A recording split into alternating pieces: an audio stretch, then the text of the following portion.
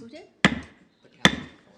It is now special open session to hear public comments before closed session. Roll call, please. Councilmember Jimenez.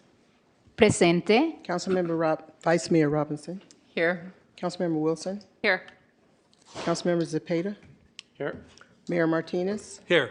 For the record, council members Bonner and Brown are absent for roll call. During closed session, the council will discuss the following items. Hold on 1 second. Item C1's conference with legal counsel, existing litigation, Dorn versus City of Richmond and Jackson versus City of Richmond. Item C2, conference with labor negotiators, agency representative, include Sharon Taylor, Jack Hughes, and Lisa Charbonnet. Employee organizations, SEIU Local 1021, full-time and part-time unit, IFPTE Local 21, mid-level management and executive management units, Richmond Police Officers Association, Richmond Police Management Association, IAFF Local 188, and Richmond Fire Management Association. Item C3, conference with real property negotiators. The property is located at 1414 Harbor Way South. Agency negotiators, Lena Velasco, Emily Combs, and David Alshires. He's special counsel. Negotiating parties, Orton Entertainment LLC. Under negotiation are price and terms of payment.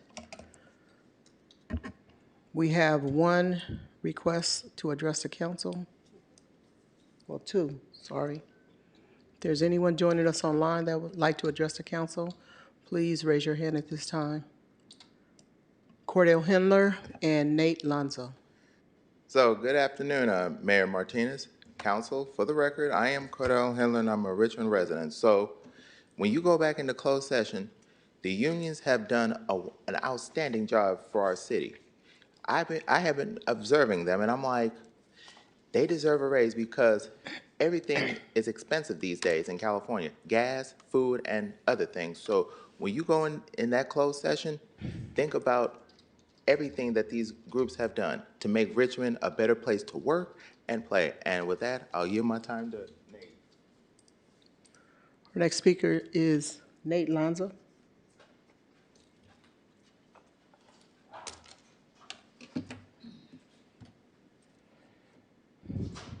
Good afternoon, Mayor and council members. My name is Nate Lonzo, and I'm speaking on behalf of the Richmond Police Officers Association and the officers who serve this city every day. I'm here again to ask the council to support a fair, competitive, and marketable contract for Richmond police officers. In 2015, the Richmond Police Department was recognized as a model for police reform by U.S. Attorney General Loretta Lynch due to significant drops in violent crime and improved community relations. That did not happen overnight, obviously. I started my career here in 2005, and in the first 5 years of my career, there were 204 homicides in this city.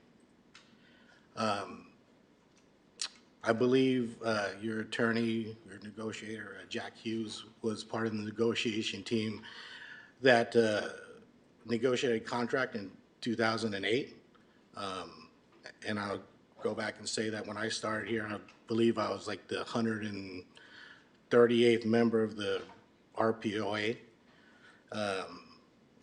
In 2008, once that contract, which was a very competitive contract, was negotiated, the city received hundreds of applications from lateral officers between like the 8 and 15-year range. And they came here. We were able to cherry pick those officers because of our contract, which in turn, over the next 10 or 11 years, led to the recognition by U.S. Attorney General Lynch. The hard work by people in the city, by people in the department working together, and we need you guys to go back there and really work on getting us a good contract. Thank you. That was our last in-person speaker. We have 3 speakers online. Okay, and the 3 speakers are Benjamin Terrio, Don, and Alexander Kane. Benjamin, you can go ahead and unmute yourself and begin. Thank you. Ben Terrio, President of the Richmond Police Officers Association. Speaking tonight on behalf of those officers and sergeants, I want to make some things extremely clear. We are still demanding the return of Detective Hodges to work. The placing him on indefinite leave is a violation of the RPOA MOU. It is a unilateral change in working conditions for us, and especially when the officer has been approved to return. It's not a minor disagreement. It's not a management style issue. It's a violation of our contract and direct interference with our established working conditions. And it needs to stop. The city manager stepped in and, just like our two other previous officers, unilaterally overrode that decision, changed the conditions of employment without bargaining, without agreement, without regard to the city's obligation under its own labor contract. That kind of stuff just, obviously destroys trust, creates instability, and then ultimately exposes the city to legal liability. The city manager can take all the points of privilege that she wants to. It doesn't really matter. The reality is that is an inappropriate and wrong thing to do. Switching to the contract, our officers have fallen dramatically below our market. It's not an opinion. It's not rhetoric. That's the reality that exists. While surrounding agencies move ahead, then we fall behind. When the city delays, minimizes, or mishandles negotiations, then the gap gets worse. I've sent this information to all of you. These cities are the cities that we have always used in our surveys, and I've provided that information is up to date through July of this year, because this is what, and it's in prospective because Thank you. Your time has expired. The next speaker is Don. If you could state your full name for the record, you can go ahead and unmute yourself and begin. Hi, Don Nelson with Richmond POA. Can you hear me? Yes, go ahead. Yes. I'm here to speak on the ongoing RPOA negotiations and the ask for a fair and equitable contract for our members at market value. Again, our officers perform well with professionalism, restraint, and care for the community they serve. We don't want to just accept anybody that applies. We want to have a stringent and strict hiring process to get the best people we have to serve this city. You're in a position as elected leaders of the people to do something about that and ensure that we get great candidates to do this job. It's a difficult job. There's a lot of stressors that come along with that. There's a lot of difficult decisions that officers have to make, which can put them out on undisclosed leave for an amount of time that we're fighting with too, because Detective Hodges should be back. So not only are we having to tell our members to stand by that Officer Hodges should be returned to work, and we're working to make that happen, we're also trying to fight for a fair market contract, which we're not at the rate of our peers. So you're going to lose the good officers we have to places like San Francisco, which recruit aggressively and just got a new contract. They were already above us. And it's simple. July is when our contract ended, and here we are. Please make this happen. I yield. Thank you. The next speaker is Alexander Kane. You can go ahead and unmute yourself and begin. Good evening, Council. My name is Alexander Kane, and I'm speaking on behalf of the Richmond Police Officers Association. I'm speaking tonight to say what too many people in this city already know. Enough is enough. Officer Hodges, Detective Hodges needs to be brought back to work. The continued refusal to do that is not leadership. It is not accountability. It is not public safety. It is bureaucratic arrogance at the expense of a police officer, the police department, and the citizens of Richmond. And while this drags on, the city is also failing to deal honestly and competently with the Richmond Police Officers Association on a fair contract.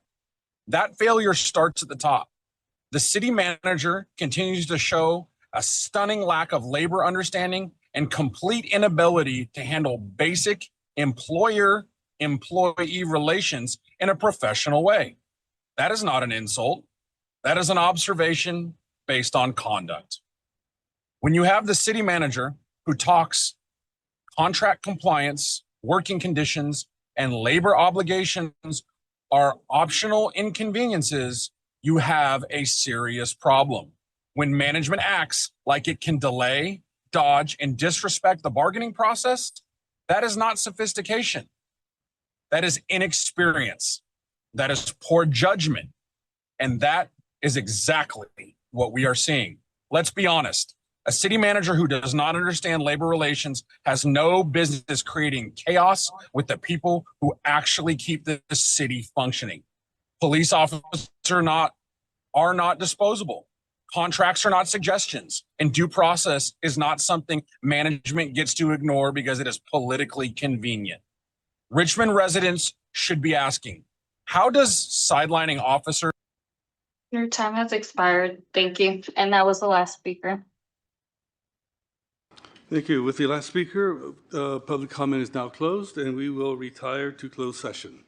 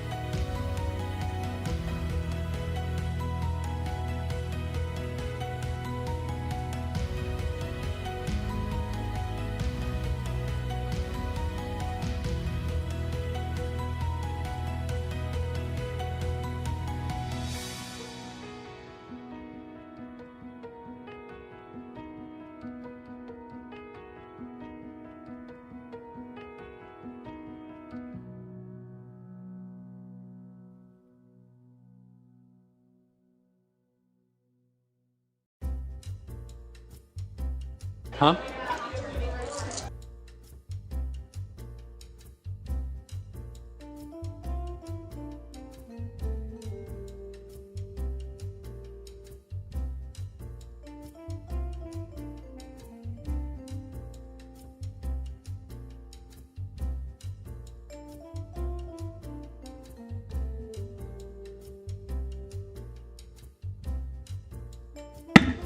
Thank you for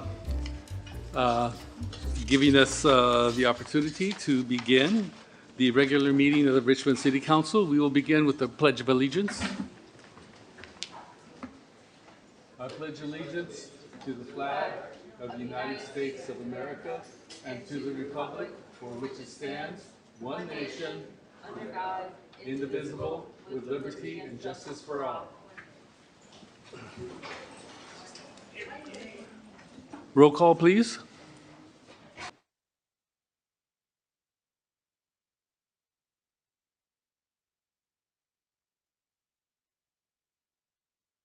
Councilmember Bonner, Yes, I'm here. Councilmember Menace, Presente. Vice Mayor Robinson, Here. Councilmember Wilson, Here. Councilmember Zepeda, Yes. and Mayor Martinez. Absolutely here. And for the 100%. record, Councilmember Brown is absent. Our next item is statement of conflict of interest. Are there any? Hearing none. Our next item is agenda review. And item N2A, that is the records retention and destruction schedule update, will be continued to April 7th. I have a suggestion, if I may, about the agenda review. I would like to pull N3D. I have a better suggestion in terms of the name. And I would like to request that item Q2 be after item O1 to make sure it goes through tonight. It's the third time it's coming to the council.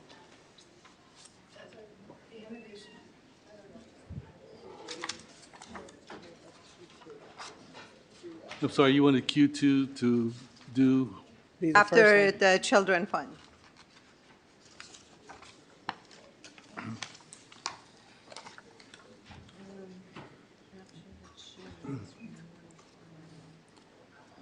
how much time will,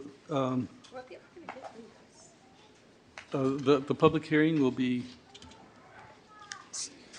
So I don't think the public hearing will take time, but I'll just note for the record that Q1 also trailed last meeting, so Q1 and Q2 are holdovers. Yeah, but Q1 was postponed once, Q2 was postponed twice, right? no. No, they both were Q1 postponed twice. Yeah. Okay. Oh, you're right, yes, sorry. Yeah, well, I do want to say that for O1, we have two parts. We have to receive and to provide direction. Tonight, we will only receive, which means that we will hear from staff report and we will hear from the public, and deliberations and directions will be given on April 7th. Okay. Very good. I'm sorry, could we have a recap of the agenda changes? I've seemed to miss all of them. Item N2A, that's the records retention and destruction schedule update. That's been continued to April 7th. Then we have item N3B, and that is Stop Iran War Resolution. That's been removed from the agenda. No, that's not the one I wanted to remove, I'm so sorry. I wanted to remove N3D, as in. D, like dog, okay. Oh, Okay. sorry, N3D, as in Okay. David. And that is the change Cesar Chavez Day to United Farm Workers Day. Yes. That's been Why are removed we, for, that one's my item. So I want to just check to see, I was going to make an amendment to a wording, but I guess we can pull it and then we'll have to discuss it. Yes, Okay. thank you. So that's being removed from the consent calendar, but staying on the agenda. And Correct. 3D, okay, And thank it you. will go at the end of the agenda. That's the rule. Okay, so that's then, N3D like dog. Ms. And Clerk. then item no, we're not moving item Q2 before Q1. Okay, and that's it. Can I make a point, though? If you move that to the end of the agenda, it's quite possible that it won't happen in this meeting, and Cesar Chavez Days will happen before our next meeting. Yeah, so I want to just check, so I'm not pulling it, so I want to just make a change to the wording of it, if I may, without pulling the item, unless my colleague, but had not spoken to me beforehand. Yes, so I only wanted to suggest we name it after Dolores Huerta. And, I that's think my that will, suggestion. If we can make it if you agree to keep it on consent calendar, let's do it. I think there would be discussion on that. Okay. So my only change for that was to remove the word united, so it's not referencing a particular union. It would just say Farm Workers Day to mirror what the state of California is also doing. So we would just remove united, and farm think- workers will be together. And that will also entail discussion, because the holiday, which was to honor Cesar Chavez, was to honor the movement, to honor the farm workers, and not just farm workers in general. So I think the issue is that United Farm Workers is an actual labor organization, and I think Councilmember Zepeda wants to align with the state as Farm Workers Day, as opposed to just aligning with a specific labor union. yes, well, I don't think we're followers. We're leaders, and we want to honor the union. And So just point of order. How do we decide? So so You know, it sounds I like think, it's just I coming mean, off consent. So can we take it off consent And and put move it it right up. after public hearings, just so that we can decide this before? Okay.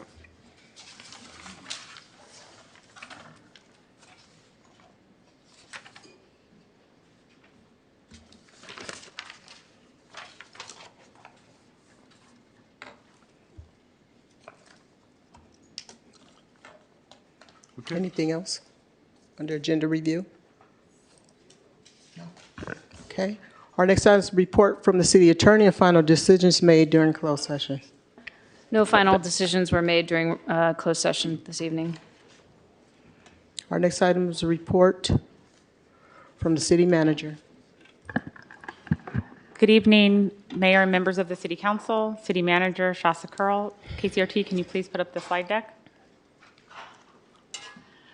Next slide. Richmond's National Rosie the Riveter celebration on March 21st was brought together to honor the 18 million women who transformed the American workforce during World War II, many of whom contributed right here in Richmond's historic shipyards.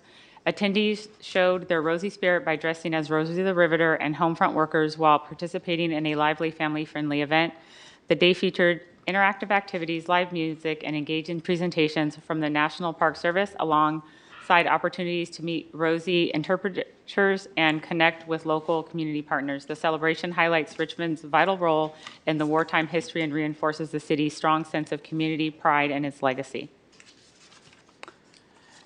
Next slide. I'm extremely excited to announce that tomorrow, March 25th at noon, the Richmond Main Library will have its groundbreaking celebration. So I just want to thank all the City Council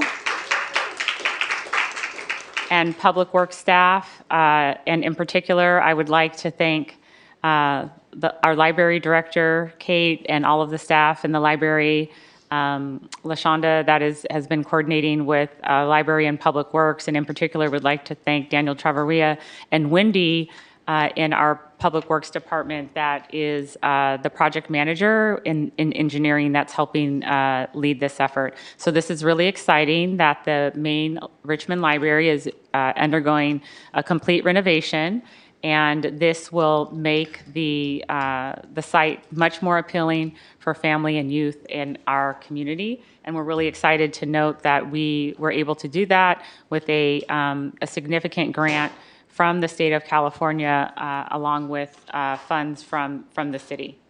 So please join us tomorrow at noon for the library renovation groundbreaking. Next slide. Please join us for a full day of community fun on Saturday, March 28th. Please start your morning from 10 a.m. to noon at Nickel Park with the Recreation Division's Spring Egg Hunt, where children can search for colorful eggs and candy and small toys. Don't forget your baskets. Then continue the celebration in the evening from 4 to 7 p.m. at the Taste of Richmond. Enjoy delicious tastes from local eateries, caterers, bakers, and browse unique goods from talented local artisans. It's a perfect way to experience Richmond's vibrant food and creative community. Please bring your friends and family. For more information, please call 510-620-6512. Next slide. We also want to invite everyone to Nickel Park on April 4th. We are excited to host the Festivals of Color. This celebration will take place beginning at 10 a.m. through 11:30 a.m. And again, thank you to the recreation staff for all your hard work and all the activities that you coordinate in partnership with our local community-based organizations. Thank you.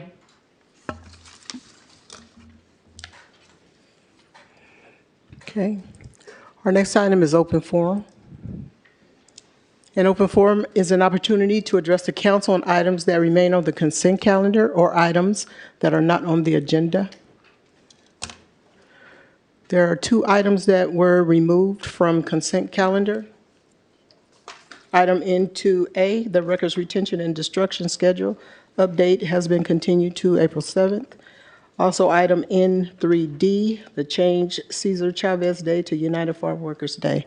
Those items have been, that item has been removed and will be discussed following the public hearing. So if you'd like to talk on that item, please submit a speaker's card.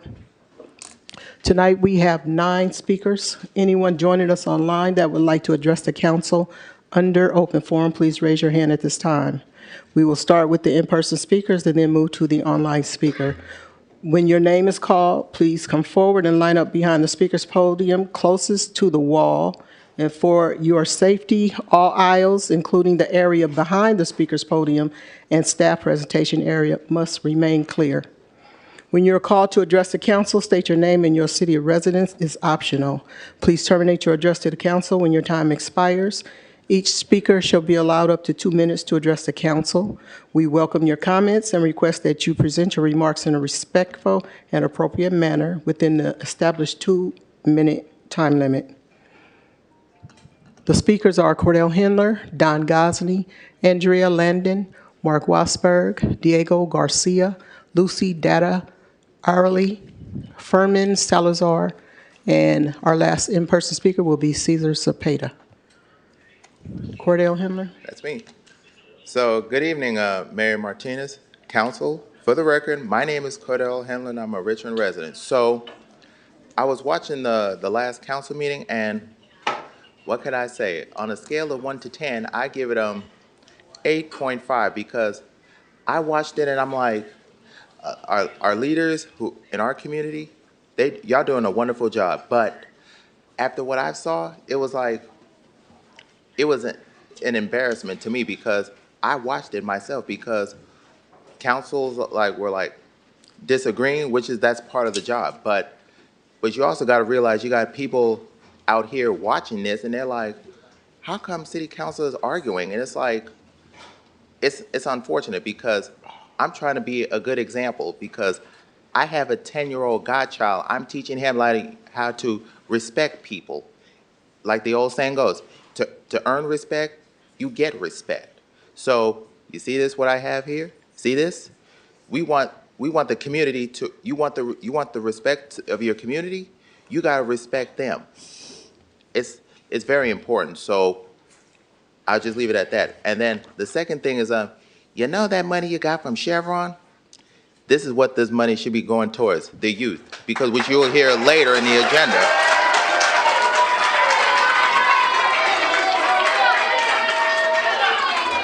Hold it, hold it, hold it, hold it, hold it, hold it, hold it. I still got some time left, so I would think about that money. Think about it, though. And I do want the record to reflect that it was my idea to have the mayor's conference at the golf course. So thank you to the mayor's office, and I will be coming to that one in September. So with that, Don Gosney, it's all yours. Don Gosney. Well, you'd think he'd run for office with that one, huh? You don't need to see me to hear what I'm going to say. You know, in spite of what we hear out of the White House about how great the economy is doing, that orange-haired guy's house is a long ways from Richmond. People around here need jobs. More importantly, they need careers that come with high-paying jobs with great benefits. And that's what you'll be hearing from me for the next month or so. If you want a job, I hear that Mickey D's is hiring at minimum wage with no benefits. On the other hand, the Plumbers and Steam Fitters Local 3482 is offering spots in the finest training facility in the country. We start apprentices out at about $66,000 per year, and after a brief probationary period, they get another $101,000 a year worth of benefits.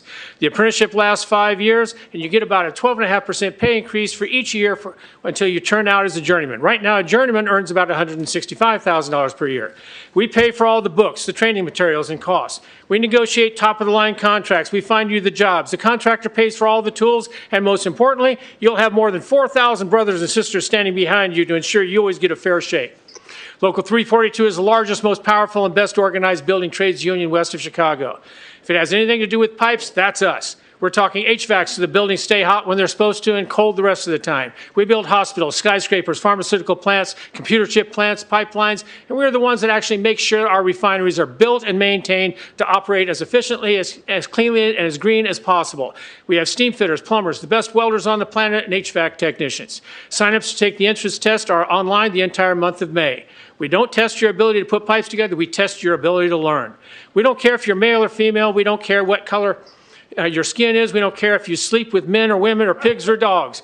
We care, can you show up for every day and do the job? This could be a life-changing career opportunity for you. I'm going to be cut off in a couple of seconds, but I beg you to call me or email me at 510-685-2430. 2403 or dongosney@comcast.net and give me a chance to help change your life. Andrea Landon, followed by Mark Wassberg.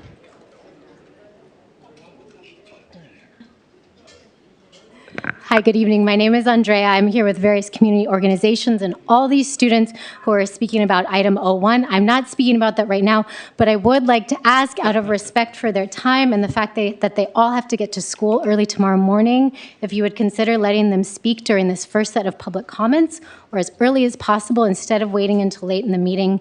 If you can't grant this request, please be aware that they might be here very late tomorrow and still need to get to school early. If we're able to get to item 01 as soon as possible or let these young people talk earlier in the meeting, we would very much appreciate that. Thank you. Mark Wassberg.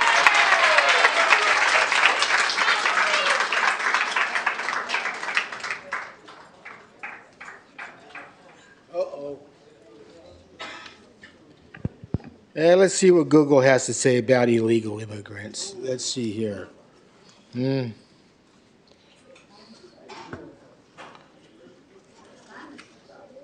What is an illegal immigrant? An illegal immigrant, also known as an undocumented immigrant, is someone born outside a country who enters without proper inspection, uses fraudulent means, or stays beyond their visa's validity. They are living there without legal permission and could face detention or deportation. Aha, there you go. Federal law. 8 U.S.C. 11325, 1326. You come to the United States, to my country illegally, without any government authorization, you are a felon. You are a criminal. Harboring illegal immigrants. 8 U.S. Code 124. Harboring illegal immigrants is a felony. I think the police chief should know about that, huh? Didn't they teach you that in the police academy, huh, Chief? You see? Excuse me. Give me back my time. I appreciate your attempts to silence, but we need to respect each other, even if we don't like what they're saying. So please allow him the privilege of saying whatever it is he feels he needs to say. See, we are a nation of law. This is why we have laws, to protect us for foreign influence.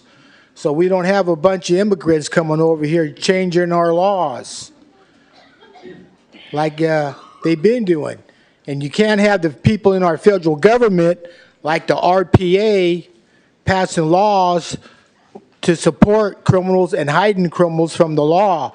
Even the police chief says, I support sanctuary cities. I'm not going to deal with the federal government. But it doesn't matter. They already know where they're at.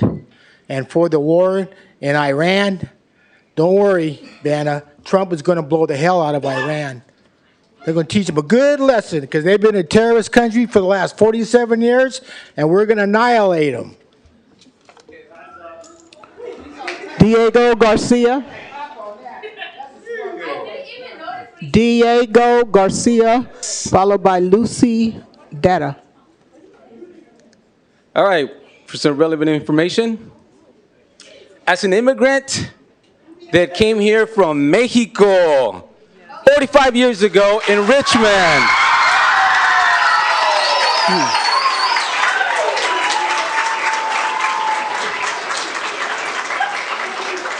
If Mexico sends their worst, man, can you say this is the worst? Well, as a teacher at Richmond High School, as the president of Richmond Sol, I bring to you guys the new volleyball program that we have that represents Richmond. Girls, stand up, stand up, stand up.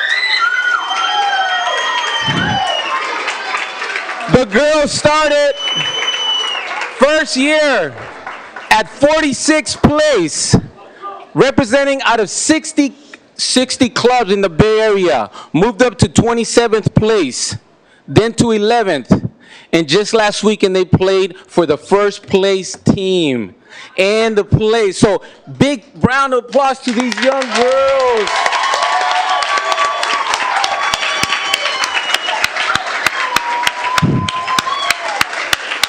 Can you guys imagine, with a little bit of heart, with a lot of love, and the dedication of these coaches, what we can bring to Richmond, and the time and commitment of the parents and the kids, how we can transform Richmond.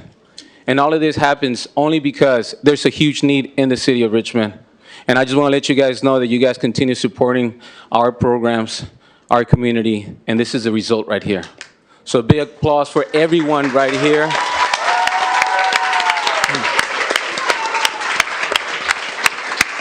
The dedication of these young girls, they came here to a city council meeting, and they're going to be running to practice right now, just to let you guys know, all right?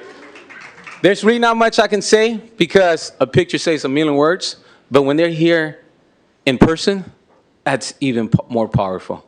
Thank you, ladies. Thank you, city council member, parents, and everyone else. Really, really proud of you guys.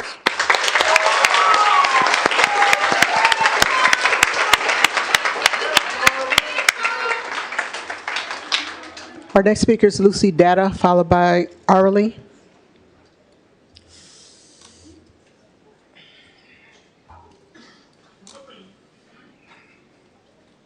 Hello, my name is Lucy. I'd like to thank you guys for having me here. I am the director of the volleyball club.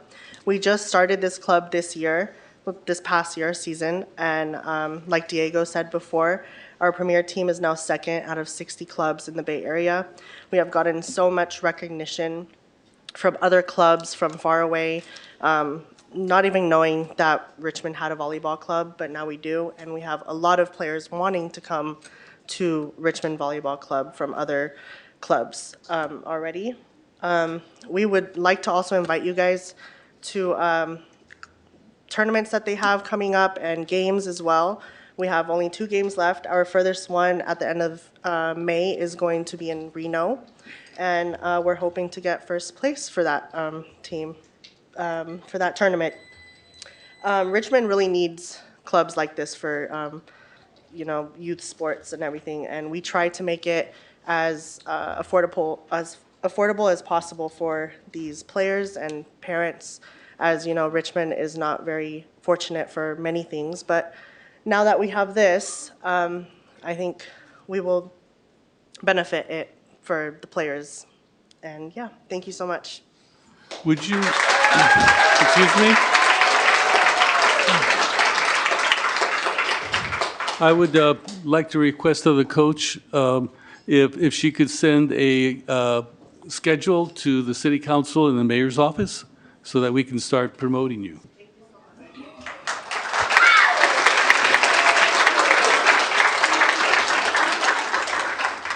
Our next speaker is Arlie, followed by Furman Salazar.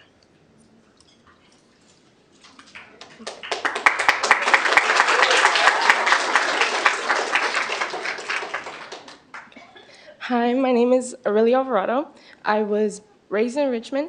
I am part of the U16 team on Richmond Soul, along with many of my friends. Richmond Soul to me is more than a team, it's a family. It allowed me to meet new people. I visited many new places. I've gone to Roseville, Hayward, Livermore, many other cities to play and represent Richmond. This club means a lot to me. I feel if I hadn't been here, I would be off probably not doing what was best for me or the people around me. My coaches pushed me to bring the better in me and the people that I surround myself with. And I think that a club like this is what a city like ours needs to benefit the youth and the parents and overall just the citizens of our community. So yeah, thank you.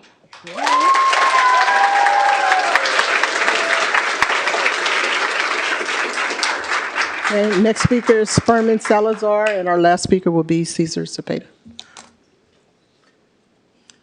Good evening, City Council. My name is Furman Salazar. I'm the treasurer for Richmond Soul.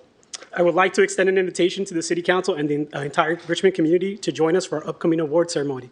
It's going to be held on May 12th, right across the pond, right here at the Civic Center. This event's going to celebrate the hard work, dedication, and achievements of the youth, not only in soccer, but in volleyball. We would be honored to have you there to support us. On a side note, as someone who was born and raised in Richmond and has been involved in Richmond Soul for for close to 20 years, I promise if you support these programs, they work. This inspired me to make sure I contribute back now as an adult. So please support the youth programs, and I guarantee it'll pay off for the city of Richmond. Thank you. Cesar Cepeda. Good evening, fellow colleagues, and good evening, everyone that's here. There's a lot of people here today, so welcome. Viva la gente. Welcome to the City Council. Just a reminder from the prior comments, we are a sanctuary city, and nobody is illegal in Richmond.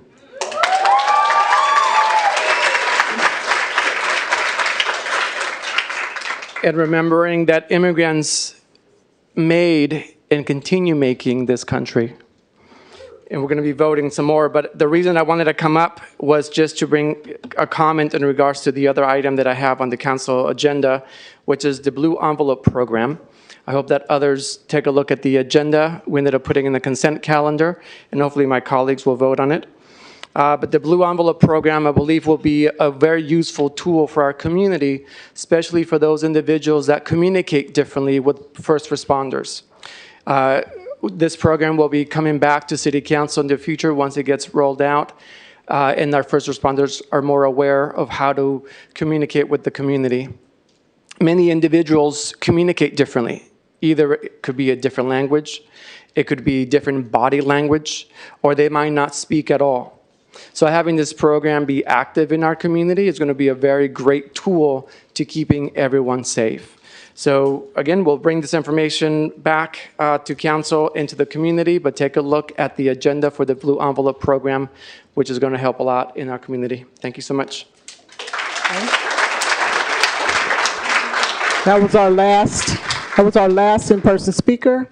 Now we move to the online speakers. We have 10 speakers. As a reminder,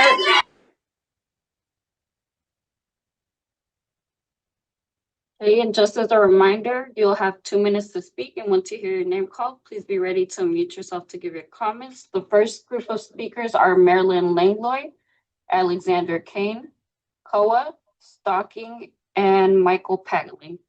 Marilyn Langlois, you'll have 2 minutes to speak. You can go ahead and start. Good evening, Council and Mayor.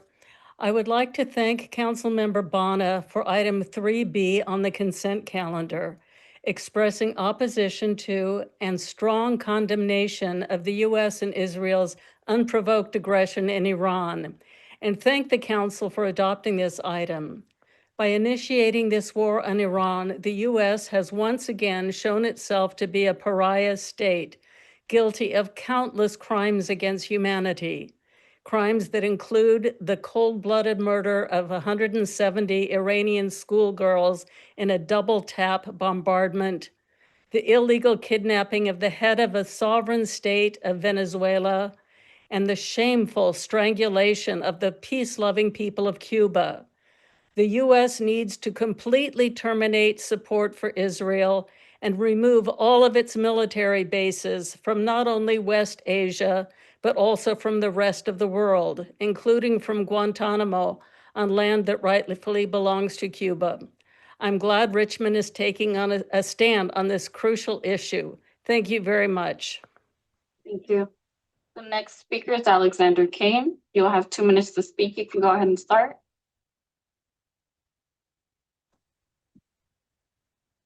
Good evening, Council. This is Alexander Kane, and I'm speaking to represent the Richmond Police Officers Association. I'm here tonight to say what too many people in the city already know. Enough is enough. Detective Hodges needs to be brought back to work. The continued refusal to do so is not leadership. It is not accountability. It is not public safety. It is bureaucratic arrogance and at the expense of a police officer, the police department, and the citizens of Richmond. And while this drags on, the city is also failing to deal honestly and competently with the Richmond Police Officers Association on a fair contract. That failure starts at the top. City manager continues to show a stunning lack of labor understanding and the complete inability to handle basic employer-employee relations in a professional way. This is not an insult. This is an observation based on conduct. When you have a city manager who talks like contract compliance, working conditions, and labor obligations are optional inconveniences, you have a serious problem. When management acts like it can delay, dodge, and disrespect the bargaining process, that is not sophistication, that is inexperience, that is poor judgment, and that is exactly what we are seeing. Let's be honest. A city manager who does not understand labor relations has no business creating chaos with the people who actually keep the city functioning. Police officers are not disposable. Contracts are not suggestions. And due process is not something that management gets to ignore because it is politically convenient. Richmond residents should be asking, how does sidelining officers, stalling on contract issues, and provoking labor conflicts make the city safer? It does not. It damages morale, weakens retention, hurts recruitment, and tells every employee in the city that professionalism will be met with contempt. Bring Officer Hodges back to work, stop the delay tactics, negotiate seriously, and bring a fair. Your time has expired. Thank you. The next speaker is Koa. If you'll please state your full name for the record. You'll have 2 minutes to speak. You can go ahead and start. Hi, good evening. My name is Kwan Nguyen. I'm calling on behalf of the Richmond POA. So moments earlier, I heard the mayor and city council discussing the significance and the meaning behind Cesar Chavez Day and how the significance of it is towards the labor movement. Well, you speak of honoring laborers, but your actions speak differently because when it comes to your control and what you can control, I'm sorry POAs to interrupt you, but this item is pulled and is going to be considered separately. Could you call back and comment on that item later in the agenda? I'm not talking about the Cesar Chavez Day. I'm talking about our labor contract. I'm Okay. discussing how your actions don't reflect your values, because the RPOA is an important segment of the labor movement in the city of Richmond. Oftentimes, police officers are the face of the city of Richmond, and we've been out of a contract for upcoming onto 9 months now. And we've reached out to the city since 2024 because we anticipated there will be um, a long and drawn out negotiations. And now we're here in 2026, and yet we still do not have a contract. And this is hurting our ability to retain and recruit highly qualified police officers into the city of Richmond. And I say that because oftentimes police officers are tasked with making difficult decisions that could be life or that could be life or death situations. So we want police officers and police sergeants that are capable, that are competent to make these decisions. And in order to recruit those type of employees, we need a fair and equitable contract, and that's what I'm imploring the city council and the mayor to direct city staff to do, to give your city staff the authority and directions to offer the Richmond POA a fair and competitive contract. Thank you. Thank you. The next speaker is Stocking. If you'll please state your full name for the record, you'll have 2 minutes to speak. You can go ahead and start. Good evening. My name is Colton Stocking. I'm a member of the Richmond Police Officers Association. First of all, the police department needs a fair contract, but more importantly, the recent incidents of city leaders putting employees on long-term administrative leave without proper due process needs to end. Putting city employees on administrative leave without a single tangible finding of wrongdoing is not morally correct, it's not best practice, and it is dangerous. No other employer, whether it be in the private sector, the fire department, the post office, or any similar organization, would ever think that this is reasonable or smart to put employees on long-term leave without even being able to cite the reason why or notify the employees of that reason. Discipline is such as long-term forced leave is supposed to be done as a result of evidence of wrongdoing. You're not supposed to put employees on administrative leave prior to that. And I'll end by saying that when a city employee, including a police officer, a firefighter, a public works employee, even the mayor himself, if he is attacked and facing a threat of death, or in other words, someone is trying to stab him, shoot him, kill him, maim him, it is bare minimum that the city leadership doesn't demonize them for defending themselves. Doing as you have been doing sends a message that the city of Richmond's current leaders would rather its employees be stabbed, hurt, possibly killed, rather than protect themselves, because it's easier for people like the city manager to bury a dead city employee than to deal with upset protesters. And that is the message you're sending to all of your employees, and I yield my time. Thank you. Next speaker is Michael Pagling, and the following group of speakers after that are Benjamin Terrio, Musa Tariq, a user with the name iPhone, and Nathan Lonzo. Michael Pagling, you'll have 2 minutes to speak. You can go ahead and start. Good evening, Michael Pagling. I'm calling on behalf of the Richmond Police Officers Association. I'm calling tonight to ask the city to do 2 basic things: return Detective Hodges to work and come to the table with a serious, marketable contract for Richmond police officers. Detective Hodges should be back at work. The continued delay is unfair, unnecessary, and damaging to both the employee and this department. When the city keeps qualified officers out of work without a clear and defensible reason, it hurts morale across the entire organization. It sends a message to every officer and detective that hard work, loyalty, and service to this community will not be treated with fairness or respect. Richmond residents should be asking why the city continues to drag its feet instead of making responsible decisions that support public safety. At the same time, the city must address the contract in a real and meaningful way. Richmond officers have fallen below the market, and everyone knows it. The city cannot expect to recruit and retain qualified police officers while paying below surrounding agencies and ignoring the realities of today's labor market. A non-competitive contract does not just hurt officers, it hurts staffing, response times, investigations, proactive policing, and the overall level of service the public receives. If the city is serious about public safety, then it must be serious about retaining the experienced officers and detectives it already has. That starts with treating employees fairly, bringing Detective Hodges back to work, and negotiating a contract that is competitive, market-based, and respectful of the work Richmond police officers do. Labor laws exist for a reason. They are meant to ensure fairness, accountability, and lawful treatment of employees. The city manager should understand that decisions impacting employees are not supposed to be made arbitrarily or outside of established labor obligations. The members of this department are asking for fairness, accountability, and a contract that reflects the values of this job. Thank you. Thank you. And the next speaker is Benjamin Terrio. You'll have 2 minutes to speak. You can go ahead and start. Thank you. Ben Terrio, President of the Richmond Police Officers Association. I'm here tonight because all my members consider to be fed up with excuses and delay, and fed up with leadership that continues to make bad decisions and act like the consequences somehow fell out of the sky. Detective Hodges needs to be back at work, period. The continued refusal to correct that is not leadership. It's not caution. It's not accountability. It's not indecision, dysfunction, or mismanagement. And yet it continues to send a message to every officer in this department that the city manager is willing to disregard fairness, morale, and common sense, not to mention labor law and the RPOA contract. When the manager makes decisions that affect working conditions and labor relations while showing a real lack of understanding of basic labor obligations, that's a serious problem. You do not get to make changes that affect employees and pretend that labor laws don't not matter or don't exist. You do not get to ignore bargaining principles and call it management, and you do not get to create instability in a police department and expect there to be no consequences. And you certainly do not get to pretend to be a victim of your actions. At the same time, the city continues to drag its feet on contract for police officers as we've fallen dramatically below market. I've shared all that with all of you, and that needs to be rectified. Our officers are expected to do one of the hardest jobs in local government. We understand that. That's why we do it.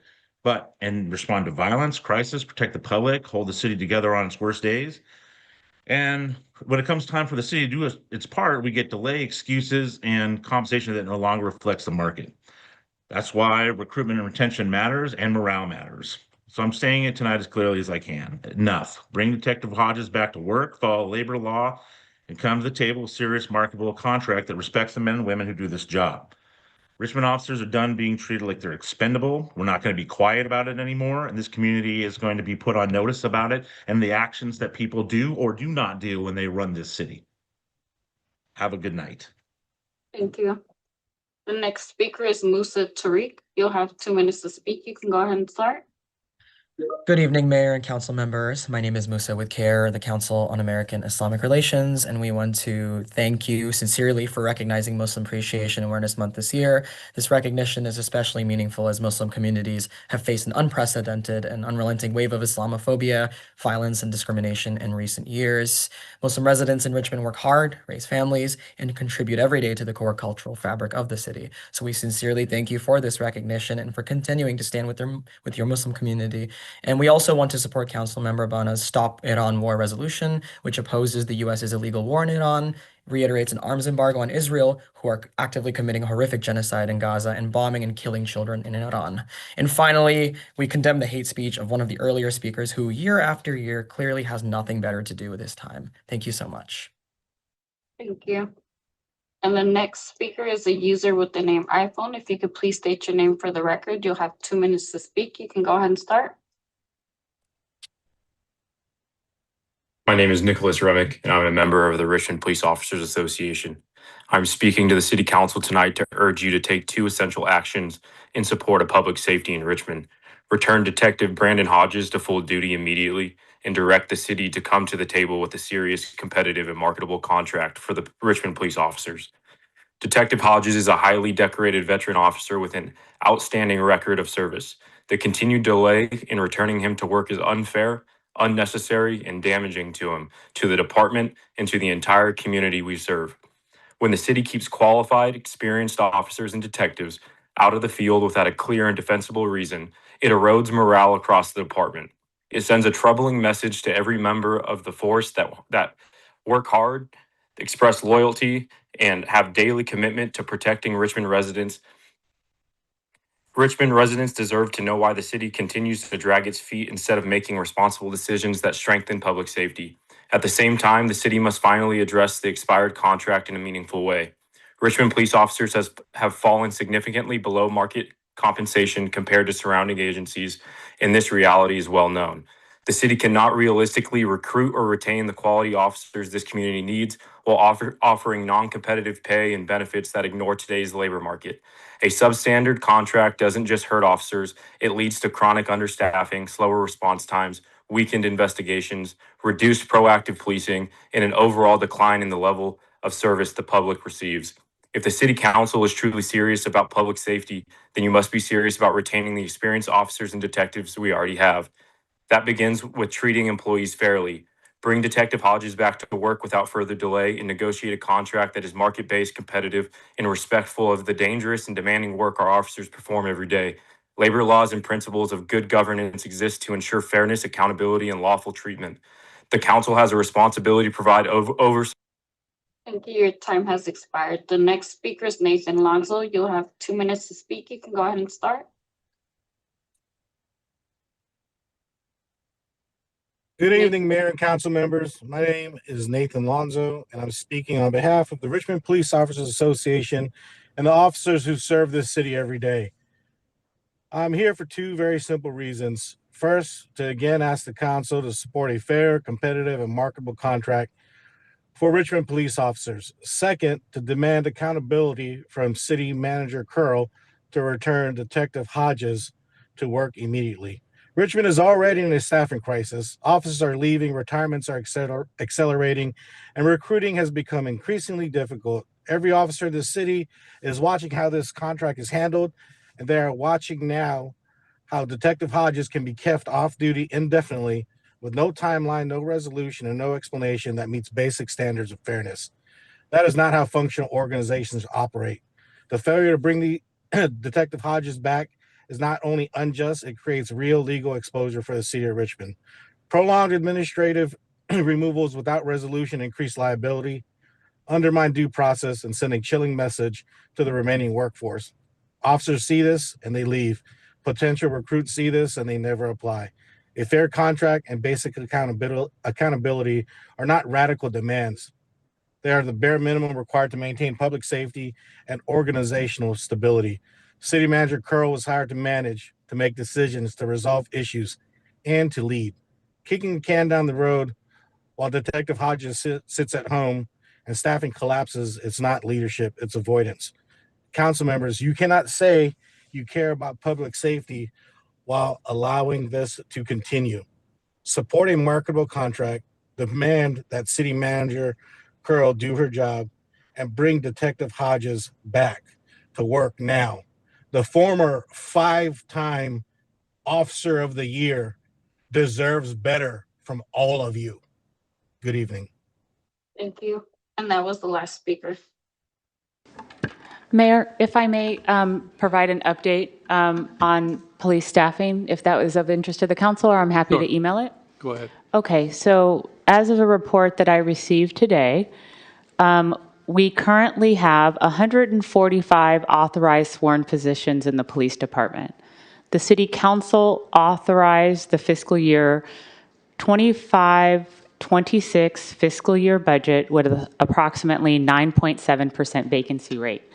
Currently, there are 126 filled positions in the police department. That includes 7 personnel that are currently in the academy. That effectively leaves a 14% vacancy rate in the department. And again, the budget was adopted with assuming essentially a 10% vacancy rate. We have 12 officers that are in the field training program, and we have 7 recruits in the police academy. We currently have 8 candidates that are in background, and we have 4 officers awaiting FTO training. So I'm not sure if this is an appropriate analogy, but Chief Simmons is doing a phenomenal job. And it's a little bit akin to Deion Sanders moving to Colorado, and he's like in the NIL portal, getting officers from all over the Bay Area that I've seen come across my desk that have been choosing to work in Richmond. So I want to thank him for his ongoing leadership and for their leadership and support of the City Council. Thank you. Thank you. Next item. Our next item is approval of the consent calendar. And as a reminder, item N2A, the records retention and destruction schedule update, has been continued to April 7th. And item N3D, That's to change Cesar Chavez Day to United Farm Workers Day. That has been removed from the consent calendar and will be discussed after the public hearing. So we need approval for the remainder of the consent calendar. I move the consent calendar. I'll second. Councilmember Bonner. Yes. Councilmember Jimenez.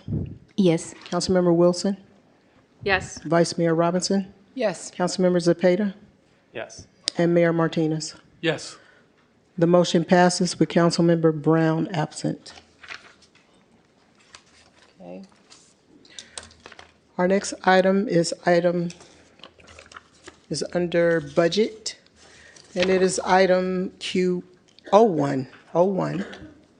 That is to receive a presentation on Article 15 of the Charter regarding the Richmond Fund for Children and Youth. And on April 7th, the council will come back to provide direction regarding renewal provisions and options. So on the April 7th meeting, the public comment section will be closed. So this item will be for council deliberation and voting. We have a total of, 40 in-person speakers.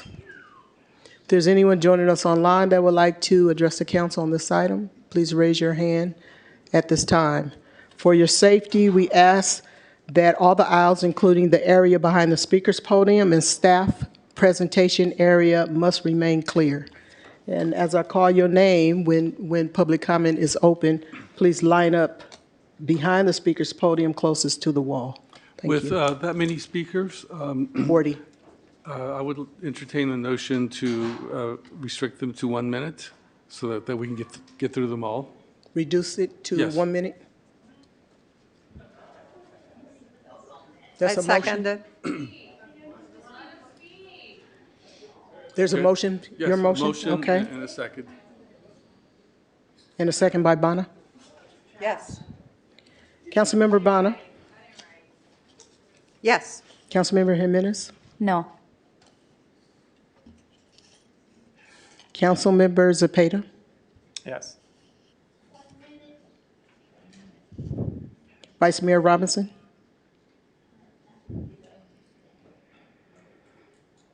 No. Mayor Martinez? Yes. And Councilmember Wilson? No. Oh, I'm sorry. Hold on 1 second.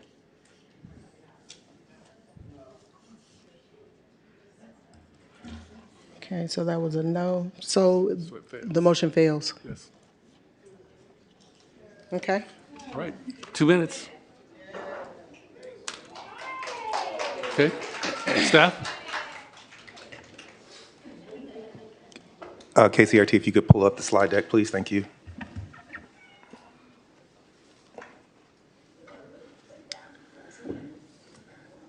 Good evening, Mayor, Vice Mayor Robinson, and City Council. My name is Patrick Seals. I'm the Administrative Chief in the City Manager's Office, and I'm here this evening with my colleague, Account Manager in the Finance Department, Antonio Banuelos. And we're here to discuss item 01, which is Article 15 of the Richmond Fund for Children and Youth. Next slide.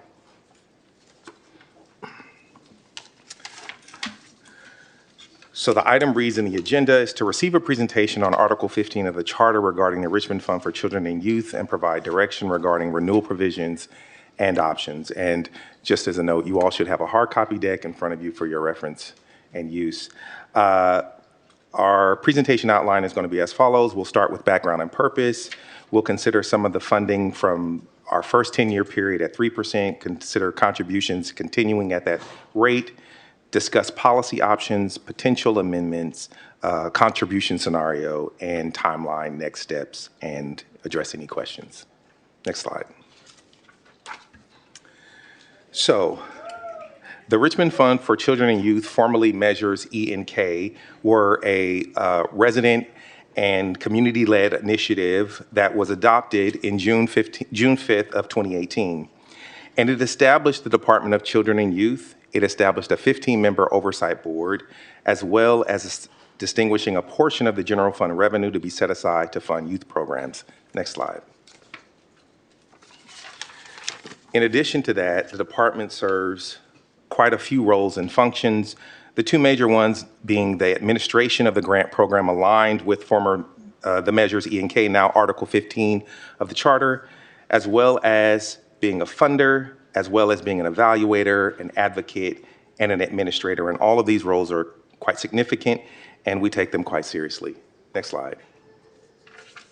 The department's org structure is as follows. You can see a diagram there, but we have approximately 4.5 employees. We have a senior management analyst, 2 associates, 1 management, and we have a vacant term position for an administrative assistant at halftime that also supports the ECIA grant. It is also important to note with regards to funding allocations per the Charter, Article 15, Section 4D, the funds have to be expended in this way and this way only. 85% have to go out the door as direct grants to nonprofit organizations and community-based organizations and government entities that qualify. 5% is set aside to support our third-party independent evaluator, and the balancing 10% is for the administration of the fund, and that includes all the staff salary and benefits, capacity building and technical assistance, consultants that we bring on to help us support our community needs assessment and strategic investment plan, as well as supplies and other tasks necessary to promote the functioning of the department. Next slide. Our oversight board was established, and there are currently 15 seats. And the appointment of those seats is unique to compared to other boards and commissions in that it was outlined in the charter that the mayor shall make 3 appointments, at least one of those having to be a young person between the ages of 15 and 24.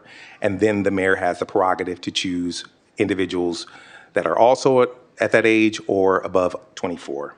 The council members each have 2 appointments. They can appoint 1 young person between the age of 15 and 24. They shall appoint 1 person between the age of 15 and 24, and another person that is over the age of 24. We currently have vacancies, and staff has reached out to all the council members regarding trying to provide some support with making appointments, and we will continue to reach out, and we look forward to working with you all to fill those vacancies as we move forward. Currently, the Oversight Board has met 45 times since 2020, and so we're averaging approximately 7 meetings per year. To do the work of giving out grants, excuse me, thank you, Antonio. Next slide. To do the work of giving out grants, it is necessary, and per the charter, we need to do 2 things. We need to conduct a community needs assessment and establish a strategic investment plan every 3 years. So our most recent community needs assessment and strategic investment plan was initiated in 2024. We contacted with a firm called Public Works in December of 23, and we did quite a bit of community engagement in partnership with local CBOs, and we're very proud of the work that we did as far as it relates to community engagement. In our most recent one, we connected with key interest holders and thought leaders in the youth space. We conducted 12 focus groups, and we reached out to priority populations, and we leveraged our relationships with those community-based organizations and hosted focus groups for African American youth, Asian youth, Pacific Islander, justice impacted, Latinx, LGBTQ+, transitional age youth, unhoused youth. It really was a great endeavor and a partnership that we fostered with our local organizations. We received over 200 surveys. We hosted a community forum where 70 participants were there. And some of you have seen our graphic illustration, and that was where that was drawn out. And we also did some special outreach to parents and caregivers and teachers to provide additional information. Ultimately, on October 15th, the City Council approved the SIP, the Strategic Investment Plan, and the Oversight Board did as well. Next slide. Our initial community needs assessment took place in 2020, and it provided a strategic investment plan in 21.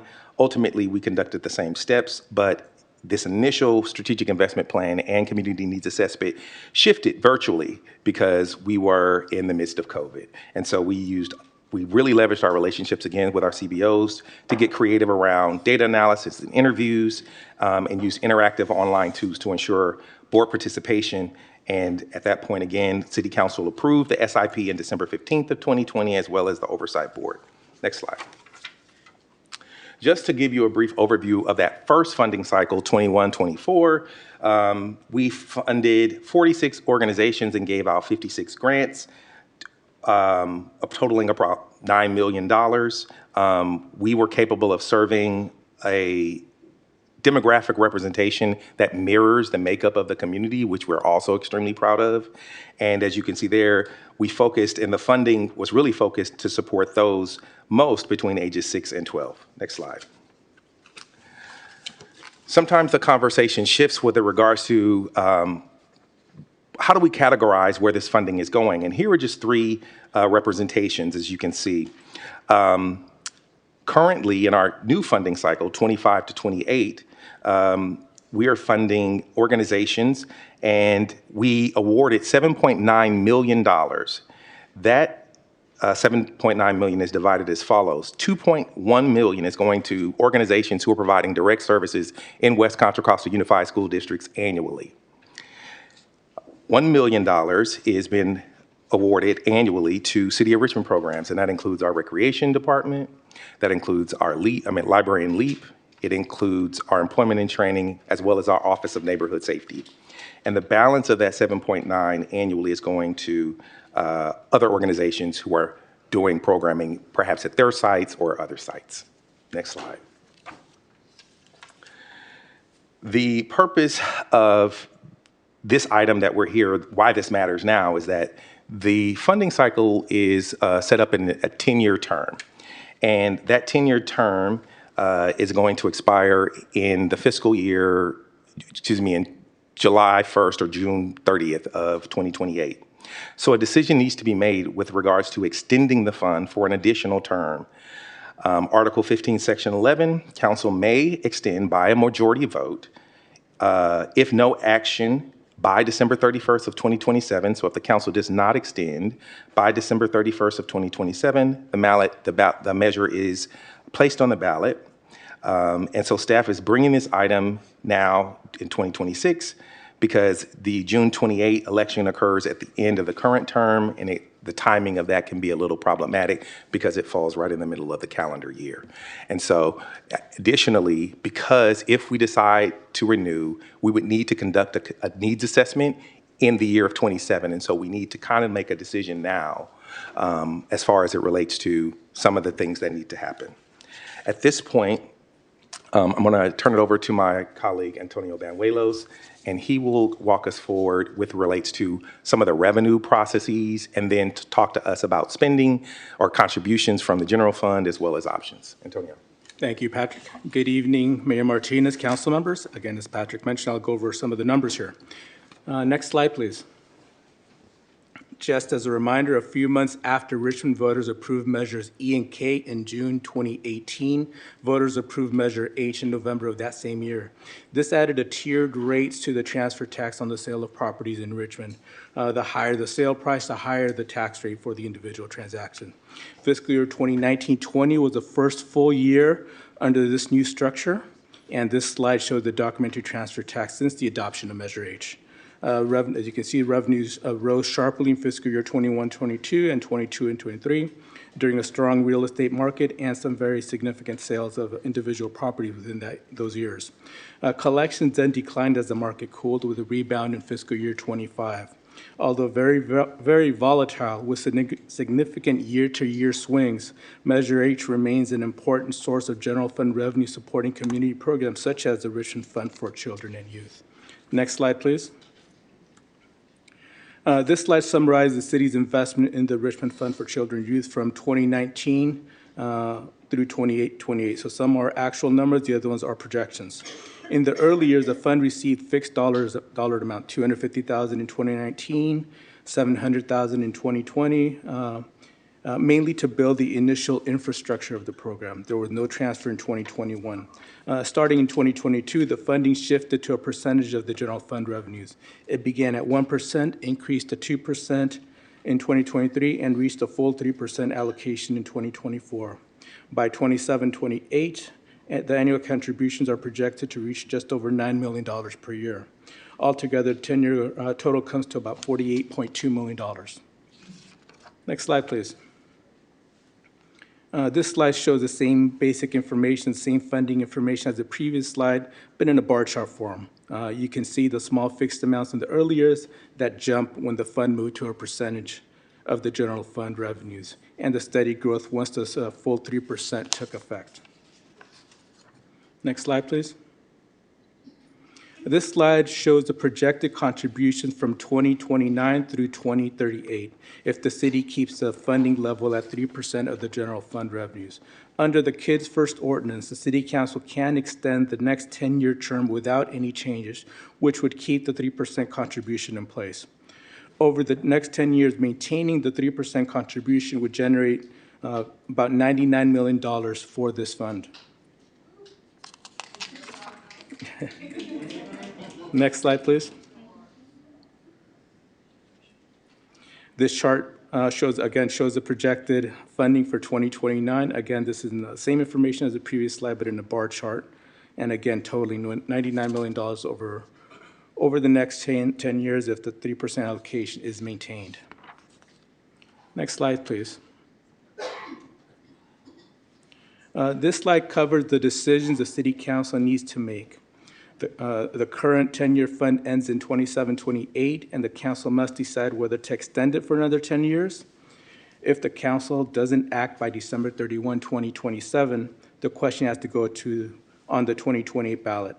Staff is bringing this forward now because waiting until 2028 would create planning and implementation problems.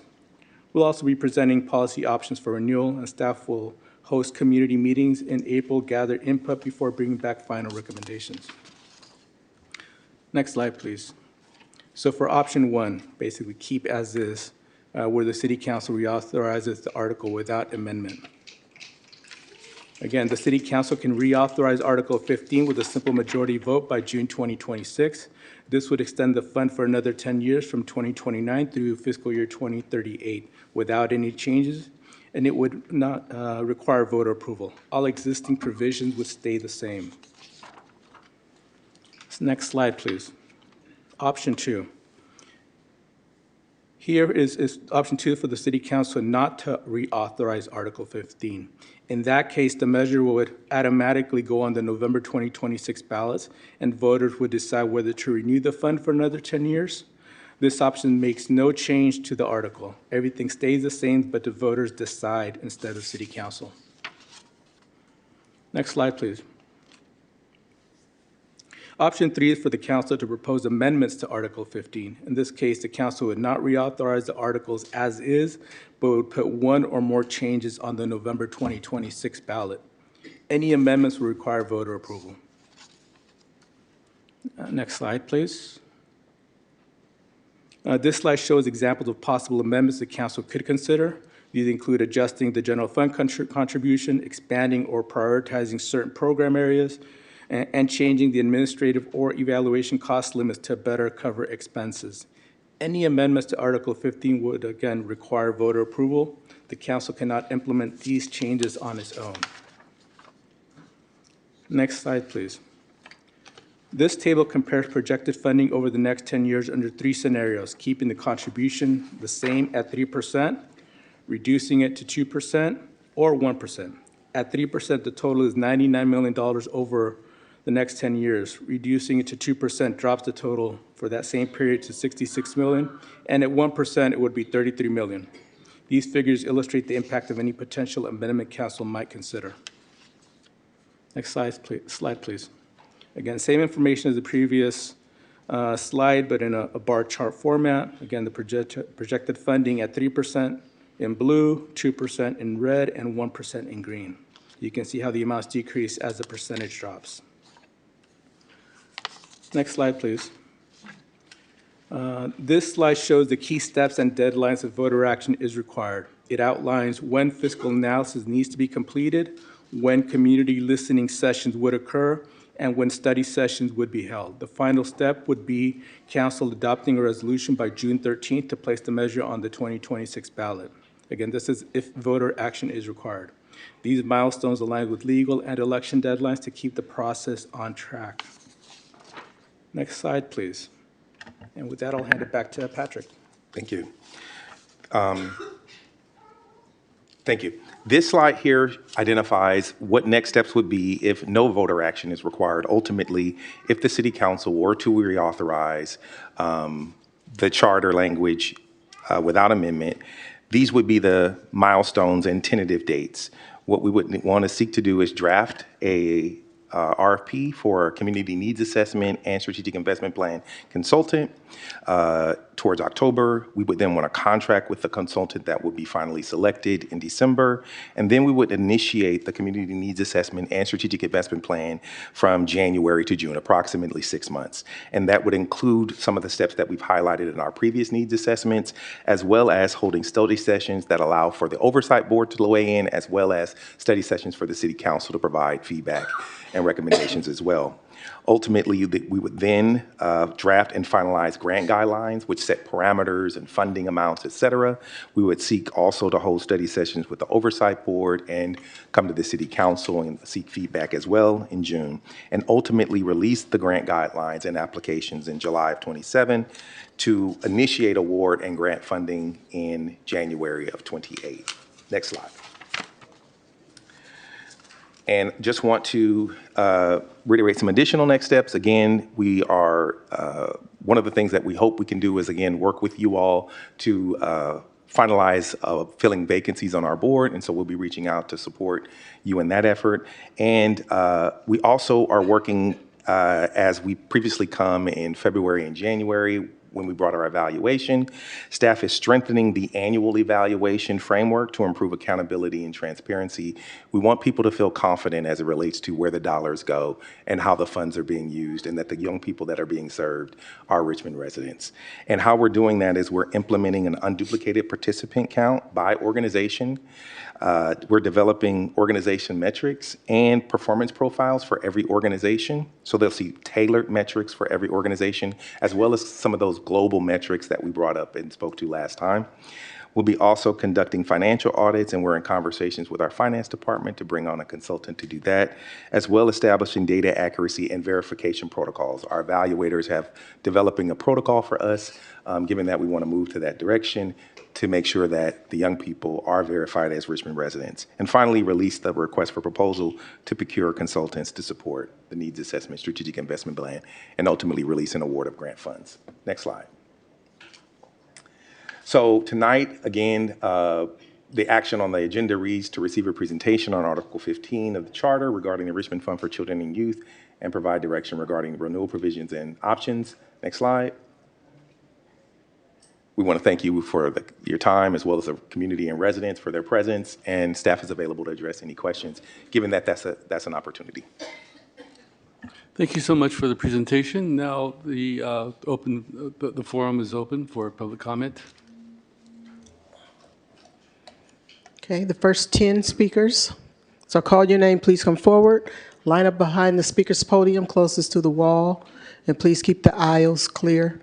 Cordell Hindler, Andrea Landon, Oscar Rodriguez, Roxanne Garza, Darcy Wheeler, Elijah Jimenez, Miranda Torres, Ashley Calderon, and Kimberly Achives, and Esmeralda Hernandez. Cordell Hindler. That's me. So, good evening, Mayor Martinez, Council. For the record, I am Cordell Hindler, and I'm a member of the Park Plaza Neighborhood Council. So, I do want to thank staff for this presentation. So, as I stated in my open forum, invest in the youth. That money from Chevron should be going to them, because they deserve it a little bit too. So I'm thinking to myself, Article 15, we need to wait on that. So as far as like the listening sessions and all that, I'm all for it. But you also got to include the youth, because they can provide so much context of this, it's not even be funny. So I am suggesting to go with the staff's recommendation. You heard the presentation, so now I'll wait till April 7th for y'all to deliberate. So with that, I'm yielding my time to the next speaker. Andrea Landon.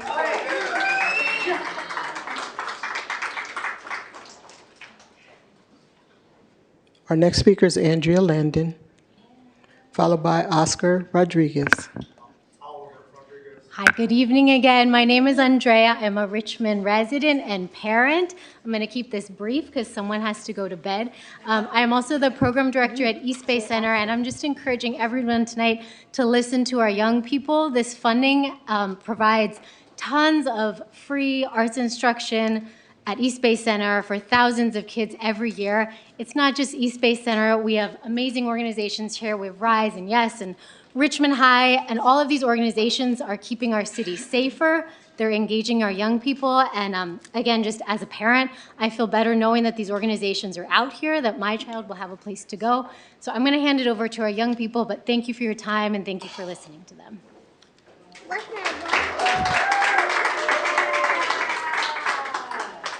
Oscar Rodriguez.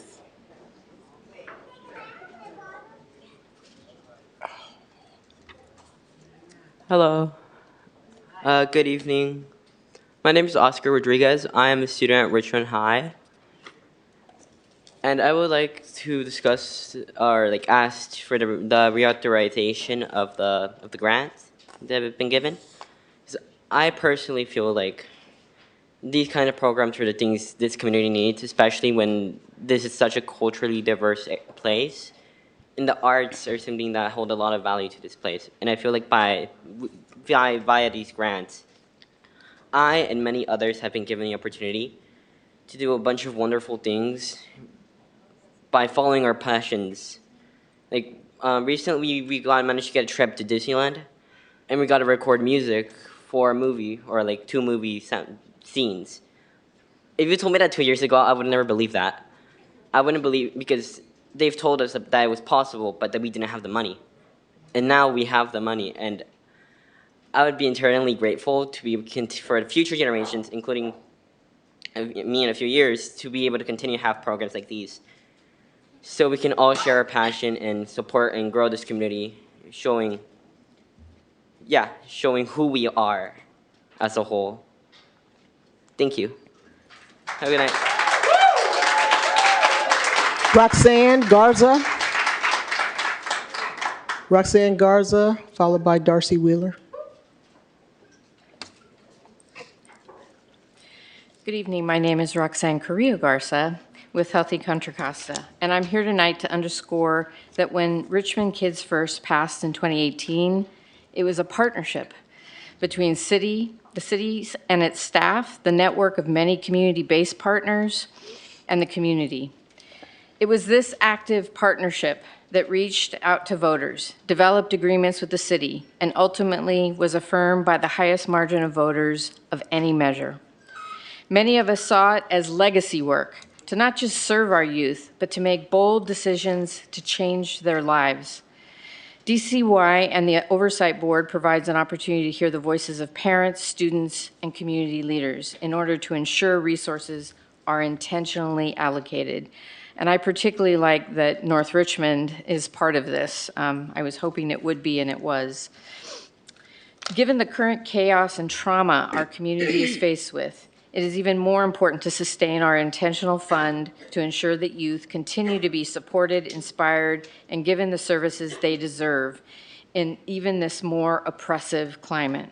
And in order to sustain the legacy that the city and community worked on over the last 10 years and stand firm on your commitment to working for equity for our youth, I ask the council to reauthorize the Kids First without delay, option 1, uphold the role of the Oversight Board and Department of Children and Youth in setting and refining priorities. The presentation options we just heard about to reduce from 3% to 2 or 1% should not even be considered. Please advance this decision at your April 7th meeting so we can move this effort forward. Thank you. Darcy Wheeler.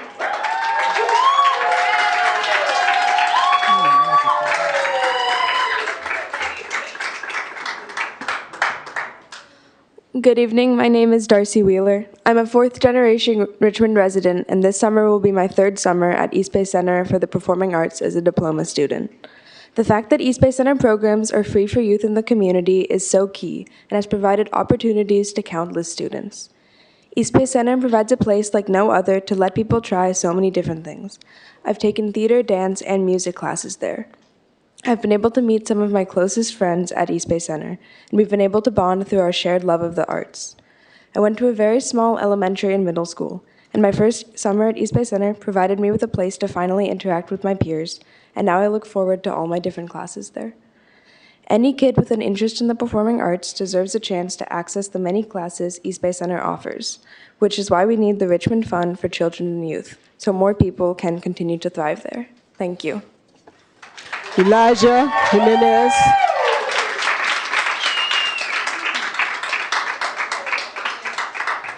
Elijah Jimenez, followed by Miranda Torres. Ooh, I gotta set this up. Good evening, Council. My name is Elijah Jimenez, and I'm a student at East Bay Center for the Performing Arts. And I have directly benefited from the East Bay Center of Performing Arts because it's been a place I'll almost call my haven since I was 9 years old specifically. And it was a place where I'll go every day after school, and I could connect with other people with similar backgrounds and similar interests in the arts, just like how I have a passion for the arts. And in my time at the center, I've taken various classes, whether it is capoeira, choir, everything you think of, African dance, everything. And it has expanded my horizons and showed me all the things I'm capable of as a mixed descent black male, and I believe everybody else should have a chance to have the same opportunity. And furthermore, as a senior, they also provided me with a mentor who helped me with my college applications. And hopefully I do get into some good schools this week, we'll see. And we also had scholarship workshops where they showed me different funding and different opportunities so I can make sure it was affordable wherever I went, so I wouldn't have to worry about being in student debt. Hopefully I don't get in that either. But anyway, so please reauthorize Richmond Fund for Children and Youth so that families will continue to have this opportunity to have a free resource in this community. Thank you. Miranda Torres.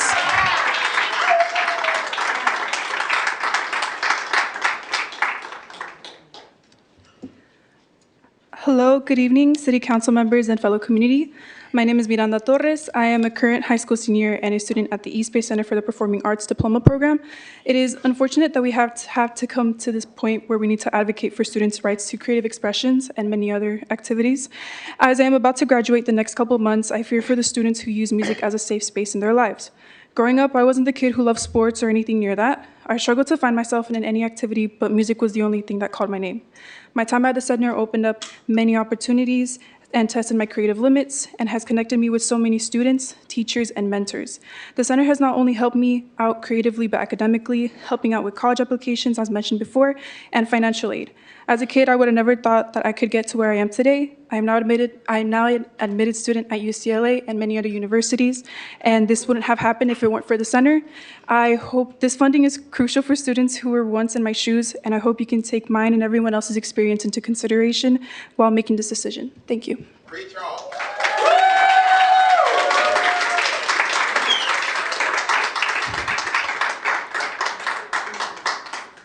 Our next speakers are Ashley Calderon, followed by Kimberly Estevez, and Esmeralda Hernandez. Ashley. Good afternoon. My name is Ashley. I am a youth member at the Rise Center. I feel like sometimes the youth is overlooked and not recognized for the power our voices have. This funding has affected me in schools and programs. There's been times when programs I've participated in have barely made the cut. These initiatives are really important so we can spread awareness on certain issues. This should not go back to the ballot because young people cannot afford to lose these resources.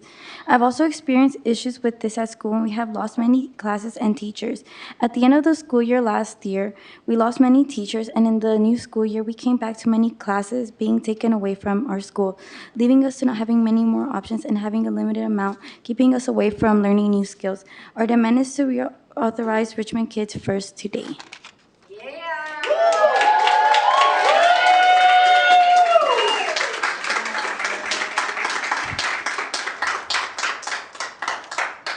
All right. Good evening, Mayor and council members. My name is Kimberly Aceves Iñiguez, and for the past 25 years, I've had the honor of working alongside young people in this community as the executive director and co-founder of the Rise Center. I'm also one of the original architects of the Richmond Kids First legislation, so I'm pretty familiar with what this is about. For decades, I've watched young people in the city fight to be seen, valued, and prioritized. The fact that we're even looking at reducing this from 3% to 1% is really disturbing. Richmond Kids First was a historical turning point in this community, a commitment that the city and the voters made to its youth, one they organized for, one they led, and one that they won. And they won the resources to pay for it, right? So they went above and beyond.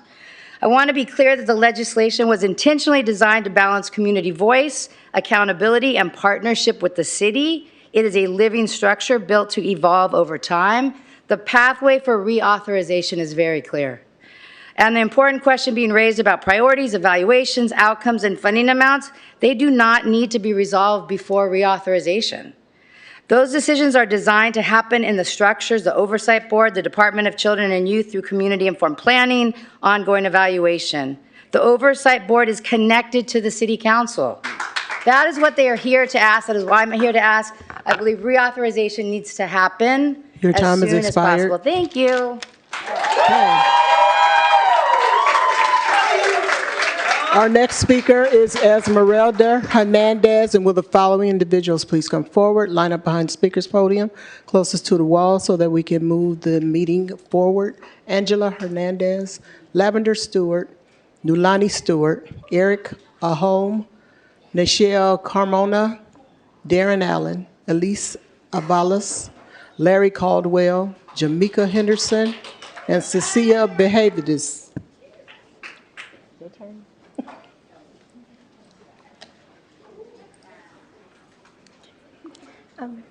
Good evening, members of the City Council. My name is Esmeralda Hernandez, and I am a young person from Richmond, a RISE member, and a current high school senior. I'm here today because Richmond Kids First is not just an initiative, but it's something that has directly impacted my life and the lives of so many young teenagers in the city. Through RISE and organizations like it, I've been given opportunities I never thought I would have. I've been able to participate in internships that have helped me grow, not just professionally, but personally. These experiences have helped me figure out who I want to be and what I want to do in the future. The support doesn't just stop there. Through my internships, I've received stipends that have helped me get the resources I need, such as food, school supplies, and even to help my parents with their bills. Programs funded by Richmond create safe spaces, mentorships, and real opportunities for youth, especially for those who are most impacted by inequality. These investments show that our city values young people. If Richmond truly values its youth, it must continue to invest in us. Thank you. Angela Hernandez. Angela Hernandez, followed by Lavender Stewart.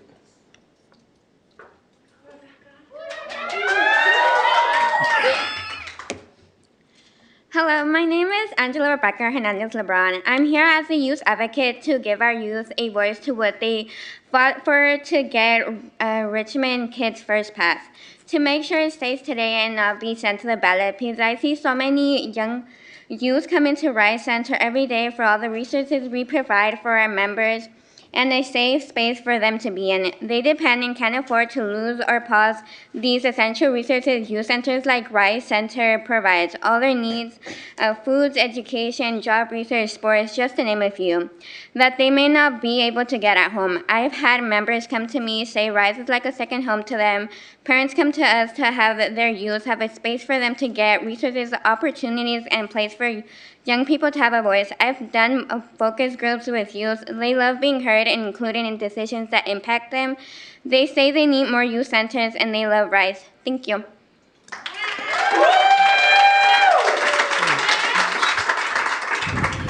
Lavender Stewart, followed by Nulani Stewart. Hello, my name is Lavender, and I am a young person from Richmond and a RISE member. Today I'll be speaking on how grants have already affected me from being cut. My school, John F. Kennedy High School, is one of the schools that have been affected already from program funding cuts. Some of the after-school program funding cuts were taken away are cooking class, driver's ed, mock trial, debate club, and more importantly, other clubs that are helpful and needed. So my point today is that these funds are truly needed to help support young people for a successful future. So why take what we need? When you invest in youth, you do not lose money, but instead you build a future. Thank you.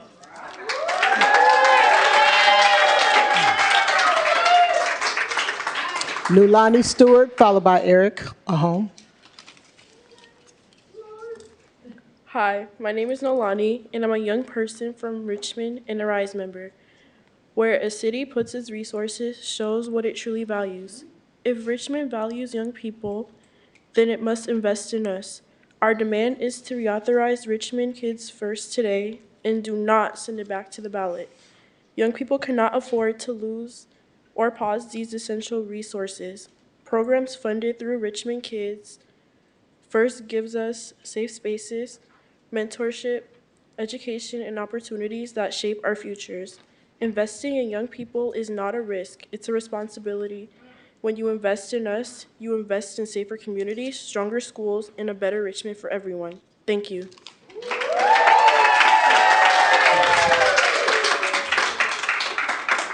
Following Eric Ahom, Nashel Carmona. Eric Ahom.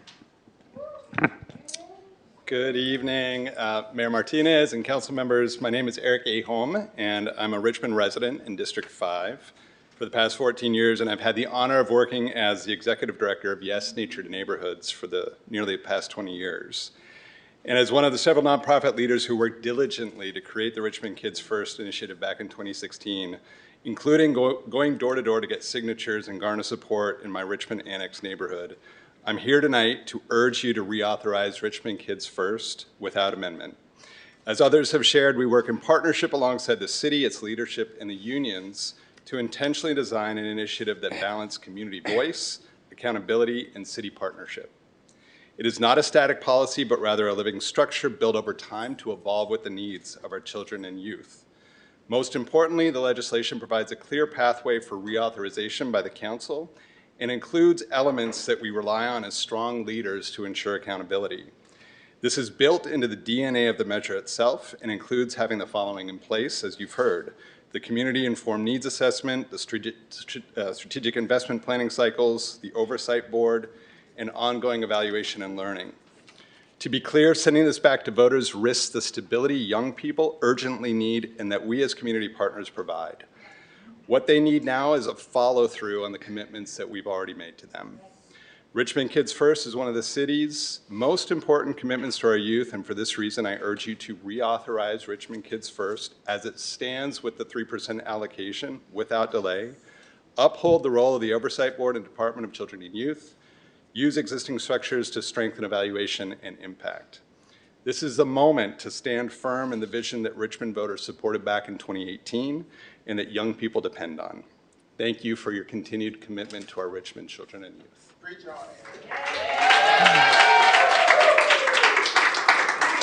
Nashel Carmona, and followed by Darren Allen.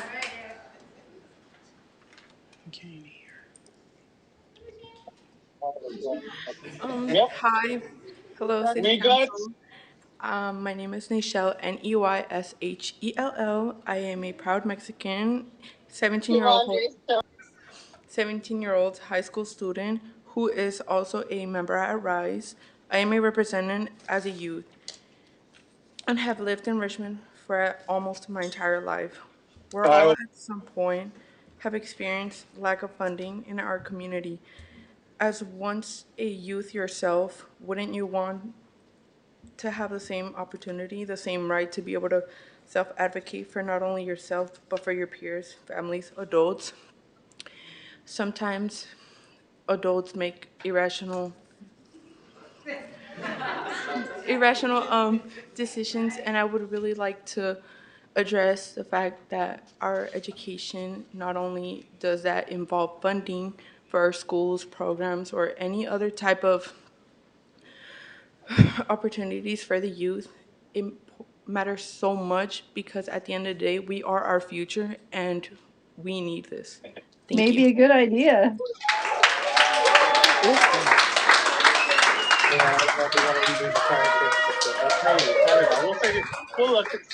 Deron Allen, followed by Elise Olives.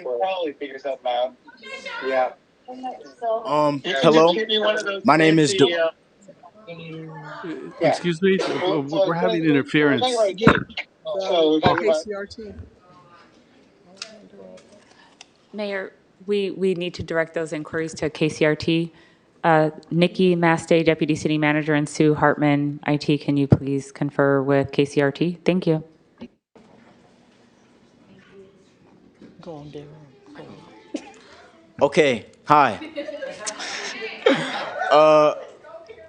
So basically, I think it is very important for money to go to youth and youth organizations because the youth is very impressionable. And what the youth is exposed to right now is what I believe #1 priority in any society, because it is important for the young to grow up knowing what is right, and places like RISE or institutions in school, stuff like that, can really teach them right from wrong.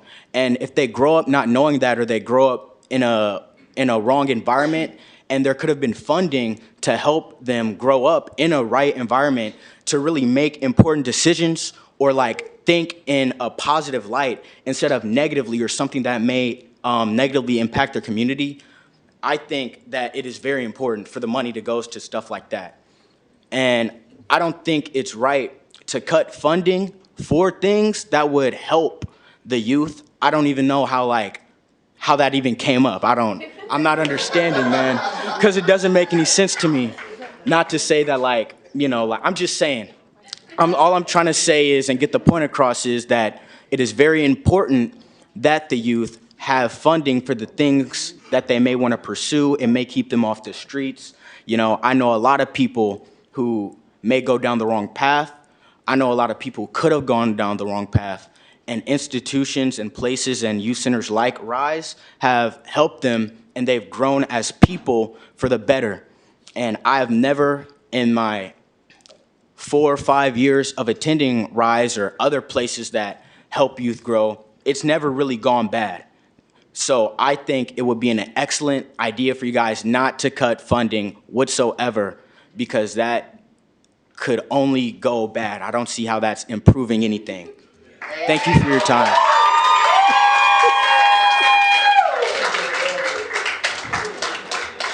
Elias Avalos. Hi. Elias. Oh. Good evening, Council. My name is Elias Avalos, and I've been an intern at RISE for more than a year now. And I'm here to advocate for the reauthorization of Richmond Kids First. So my internship is centered around youth needs based in the Richmond community, our community.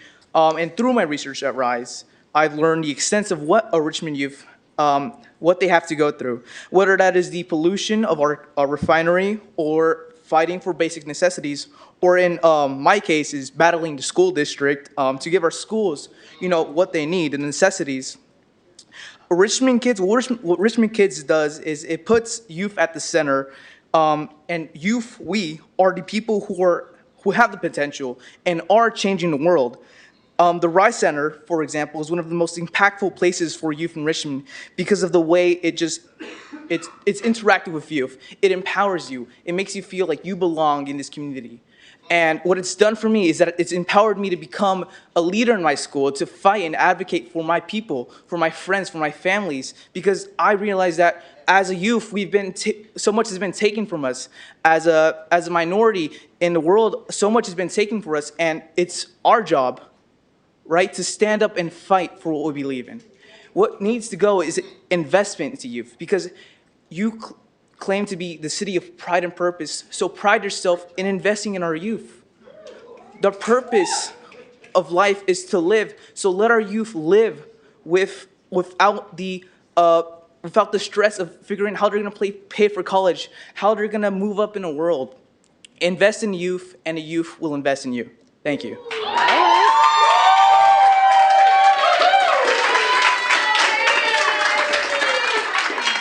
Our next speakers are Larry Caldwell, Jamaica Henderson, and Cecilia Behavides.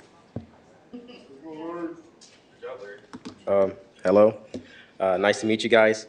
Hi, my name is Larry. I'm also a RISE intern and also a fellow Richmond youth. RISE to me is not just a place, it's a second home. Rise being in Richmond to me is a pillar of peace. I've come from a neighborhood where gang violence was common. I've also encountered situations where I had nowhere to go, and Rise was the only place open with hugs and arms. Youth are not only the future, but we are still the present.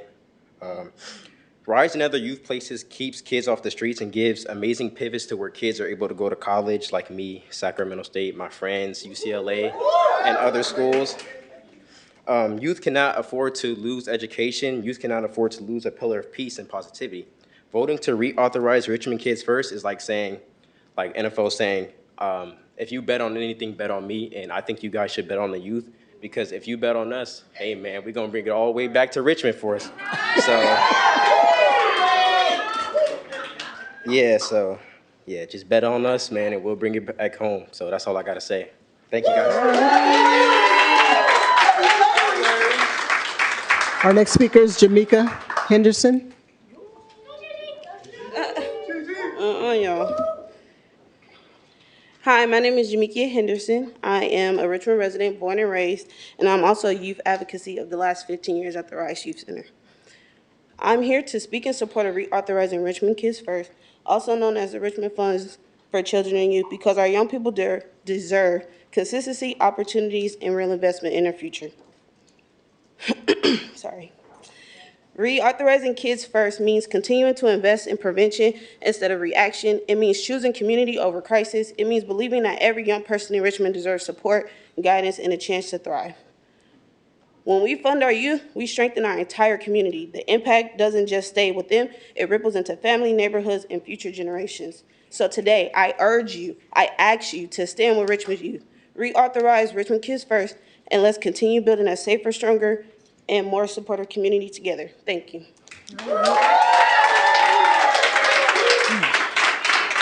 Okay, our next speaker is Cecilia. And will the following individuals please come forward and line up behind the speaker's podium? Good afternoon.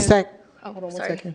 Saksham Pandey, Elise Bell, Angelica R., Andrew Wiltz, Vernicia Hallman, Chloe Zapanta, Christine Kikito, Oliver Rodriguez, Halima O'Neill, and Lolis Garcia.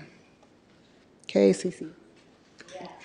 Good afternoon. My name is Cecia Benavides, and I am a young person from Richmond and a RISE member. For the past 2 years, I have been a youth advocate for RISE. I have gotten so many opportunities and resources thanks to the fund. I have been able to get free therapy and financial aid. I have been one of the many people that has been fortunate enough to get these resources and hope that it can continue to stay to help many more youth. Youth are not only the future, but we are the present.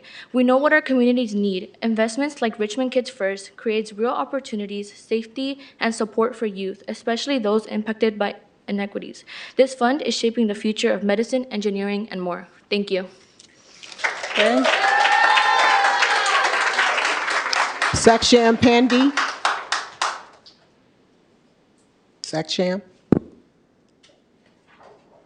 No. Okay. Elise Bell.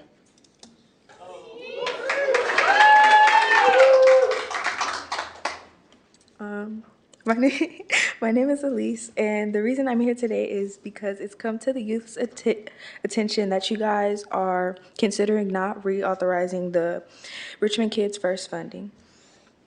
I'm here, and most of us are here to advocate for RISE. We feel that you guys should continue funding the Kids First Fund because it's extremely helpful and it helps fund some of the people's programs and internships, which teaches them things that are very helpful in life. I'm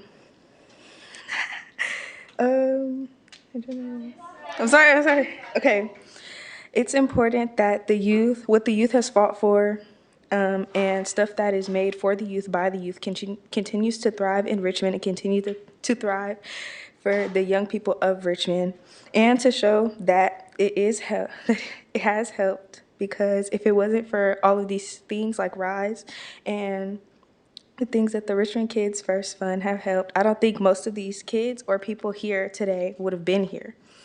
And also, another reason why you guys should continue funding it is because when I first got to Rise, I didn't really want to speak. I was not the type of person that would speak. And I feel like Rise has helped me and other people in life and help them and teach them things that most people or schools wouldn't have. And that's why I think you guys should reauthorize these things for Rise to continue to make Richmond feel like a safe and an educational place for the youth. Thank you.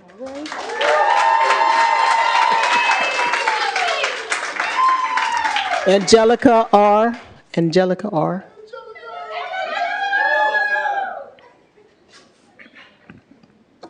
Hello, City Council. My name is Angelica. I've been a Richmond resident for 2 years now, and I currently work with the youth. I'm here to encourage you, City Council, to vote yes on reauthorizing the Richmond Kids Act. The youth already have fought hard enough for this act to pass in the first place. Please do not set the youth back another 10 years. Not passing this tonight will truly be a disservice to our youth, and they don't need to spend any more time fighting for their rights or for the resources that affect their future. The youth need more funding for job opportunities and programs that support building real-life skills, and I hope your decision reflects how much you value the Richmond future, and please vote yes. Thank you. All right. Andrew Wiltz. Andrew Wiltz, followed by Fernisha Hallman.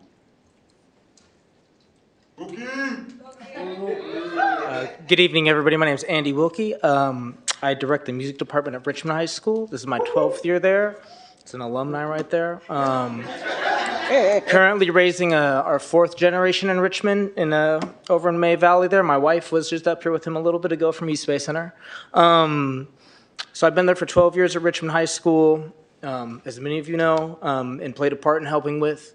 And in that time, I got to that school and there was no music program, and we've been building and building and building, and it's kind of become quite out of control, to be honest, in terms of my ambition and what actually ended up happening. At this point, we now have marching band, jazz band, wind ensemble, symphonic band, 2 orchestras. And this past year, we were blessed with getting this RFCY grant. So as I've built this program in our continually flailing district, we are now a competitive group that do very ambitious things with school districts primarily from the Tri-Valley area or Central Valley, where band is a very large supported thing. I'm trying to keep this short.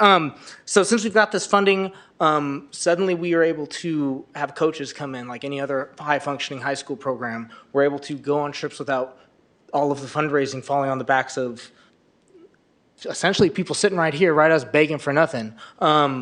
We have been able to go on so many trips. We've been able to support hiring a new teacher. So the program went from about 150 to about 250. We're now the only performing art at Richmond High School as our district continues to slash. Our district just cut half of the music teachers in this district. Every elementary school music teacher just lost their job. We're trying to navigate all this the best we can. I just want to say that this money has had such an impact. It's changed the way my job functions, the amount of people I'm able to provide our services to, and it's just amazing. I honestly can't even express to you how deep the benefits are of this money, and I hope you continue to invest in our youth because they do need it really Your time bad. is expired. Thank you. Yeah, thank you. Fernisha Hallman.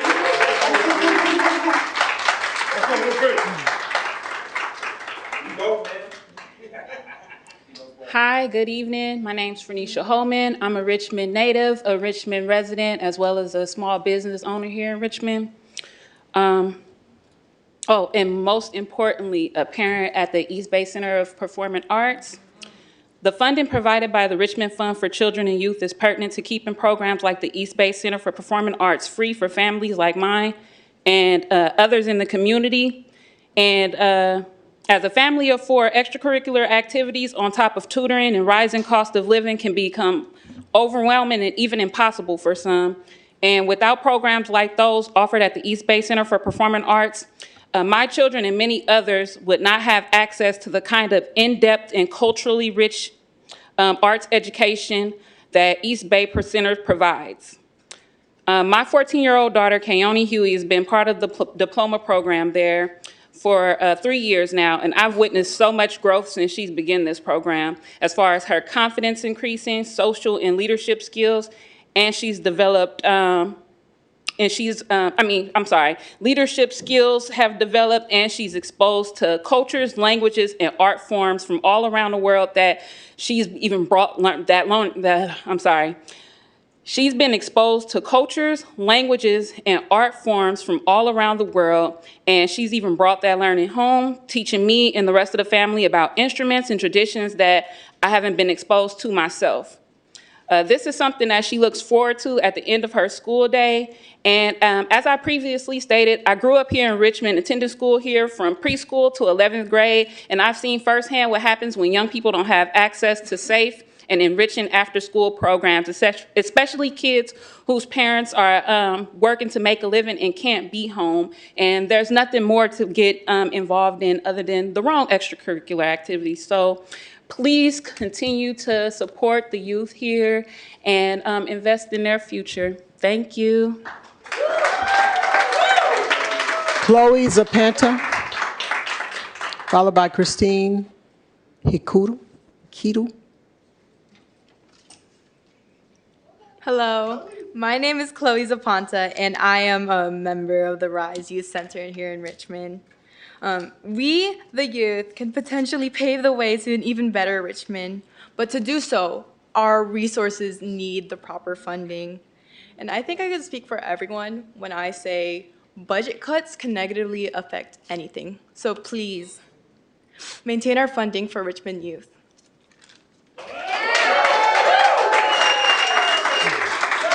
Christina Hikito.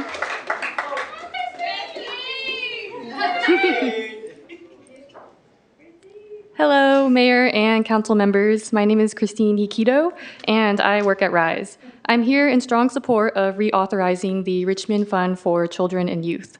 This fund reflects a belief that one of the most valuable assets of the Richmond community possesses is its young people.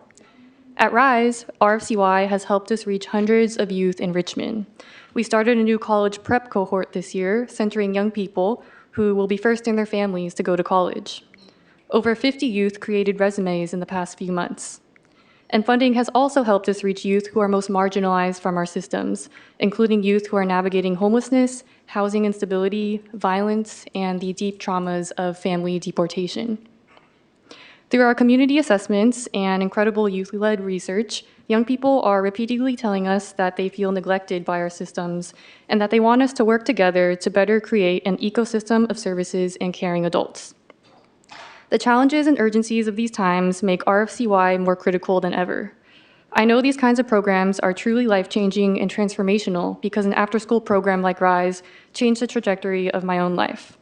I urge you to reauthorize the Richmond Fund for Children and Youth and to invest in safety, opportunity, and the future of young people and the future of Richmond. Thank you.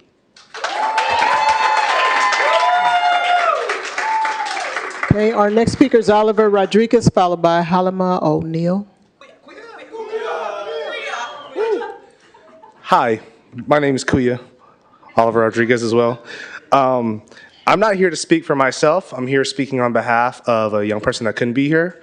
Her name is Maria. She is a part of an internship called the Listening Campaign at RISE, which specifically speaks to listening to young people and the needs in the community. So I'm going to speak on her behalf. So I just want to say greetings to the council and the mayor. Dear Richmond Council, City Council, for almost 2 years, I've had the opportunity to speak with youth about their experiences as a young person in Richmond. What I've heard consistently is this, that young people don't feel supported and they don't feel heard. Many shared that they lack access to safe spaces, mentorship, mental health resources, and opportunities that help them build a future. Some feel like the system only notices them when something goes wrong, not when they need support to succeed. These are not made-up issues. These are daily realities that have been present since current adults have been young as well. The youth don't have access to resources to support And it just doesn't affect them individually, but affects our schools, our neighborhoods, and our long-term health for our entire community.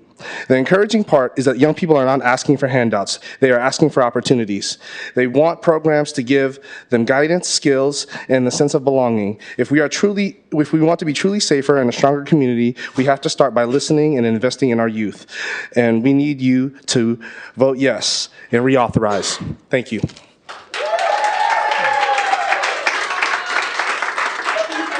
Halima O'Neill, followed by Lolis Garcia.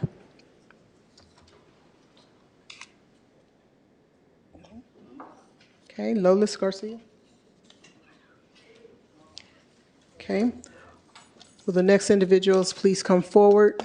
Ben Enos, Evelyn Nunez, Ruthie Denon, Claudia Vega, Jenny Mahalan, Byron Alvarez, Robert Bunce, Kawar Paul, and Ryan Kazan will be the last speaker. What's your name? Ben Enos. Okay.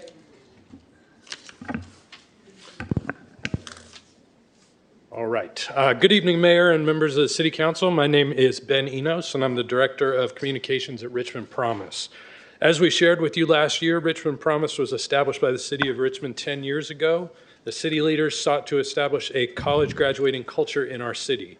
To date, we are proud to say that we have provided scholarships and critical wraparound support to over 4,600 Richmond and North Richmond students. And just last week, we closed a new application cycle in which 482 high school seniors applied to join our program.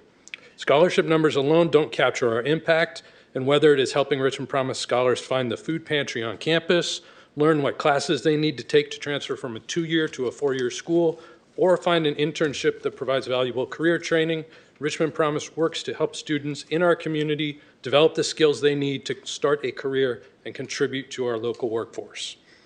As is noted in the agenda report for tonight's item, when Article 15 was drafted, it excluded Richmond Promise from eligibility due to our initial funding source coming through the city's ECIA process. That ECIA funding sunsetted in 2024, and as a result, we are actively pursuing all possible avenues for fund sustainability in order to continue providing Richmond students with the resources needed to earn a degree and identify meaningful career pathways. As we continue to work with the city on any and all opportunities for funding, Option 3 presented tonight allows Richmond Promise to be part of this discussion. We are excited to continue our work on behalf of Richmond students and to continue our city's investment in building the future workforce of our community. Thank you. Evelyn Nunez.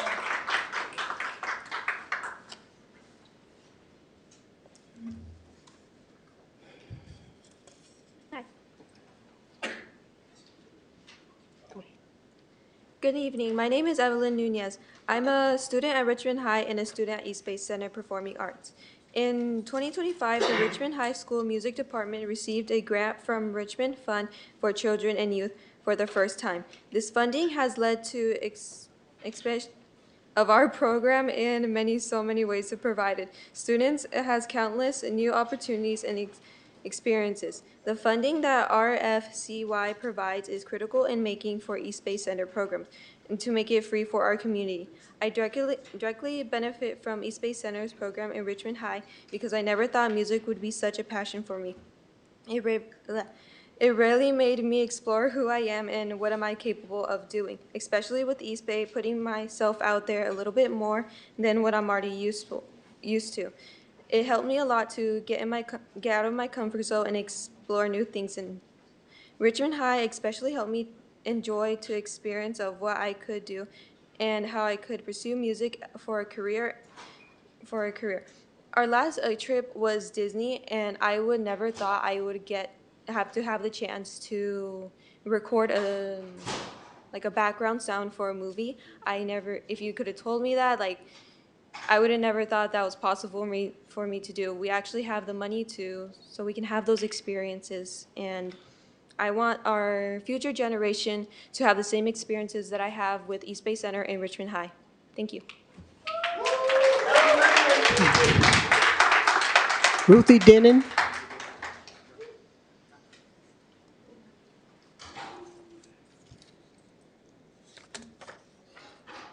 Wait, go.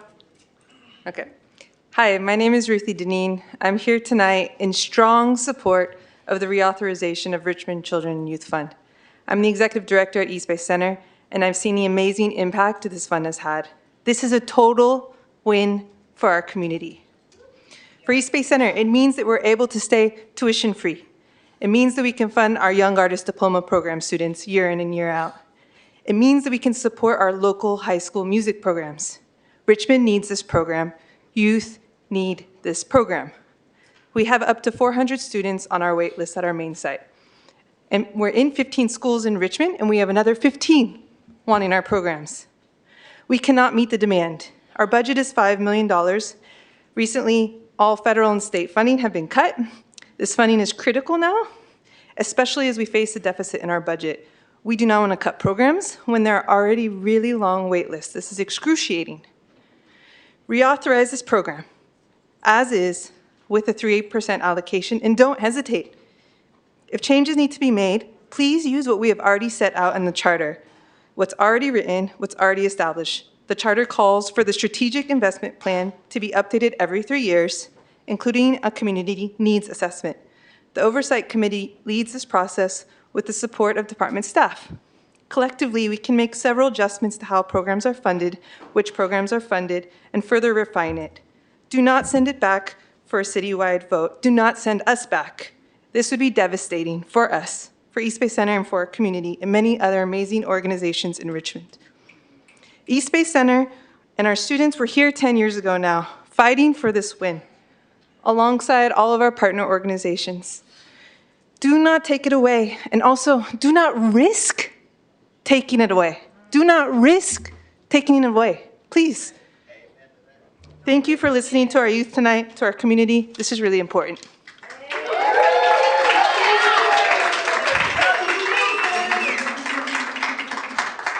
Our next speaker is Claudio Vega, followed by Jenny Mulholland Bears.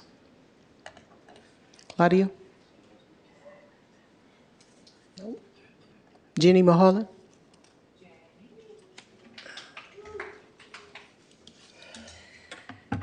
Good evening, Mayor Martinez and City Council members. My name is Jenny Mulholland Beers, and I am a co-founder and on the planning and facilitation team of the Richmond Outdoors Coalition, a collaborative of 8 nonprofit partners dedicated to expanding equitable access to nature for Richmond's youth and families. The Richmond Outdoors Coalition is honored to receive funding from the Richmond Fund for Children and Youth. RFCY funds have contributed to youth engagement for over 1,400 youth who receive, on average, over 34 hours of nature-based programming and learning and social-emotional development. It supports their physical, mental, and emotional health and well-being, strengthens their social bonds among peers, families, and school communities, and fosters socially reinforcing and inclusive experiences. In 2016, our community fought hard to collect the signatures needed to put this measure on the ballot. The voters of Richmond spoke clearly. They wanted a stable, dedicated fund for our children. 8 years later, the fund is working exactly as intended. It is empowering local grassroots organizations and creating a legacy of support. Because this program is already proven and community-backed, we see no reason to delay its future or risk its stability. I strongly urge the Council to select option 1, reauthorize the article without amendment.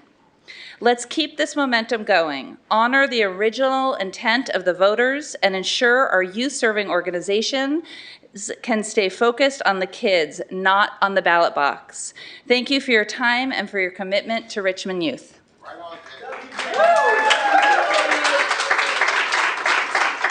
We have 4 more in-person speakers, and we have 6 online speakers. Next speaker is Brian Alvarez, followed by Robert Bunce. Hello, City Council. I'm Brian Alvarez, Director of School Partnerships at East Bay Center for the Performing Arts and also a low brass coach at Richmond High School. I am urging you to reauthorize this funding and not risk losing support for our youth.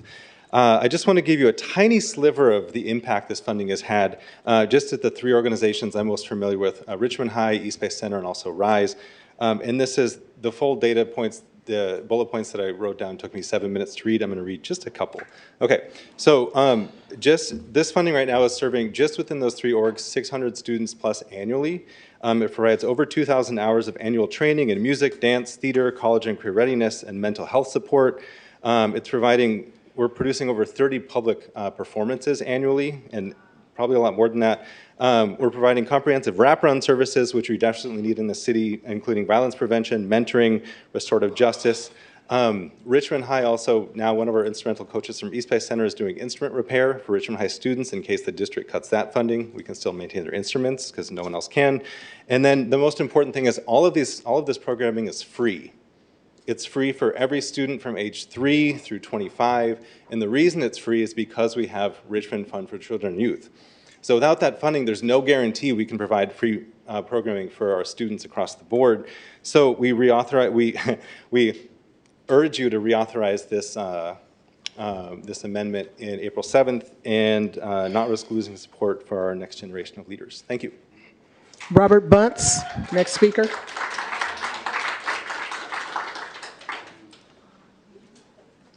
Good evening, Council. My name is Robert Bunce. I'm the Executive Director of the West Contra Costa Public Education Fund. Among the many things we do to support the school district is we manage the philanthropic partnerships for our schools and provide technical assistance to over 60 individuals and nonprofits working in our schools through fiscal sponsorship. From our vantage point, we get to see the impact of investments in our schools. RFCY has helped to transform the quality and quantity of programs serving our kids in our schools. But these programs and our kids are in jeopardy. Deep cuts to the school district and a shrinking philanthropic pool of partners funding in Richmond are eroding the safety net for our kids and our community. But RFCY helps mitigate these cuts. The district eliminated their social workers, and RFC stepped in and helped fill that gap. WCCUSD slashed arts and music across the district. RFC helped step in and fill that gap. The district cut access to expanded learning and summer programs, and RFC stepped in and filled those gaps. I could go on, but the Richmond Fund for Children and Youth is an essential funding source for our community. They say engagement is the #1 indicator of success for students. And RFCY programs do just that. They ignite the fire of our kids' imagination. They create connection in the face of growing isolation. And I can't understate enough how important these funds are to our community, to our partners, and to our kids. And I just want to acknowledge all the different executive directors that are here tonight. Each one of them, I've been here 15 years, each one of them has been here as long or longer than I have, and all of us stand united to support this program. So I implore you to invest. Kanwar Paul. Kanwar Paul.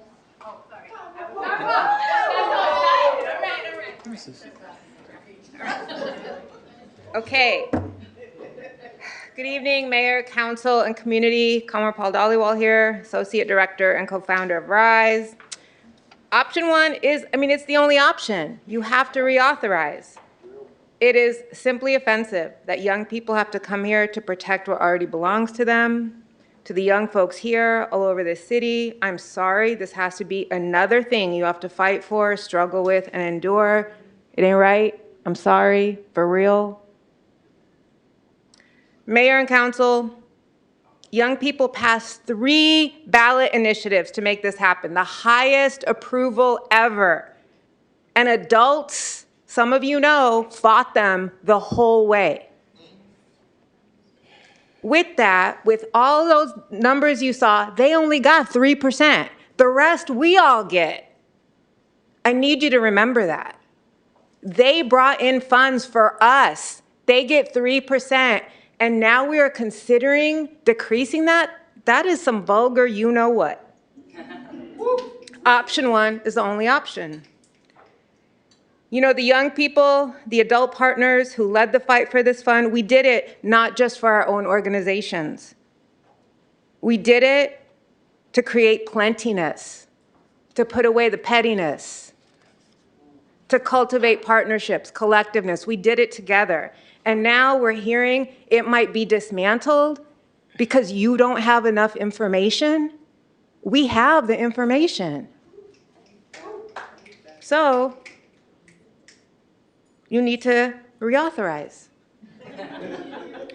Those of us who run programs and organizations with young people know that when we plan something, we make room to reflect, assess, and adapt. We don't stop the work while we evaluate it and evolve it. We keep it moving. Keep it moving, reauthorize. Thank you.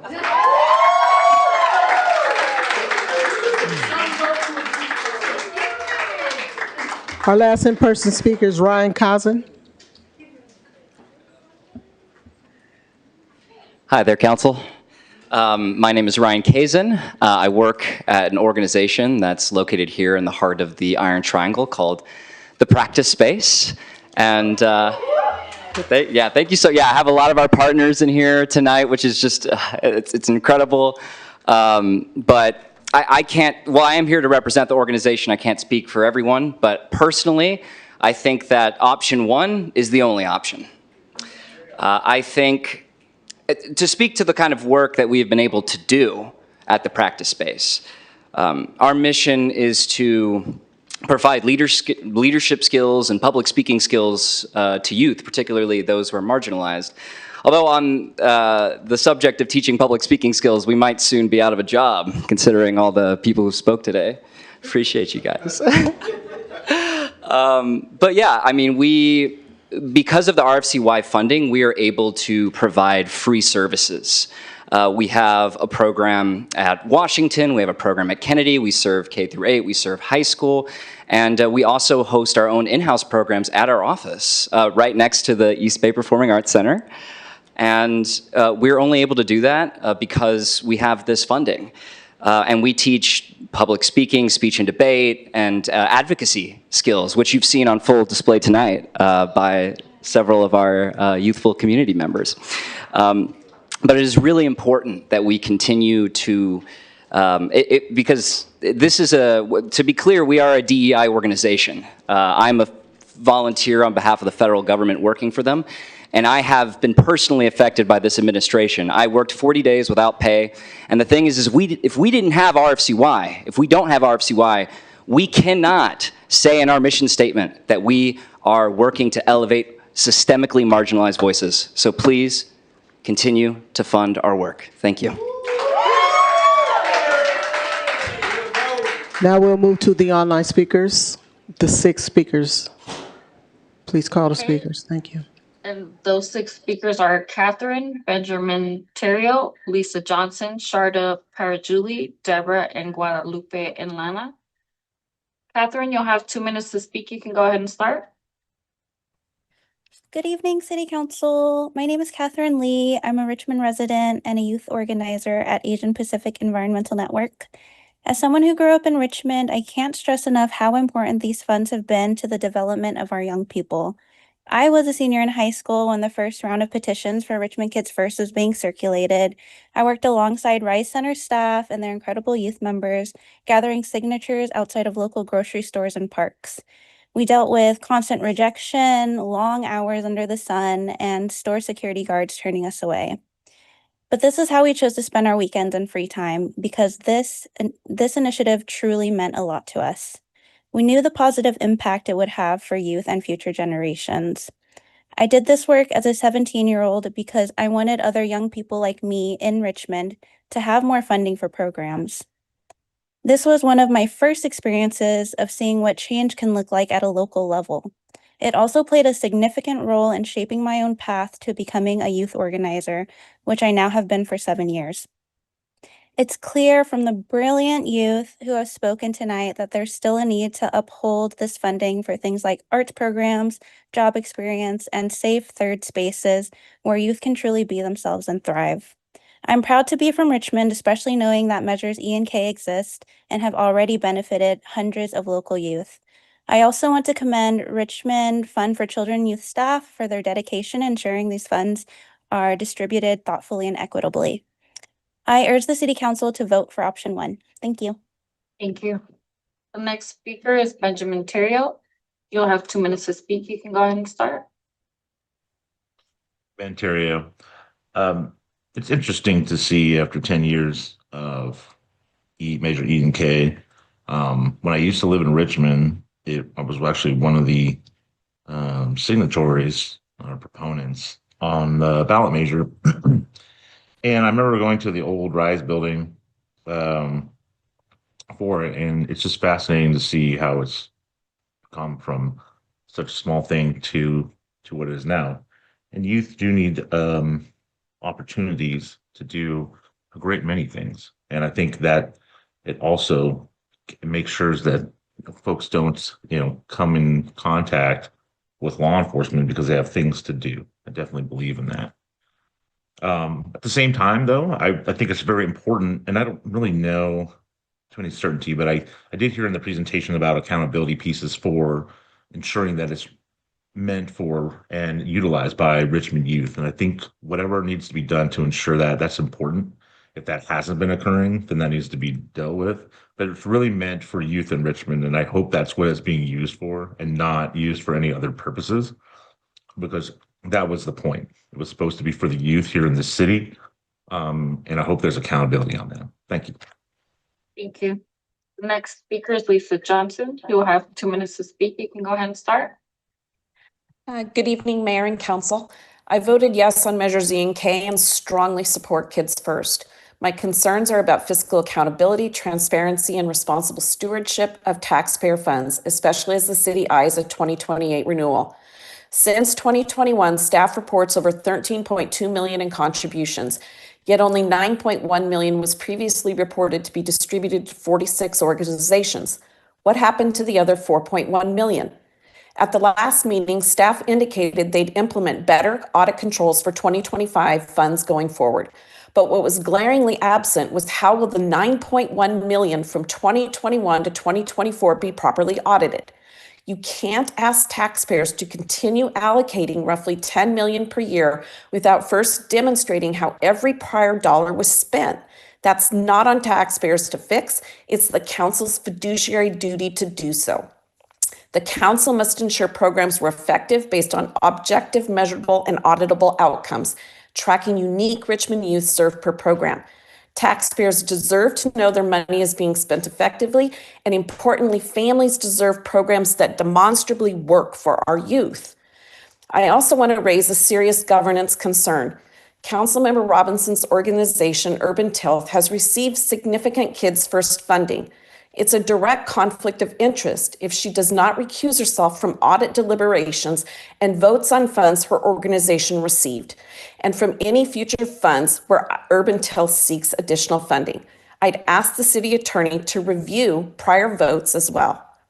Kids deserve strong investment, taxpayers want to support it, and that demands rigorous accountability, or you risk losing both voter trust and any chance of renewing this needed ballot measure for Richmond's youth and the future of Richmond. Thank you. Thank you. The next speaker is Sharda Parajuli. You'll have 2 minutes to speak. You can go ahead and start. Good evening, Mayor and Council members. My name is Sharda Parajuli, and I'm a parent of this community. I'm here today because the Richmond Fund for Children and Youth is not just an option, it is really essential. My family has directly benefited from this program. My 12 years old girl go to the East Bay Center for Performing Arts. Though through this program, my child has had access to arts education that we otherwise wouldn't have been able to afford. And I wouldn't know what I would do with that. More than just learning music and performance, they have gained confidence, discipline, and a strong sense of belonging in the safe and supportive environment. Without this funding, many families will lose access to this life-changing opportunity. And remember that when we can't provide this opportunity to our kids, they will be on the street. And that's the reality, and the community has seen that. This is really painful to see as a parent, as a community member, and as an advocate. I strongly urge you to reauthorize the Richmond Fund for Children and Youth. Our children's future depends on art, and we need to make that investment now.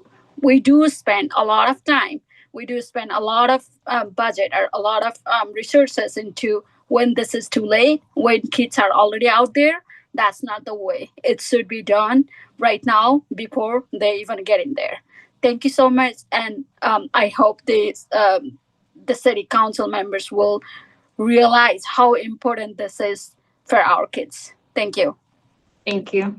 The next speaker is Deborah. If you'll please state your full name for the record. You'll have 2 minutes to speak. You can go ahead and start. Yes, hello. My name is Deborah Small. I'm a Richmond resident, former chair of the Richmond Reimagining Public Safety Task Force, and I'm super glad to be part of this conversation today. I find it, one of the things that we were able to do with the task force, with the support of the city council, was to increase funding for youth employment and increase funding for youth programs. Young people are the future of our city and our country. The idea that we should reduce the amount of support that we provide them is ridiculous. I also find, and we also increase funding for the Office of Neighborhood Safety, and we've been able to see the results of that increased funding, not only in the success of the young people that we saw demonstrated here tonight, but in the fact that the city has experienced the lowest level of homicides that we've had in our recorded history. And that's because we decided that we were going to put our money addressing the root causes of crime as opposed to just law enforcement. I have to say that I also find it rich that people who resist any calls for accountability for the almost 49% of the budget that we spend on police and fire are calling for accountability for the less than 3% of the money that we invest in young people. But aside from that, I also want to speak as a parent. I have a 14-year-old that I'm raising here.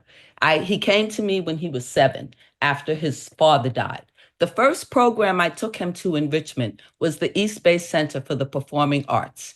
He's been going there for the last 7 years. In that time, he's taken capoeira, guitar, performing, hip hop dancing, all kinds of different classes. He finally settled on steel pan, which he's been studying for 4 years. He's now part of the Young Artist Diploma Program. None of that would be possible if we did not continue to support our young. Thank you. Your time has expired. The next speaker is Guadalupe and Lana. You'll have 2 minutes to speak. You can go ahead and start.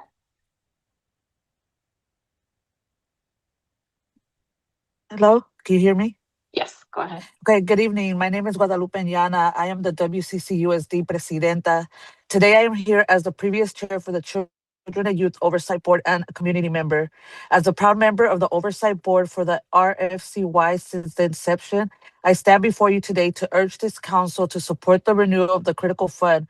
From day one, we have been intentional. We have worked tirelessly with heart and commitment to ensure that these resources reach those who are truly on the ground, the organizations, the mentors, the leaders who show up for our youth every single day.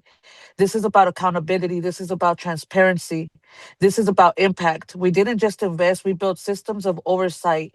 We used data to guide the decisions. We aligned our work with the pillars we adopted so that every dollar reflects the values and meets the real needs of our children and youth. This is just not about funding. This is about opportunity. This is safety. This is prevention. This is healing. This is making sure that our young people have a future filled with possibilities, not barriers. We know what happens when you invest in our youth, they rise. We know what happens when we support community-based organizations, they deliver. And we know what happens when you don't. Renewing this fund is not optional, it is essential. It is a commitment to equity, it is a commitment to justice, and it is a commitment to the future of our city. Our young people are watching, our community is counting on us. I urge you to stand with our youth, stand with our community, and support the renewal of the RFCY fund because it truly takes a village. Thank you. Thank you. And that was the last speaker. Thank you. I want to thank the public for sharing your comments with us. And I want to thank the staff for the presentation on the YFCY. Yes? Since I was referred to in public comment with some pretty intense allegations, can I have a minute just to speak to it? Sure, go ahead. So a caller called in and gave explicitly false information. I am the Executive Director of Urban Tilth, very proudly Executive Director of Urban Tilth, but we have not received any grants from the Richmond Fund for Children and Youth since I've been elected to City Council. In fact, we have not applied for any city grants, and that has actually been a hardship on Urban Tilth, but we feel like it's important, and we've stood by it, and we have not done that. So that is false information, it's incorrect, and I think that because I actually have firsthand knowledge of this program, I'm actually in a better place to understand its impact and a better place to help make the decisions tonight. Thank you. Thank you. So tonight we received the presentation. We heard comments from the public, and we will take both in consideration for discussion and providing direction on April 7th. So thank you. So I don't understand why we cannot take a vote, because it seems like option A is the only option. But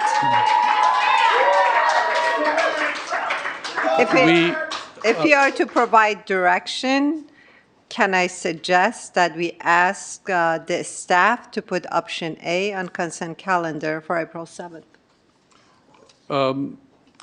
We need to deliberate. Oh, okay. Okay. I thought that was the only option. Let's deliberate. We will do it on April 7th. So next item. Our next item is a public hearing. Item P1, and it's to introduce an ordinance for first reading, amending the Richmond Municipal Code, Article 8, Fire, Chapter 8.16, Fire Prevention Code, to adopt the 2025 California Fire Code and local amendments, and to adopt the 2025 California Wildland Urban Interface Code with local amendments.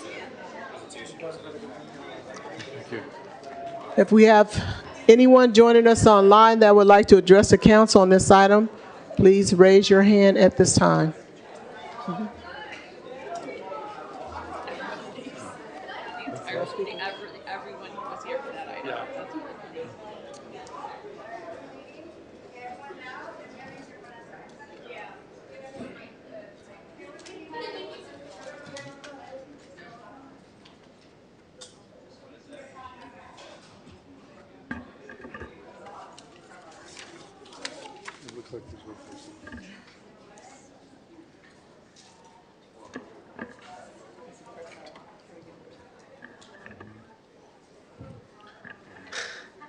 Guess the fire code's not as interesting, huh?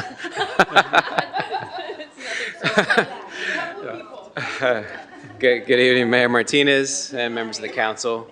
Aaron Osorio, Richmond Fire Chief. I'm accompanied by Fire Marshal Dante Wiley from the Richmond Fire Department. Tonight, we will be conducting the public hearing, item P1. This will be to go over the 2025 Fire Code, California Fire Code, and the 2025 California Wildland Urban Interface Code.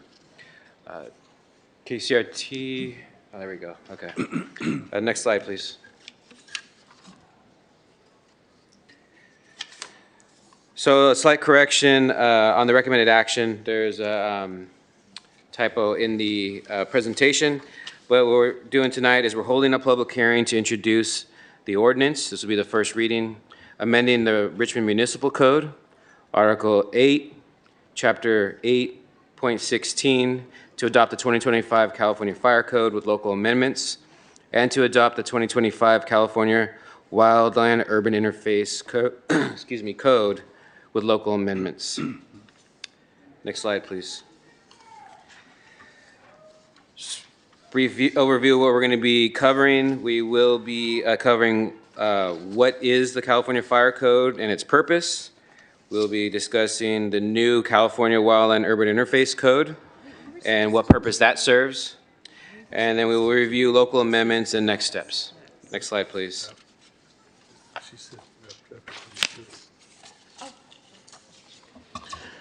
Good evening, Mayor Martinez, council members. Thank you very much for allowing me the time to give this presentation. Once again, my name is Dante Wiley. I'm the Fire Marshal for the City of Richmond Fire Department. We are going over the 2025 California Fire Code, technically Part 9 of Title 24 of the California Building Standards Code. Based on the International Fire Code, it's updated every 3 years, and it is effective as of it has been effective as of January 1st, 2026. Now, currently, that means it was adopted, but we are unable to enforce any of our local amendments until the city adopts it legally. Next slide, please. Purpose of the California Fire Code: safeguard the public health, safety, and welfare, fire and life safety standards for existing and new buildings, and reduce risk and improves emergency response. The CFC sets, the California Fire Code sets minimum standards for fire and life safety, but does not take into account local hazards and risk profiles. Next slide, please. All right, new and exciting information here in the state of California. The California Wildland Urban Interface Code, otherwise known as the CWUI Code, is Part 7 of Title 24, the California Building Standards Code, based on the International Wildland Urban Interface Code, and the 2025 California Wildland Urban Interface Code is effective as of January 1st, 2026. This is the first edition of the California Wildland Urban Interface Code in the history of the state. Previously, it was Chapter 49 of the 2022 California Fire Code. It is now, because of everything that we have going on in our state, it is now officially a standalone code on its own. Next slide, please. The purpose of the California Wildland Urban Interface Code is protects lives and property by reducing wildfire risk, construction and development standards, and resist wildfire impacts in high-risk fire areas. An example of the construction and development standards would be the Building Standard 7A, which, for an example, would be non-combustible decking and fencing and things like that. Next slide, please. Finding and determination. Climactic Zone 3 is currently where Richmond is. Approximately 23 inches of rain November through April, and a dry period of roughly 6 months. Geologic, the seismic risk zone 4, the Hayward Fault with proximity to the San Andreas and Calaveras faults, all faults active within the past 100 years. And lastly, topographical, proximity of the San Francisco Bay, hillside neighborhoods and dense residential development, narrow and winding roadway with limited access route. Next slide, please. This is just a review of some of the local amendments. Section 105, required permits, added emergency radio communication systems as required or operational permits if and when installed. Section 202, definitions, added operational definitions relating to fire hazard severity zones and wildland urban interface. Section 325, exterior fire hazard control, added to address fire risk and the spread of subsurface fires. Section 503, fire apparatus access road, amended the required dimensions of fire apparatus access roads for certain buildings and facilities, added exceptions for certain single-family dwellings. And Section 506, key boxes, added to enforce the NOx system upgrade requirements by December 31st, 2028. We currently are in the process of seeking out a grant. Here in Richmond, we have over 4,000 NOx boxes and or devices that need to be upgraded to the E-key or the E-core, which is a new key, and obviously we're not going to pass that on to the residents or occupants, or users, excuse me. So we have a grant that we should be hearing from by the end of the month to see if we qualify to get all those swapped out. Next slide, please. Section 903, automatic fire sprinkler system, and amended to be more restrictive regarding automatic sprinklers and floor control valve requirements for certain occupancies, added exceptions for buildings used for the storage of non-combustible materials, included provisions addressing non-permissible water supplies for automatic sprinkler systems. Section 4104, open flame cooking devices, amended to expand exceptions not limited to single-family residential. Section 5601, explosives and fireworks, added responsible party definitions and liability. Lastly, Section 5706, above-ground storage tanks, added exceptions to allow above-ground storage tanks for the purpose of emergency power generation. Next slide, please. Some local amendments that pertain to the California Wildland Urban Interface Code, Section 1.1.2, purpose added high fire severity, hazard severity zone to the scope. Section 101.1, title amended to formally adopt the CWC code as Wildland Urban Interface Code of the City of Richmond. Section 101.3.1, application, amended the definition to specify applicability to very high fire severity zone, high fire severity zone, and wildland urban interface areas adopted by the City of Richmond, and to remove additions and remodels of buildings originally constructed prior to July 1st of 2008 as an exemption to the CWC code. Next slide, please. Lastly, just a short list of definitions. Section 101.5, additions or alterations that have been expanded for the California WUI code enforcement to capture significant tenant improvements. Section 202, just slight alterations to the definitions of substantial addition and substantial alteration. And then lastly, Section 505, non-combustible fences, added regulations and exceptions to special building construction. Next slide, please. The next steps that we will need are, after the City Council adopts the ordinance, staff will file the ordinance with the California Building Standards Commission and the Office of the State Fire Marshal. The ordinance will become effective approximately 30 days after its passage. Next slide, please.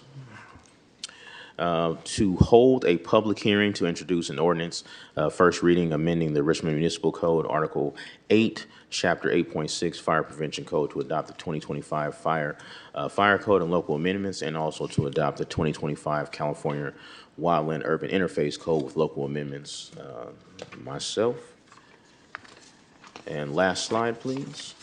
That concludes the presentation. I know it was somewhat tedious, but thank you very much for your time. And any questions? Actually, excuse me, Mr. Mayor. I had a quick comment about a couple of items, just for the knowledge of the council. The local amendments is actually something that all the fire marshals in the county meet on and agree upon, that they're going to add them when they, because every jurisdiction has to adopt the code the same way we are, so that there's continuity throughout the county as far as fire protection and standards. All the fire marshals get together and they agree on these local amendments so that there's consistency across jurisdictional lines. That is actually more significant or of more importance to the City of Richmond because of how our auto aid agreement works and how we have this patchwork of county, City of San Pablo, all these areas that are intermixed, and fire protection and response is also pretty seamless in West County. So we have consistent rules and fire codes to try to have the same type of safety measures across all the jurisdictional lines. Okay, thank you. The public hearing is now open. Do we have any speakers? We do not have any speakers. All right, then in that case, public hearing is closed, and it is now time for questions or comments from the council. Yes, Councilmember Bottom. Thank you for presentation. Quick question, why do we have to adopt something that California already approved? I thought as a city we're under California. So that all the local amendments we'll be able to enforce them. We're unable to enforce the local amendments without adopting the code. Oh, but they are the same amendments. We didn't make our own amendments. We have changed some of the amendments. As Chief Osorio said, this was a process we started on a county level about 8 months ago. In May of 2025, all the fire marshals throughout Contra Costa County sat down for approximately 4 months, once every 2 weeks, to get on the same page. And there were some issues just because of jurisdictional lines that we could not see eye to eye on. But as far as echoing the words of Chief Osorio, once again, we tried to get as close as we could to make sure that what happens in Confire happens here in Richmond and San Ramon and vice versa, so everybody's on the same page. Also, it's similar to how the high severity zone maps are. The state put them out, but each jurisdiction still has responsibility for the governing board or body to adopt them so that we can enforce them. And these local amendments also allow us to create other changes or new ordinances in our own municipal code, which we will be coming back to this board for probably in the next 30 to 60 days to add a coastal fire zone along the coast of Richmond, where there will be certain measures of the ordinance applied to those properties too. So we couldn't do any of that or increase the fire safety without doing this adoption with local amendments. Thank you. I appreciate the educational process. So did we make any of them more lax or more strict? Could you provide some examples? How the county's code is different from the state? Definitely more restrictive. We wanted to use, that's why we adopted or changed the section where it has utilizes non-combustible fencing. I believe it's section 508. Also, we changed, an example also is for the substantial addition and alteration. That was dropped from 5,000 square feet to 3,600 square feet within our jurisdiction, or throughout the county, excuse me. I'm sorry, repeat the last part again? So, and when we changed the definition of a substantial addition within the city of Richmond, it previously was 5,000 square feet. We've dropped it to 3,600 square feet across the county. Thank you. What is NOx system? A NOx system is a key box, or it's a key box or it's a gate device. The fire department is the only people within the city that has access to it. And essentially, if you have a commercial building or a residential property, you are required by ordinance to have that box on site. So if we have to come for a structure fire or an emergency, instead of having to break into, cut up a roll-up door or bust through the door, we can have access to your car, to the master key and whatever keys are in there, and also have property information for the property manager and things like that. So if we have to call somebody at 3 o'clock in the morning, we can have a responsible there as soon as possible. Excellent. I'm happy it's resolved. I remember somebody was complaining or talking about a fire at Hercules Refinery, and the fire engines couldn't open the gate. So this resolves that issue, that nobody needs to be present at the premises. Yes. Excellent. And talking about Section 503, fire apparatus access roads, do we have any roads in Richmond where the fire engines don't fit in? Can you repeat your question? Are there any roads currently in the city of Berkeley that the fire apparatus access in Richmond? Do we have any? I assume Point Richmond maybe, actually. I think as of now, none come to mind. And part of why we transitioned to the current type of ladder truck, our tractor-drawn aerial, was to eliminate the streets that our ladder trucks couldn't get up. But the fire engines, we don't have any areas that we can't gain access to. We don't have that issue.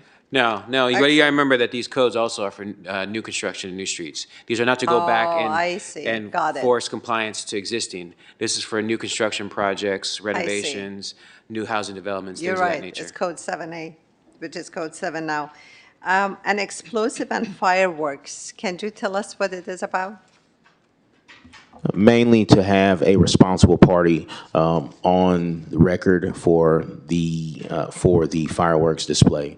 So mainly this would come for us during the July 3rd celebration, when typically we have a vendor who comes from out of state.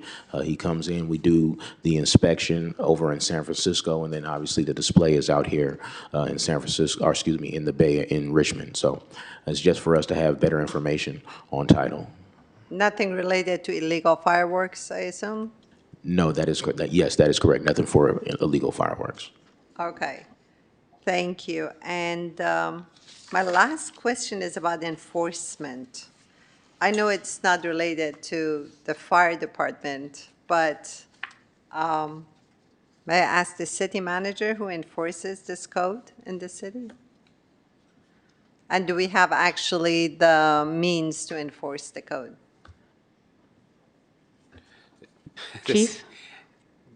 When someone submits plans to build a new building, to do a renovation, to remodel more than a certain amount of square footage, to add space, the plans are reviewed by the building department. I see. The This city is- does have enforcement because the city reviews those plans based on this code. There are certain types of plans that also go through another review by the fire department if they have certain features in them. So, you know, these, for new construction, there's multiple city departments that have eyes on these plans that verify that they're in compliance with the most current code. There's a technical advisory committee that meets, and when an applicant submits for a project, it's called entitlement review, right, and project review, and then the plans are circulated on the second floor. It has each of the departments that are involved in those processes, and then the documents are routed to the appropriate through the appropriate processes. And one of the great things now that happened during COVID is that people can do that electronically. So it doesn't have, it used to be, like when I first started with the city, people would come in with these big reams of paper, and you would come in with your hard copy plans, and now it can all be done electronically. Okay, thank you very much. You're welcome. Appreciate it. Any other questions, comments? Well, thank you. I thank you for asking those questions. You asked some of the questions that I had, so I don't have to ask them now. We need a motion to, I move that we pass this item. I second it. okay. Councilmember Bonner? Yes. Councilmember Jimenez? Yes. Vice Mayor Robinson? Yes. Councilmember Wilson? Yes. Councilmember Zepeda? Yes. And Mayor Martinez. Yes, The vote is unanimous. thank you again. Thank you. Thank you. Our next item under study and action session is item Q1. It is to receive an initial report regarding the city's ongoing and planned efforts related to the safeguarding residents from federal civil immigration enforcement actions, including U.S. Customs and Immigration Enforcement ICE raids. Actually, we put in 3D. Oh, I'm sorry. You're right. 3D. Three. And 3D. And 3D, she brought the Yeah, we moved it up. Item N3D is to adopt a resolution that directs staff to update the city's holiday schedule to reflect United Farm Workers Day instead of Cesar Chavez Day, and direct staff to bring a future agenda item to have further discussion around sexual harassment, sexual abuse, and sexual assault, and the urgent need to protect and support survivors. If there's anyone joining us online that would like to address the council on this item, please raise your hand. We have one in-person speaker, and I don't think he's here anymore. Mark Wassberg. All right, then, may I Go- introduce? Yes, please. All right, thank you. This item, thank you for the city staff for working with me and putting this together very promptly. Things were happening very quickly. Last week, we found out these unfortunate news, and I wanted to make sure that was in the agenda before we moved into this particular holiday that we all celebrate. And I believed it was important that we renamed it, or at least had this conversation, because of these recent sexual abuse allegations against Cesar Chavez. So what I had done, we met with the mayor's staff and our city attorney, our city manager, and our city clerk, and try to figure out how to put this agenda item on as quickly as possible. And then also what we should try to rename it in the light of a lot of other agencies looking to rename the day. Some of the options that were out there was Dolores Huerta Day, was Farm Workers Day. So there was a combination of a lot of different things. Ultimately, from the meeting that we had, I decided to just move forward with the United Farm Workers Day, or just more Farm Workers Day, because it was more encompassing of what was happening versus one singular person. The movement, the farmers workers movement, has always been more than just one person, even though one person has been the one that has been highlighted the most. But through conversations and news that's been happening, I think people start realizing that the movement started with the Filipino community. And Cesar Chavez got involved later on. Dolores Huerta came along as well. So the movement is more than one person. To celebrate just one, I think it's a disservice to the actual goal that was trying to be achieved at the time. So that's why Farmers Workers Day seemed to fit more. And then we received some public comment of individuals saying, do we want to use the word unite, the word united before Farm Workers Day, because that references just one particular union, when again, it's just a much bigger movement. And yes, the union was created because of this movement. So that was the conversation. So now I put it in front of my colleagues to try to figure out what we want to name this day here in Richmond, knowing that other agencies around have looked to just honor, or not, I shouldn't say just to honor, but have moved to honor all farm workers on this particular day, because it's about uplifting them and their voices. And again, not one particular person or not one particular cause, but raising all of them together. So with that there, I'll take a pause and take questions and comments. Are there any public speakers? You already said. And he's We have not here. one online speaker. Okay, let's hear it. Okay, call the the speaker. online speaker is Deborah. Deborah, you'll have 2 minutes to speak. You can go ahead and start. Yes, thank you. This is Deborah Small again. So I just want to first of all commend you for taking this action.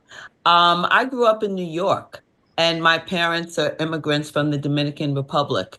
And I remember so strongly as a child how much we boycotted in solidarity with the workers here in California. We didn't eat grapes, we did the meat boycott. It's like part of my understanding about how to be in solidarity came out of that.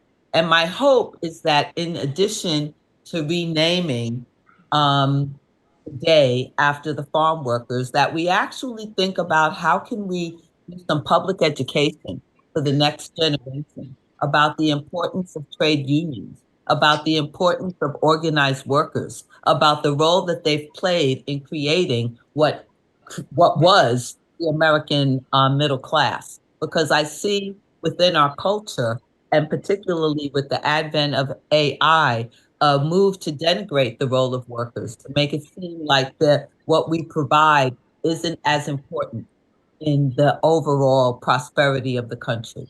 And so I hope, in addition to using this as an occasion to address issues of sexual harassment, et cetera, that we also talk about the power of organizing, the importance of worker organizing, and the role that it's played as a democratizing force in America.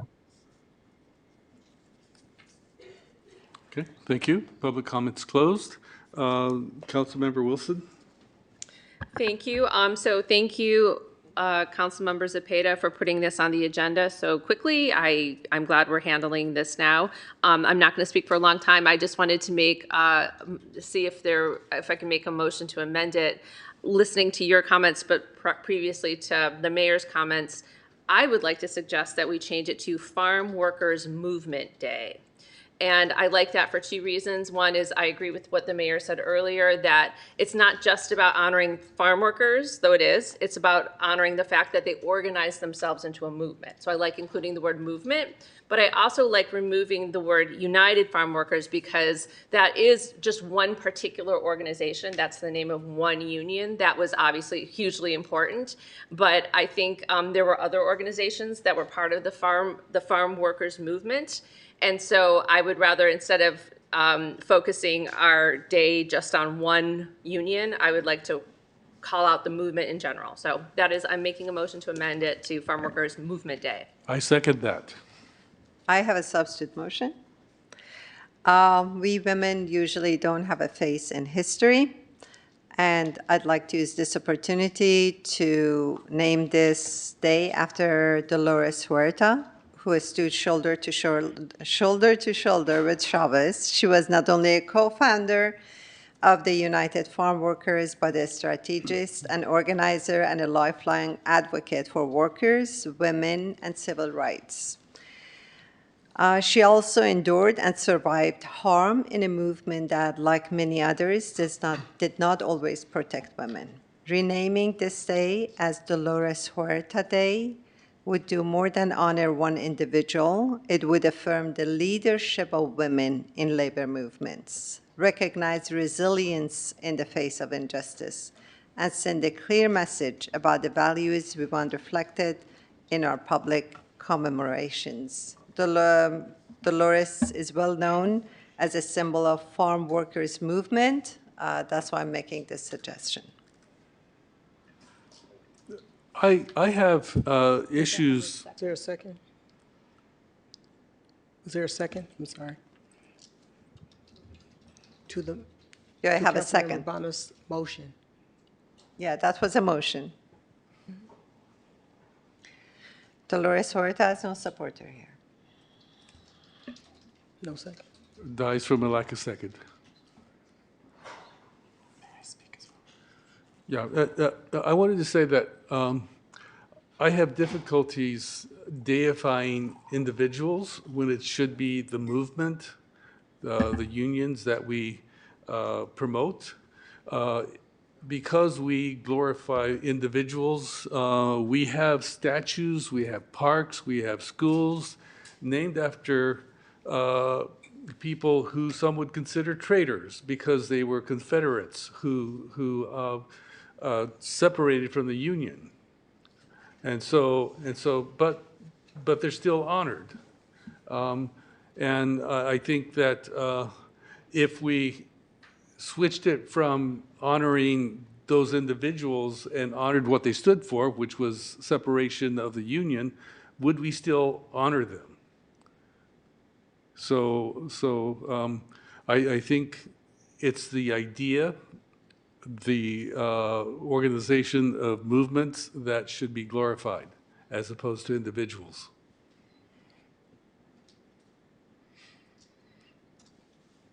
Shall we take a vote now? Oh, Thank you, sorry. Mr. Mayor. So the name is very important, and I love Dolores. She, along with Cesar Chavez and many others, helped my dad. My dad was a farm worker, and he was a farm worker at the time that they were trying to create all this. So that is very important. But when we talk about just one person again, just a quick Google search, just a couple of articles from many years ago, and it kind of gotten forgotten, but there's individuals like Dolores. We have Maria Moreno, recognized as the first Mexican-American farm worker hired as a union organizer. Jesse de la Cruz, Helen Favela Chavez, there's Monica Ramirez, and a lot of other individuals who contributed. And these are just the Latino side, and we also have the Filipino side. So just again, I go back to, if we just name one, I think it would be, now that we have this opportunity to pause and really take in what has happened, and with the movement. So I think there's a couple of things happening. There's a recognizing the movement that happened many years ago. So we have that opportunity to pause and make sure that we're recognizing accordingly. And I think that's what the conversation we're having, so we make sure that we uplift as many voices as possible. And then as we're having the conversation about what to name it, because what's there in the name, let's not forget the reason we're even here. And it's because of the heinous stuff that Cesar Chavez is accused of and has been confirmed, which is the sexual assault allegations. And it's important to recognize that no matter when you did it, and no matter how powerful you may be, or how influential you may be, whether you're an elected official, whether you are an individual that is uplifting a movement, that it's very important that you're held to accountability and that this is inappropriate regardless of who you may be. And there should be no one out there that should suffer from being a victim of sexual harassment, sexual assault from anybody. Doesn't matter who that person may be. And we had the Me Too movement several years ago. And I'm surprised this wasn't brought up again with more force at that time. Dolores Huerta mentioned in some of the interviews that I've seen, she was more focused on the movement that she didn't speak up because she also thought it was only for just her. So let's take this opportunity to make sure that individuals, anyone out there that has been a victim of sexual assault or sexual harassment, take this opportunity to uplift them and give them the opportunity to come forward and to speak up and provide them a safe space in Richmond, in California, and within all of our communities. So let's not forget that as we're trying to figure out what we're calling this holiday coming up. So I want to just start with that. And I appreciate the suggestion for Farm Workers Movement Day. I think that speaks volumes to what we're trying to do. And there might not always be a perfect name for such a great movement that uplifted so many. And as the caller mentioned, all the way from New York City, they were participating. And I think this movement showed that when we're all come together, we can really uplift and touch, not physically, but touch in the way that you're creating a life for people out there to help uplift them, because this helped my dad, which helped me be here today as well. So thank you. Councilmember Jimenez? Yeah, thank you, and thank you, Councilmember Cepeda, for bringing this. I think this shows the integrity of people in this city and the leadership, that something like this horrific happened, we are taking actions.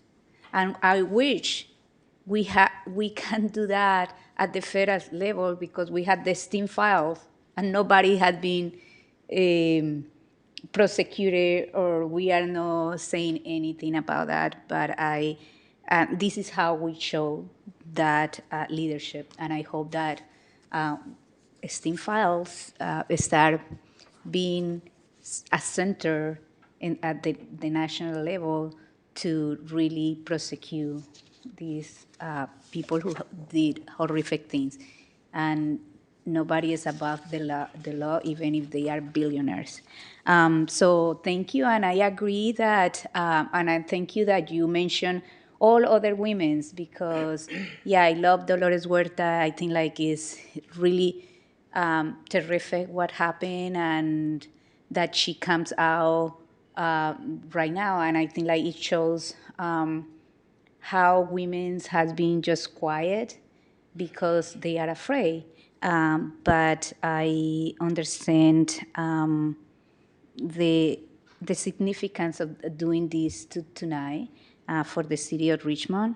And I agree that is a name that we want to do to uplift everybody who was part of that movement, to uplift all the women there, and that we don't just put one head, because when that head gets out, then the whole movement gets impacted. So yeah, so I will vote yes on this, and thank you. Okay, we have a motion and a second. We have a motion by Councilmember Wilson, seconded by Mayor Martinez, to change the name to Farm Workers Movement Day. Councilmember Bana? Yes. Councilmember Jimenez? Sí. Councilmember Wilson? Yes. Vice Mayor Robinson? Yes. Councilmember Zepeda? Sí se puede. And Mayor Martinez? Sí se puede. The motion passes with Councilmember Brown absent. Okay. Now we move to item.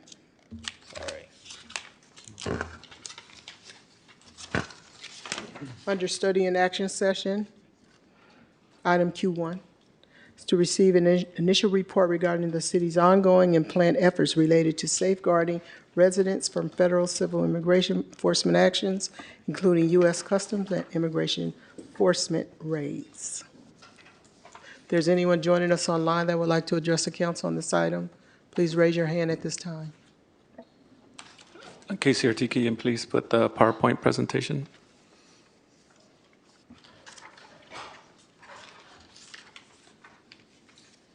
Good evening, buenas noches. My name is Gavino Redondo, Project Manager for the City of Richmond.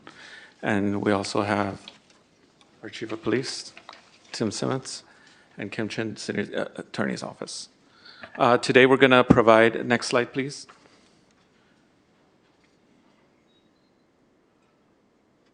Next slide, please. Today, as part of the motion that was passed on February 3rd, the first part of the motion was that we will report back to the City Council regarding the city's ongoing and planned efforts related to safeguard residents from federal immigration enforcement activities and ICE raids.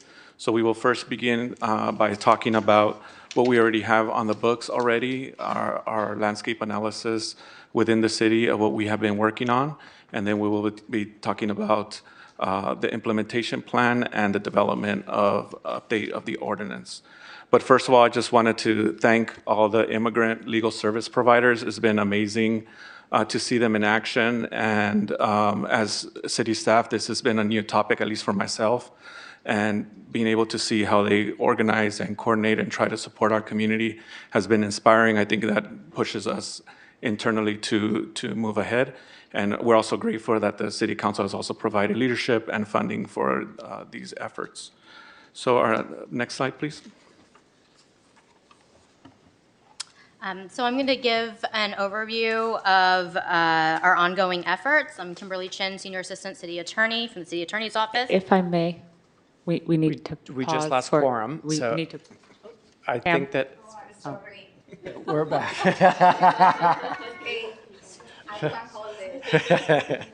Thank you. Okay, You continue. we're back. All right. So the city has a long-established history of fostering an atmosphere of trust and cooperation with its residents, including the immigrant community. That started in 1990. The City Council passed Ordinance 2990 NS, which adopted a policy regarding responding to oral and written requests for information from U.S. Immigration and Customs Enforcement, known as ICE. This ordinance provided the city manager or the chief of police with the authority to decide whether the information requested shall be given or whether cooperation or assistance shall be provided. The city manager and the chief of police were directed to quote, consider the possible disruption and inconvenience that may be experienced by the immigrant and refugee community in the city of Richmond and any requirements of any federal, state, or local law or court decision. Then, in 2018, the City Council passed Ordinance 1218 NS, which prohibited the city from entering into a contract or agreement with any person or entity that provided ICE with any data broker or extreme vetting services unless there was a specific determination that no reasonable alternative exists. It also prohibited the city from investing in any investment vehicle issued by any provider of data broker or extreme vetting services to ICE. Then, last year, in 2025, the City Council passed Ordinance 8-25 NS, which added Chapter 2.30 to the Richmond Municipal Code. Specifically, it added Section 2.30.030, which specifically states that no city resources, including city personnel and city property, shall be utilized to assist in the enforcement of federal immigration law, among other things, unless required by federal or state statute, regulation, or a court decision. This ordinance built upon the city's prior legislation by providing clear limitations on the usage of city resources, including city property, to assist with federal immigration efforts, and sought to maintain the relationship of trust between the city of Richmond and all of its residents, including its immigrant community, protect the safety, well-being, and constitutional rights of Richmond residents, ensure effective policing, and direct the city's limited resources to matters of greatest concern. And then I'll hand it over to Chief.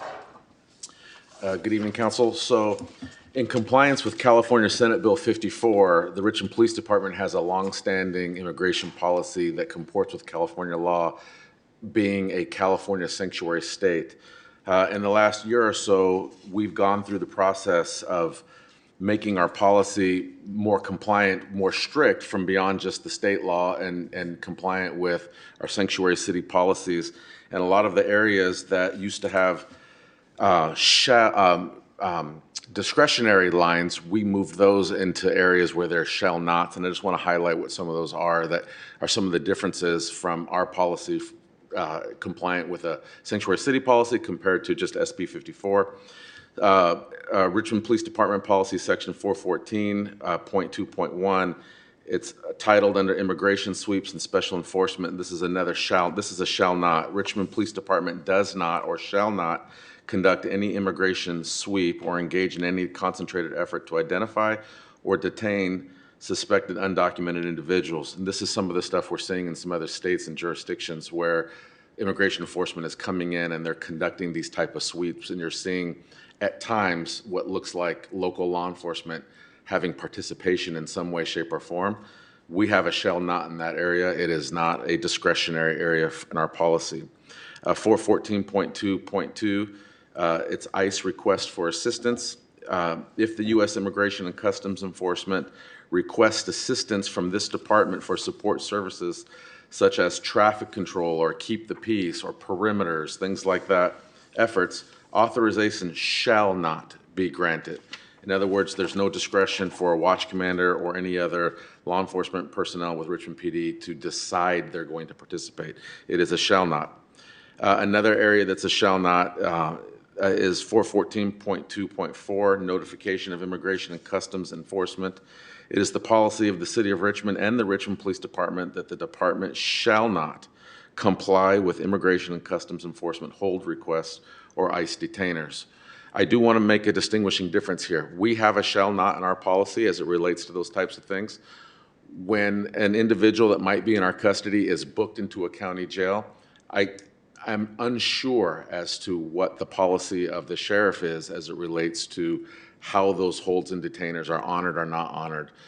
I can tell you we do not honor them, but I can't sit here and speak for another jurisdiction as to how they honor. I know I've heard times that they do and there's times that they don't, and I'm not sure as to what the distinguishing differences are when they do and when they don't.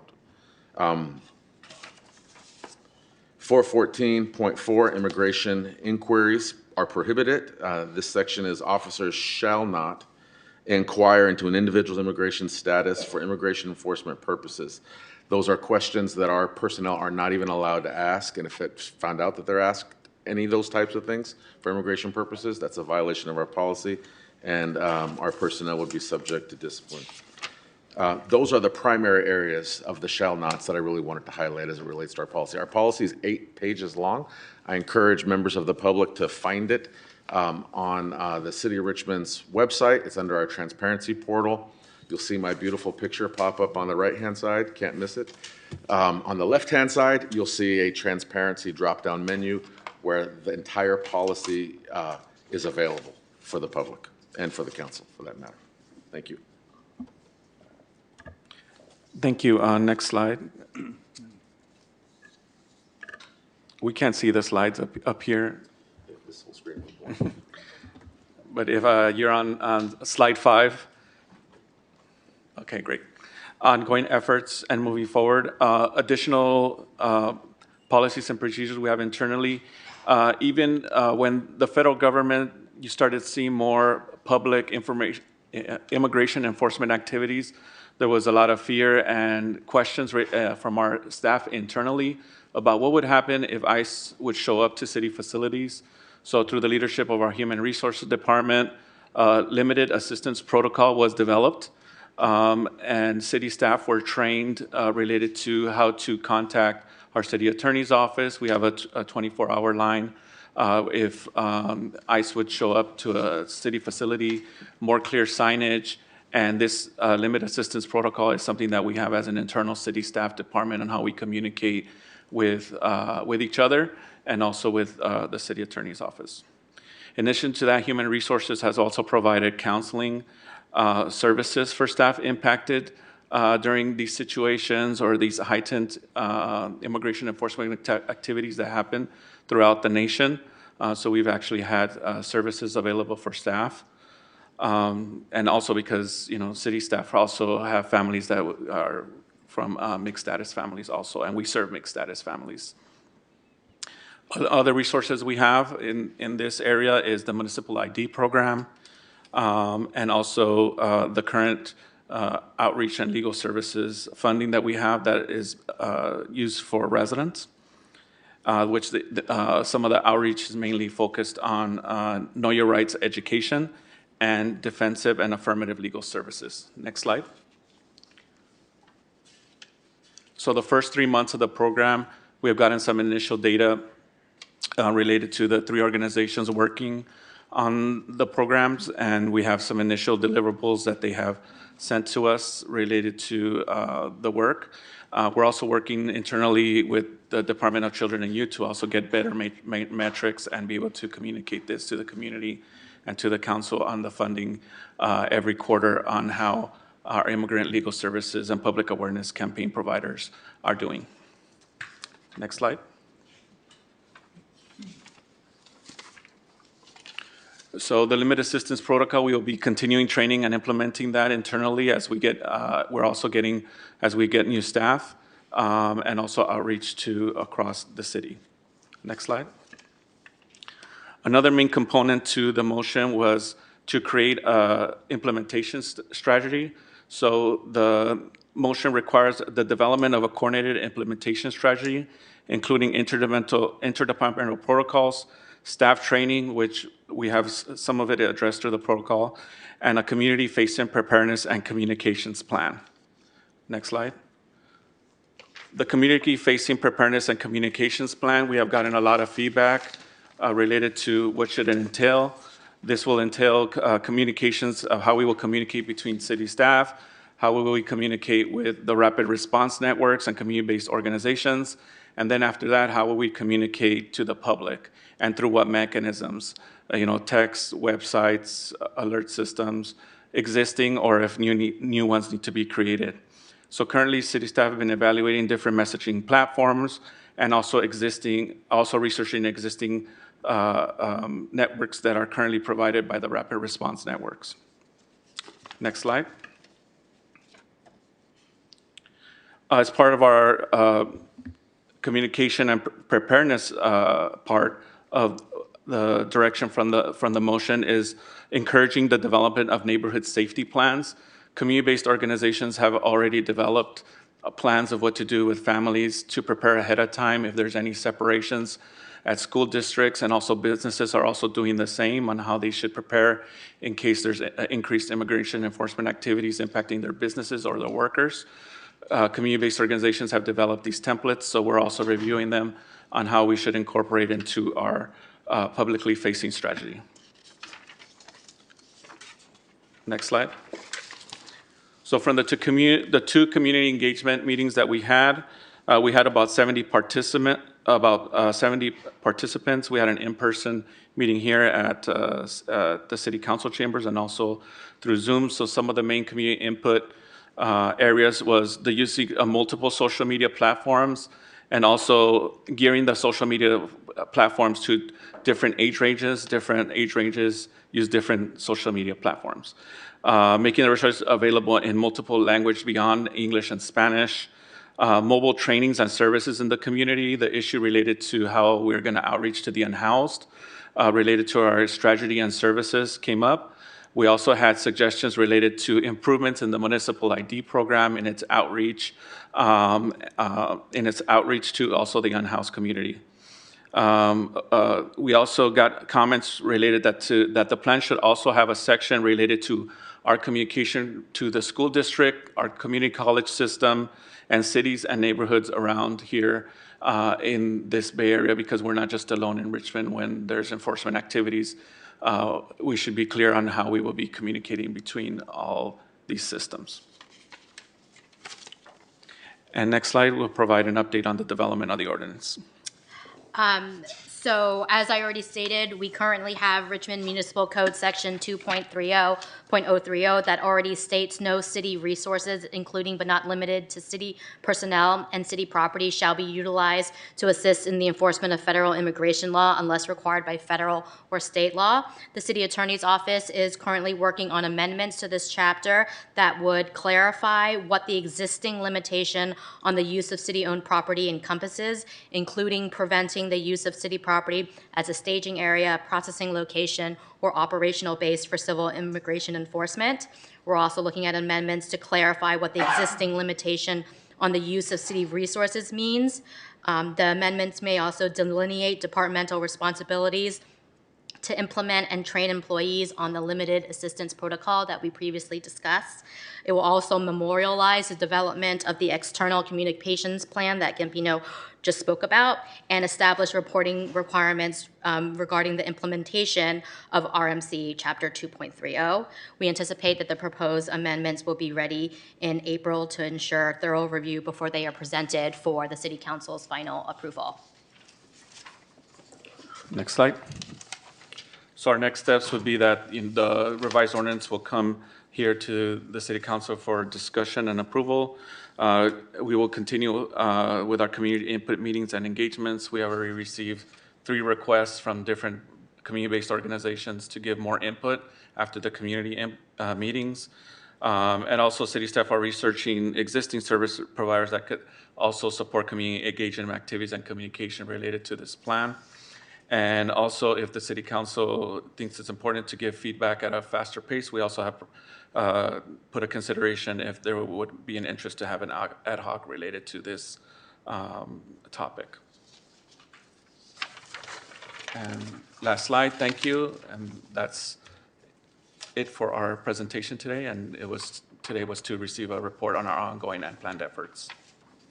Mayor, if I may, I would just like to thank all of the speakers this evening and also to acknowledge all the city staff across the organization that have been involved in this effort. It's been a significant undertaking, and it's been an opportunity for us to ensure that we're trying to meet residents where they are and improve service delivery.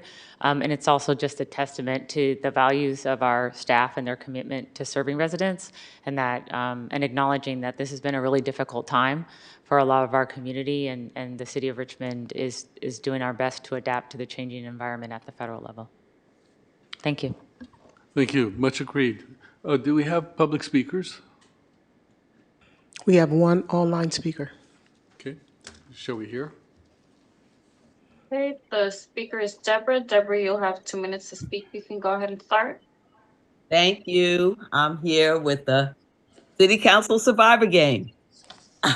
So I want to just say that I think this is wonderful, and I hope that Richmond will take advantage of this opportunity to do some real public education around the history of the sanctuary movement in America. The way the media reports on it, it's as if it was done in response to Donald Trump.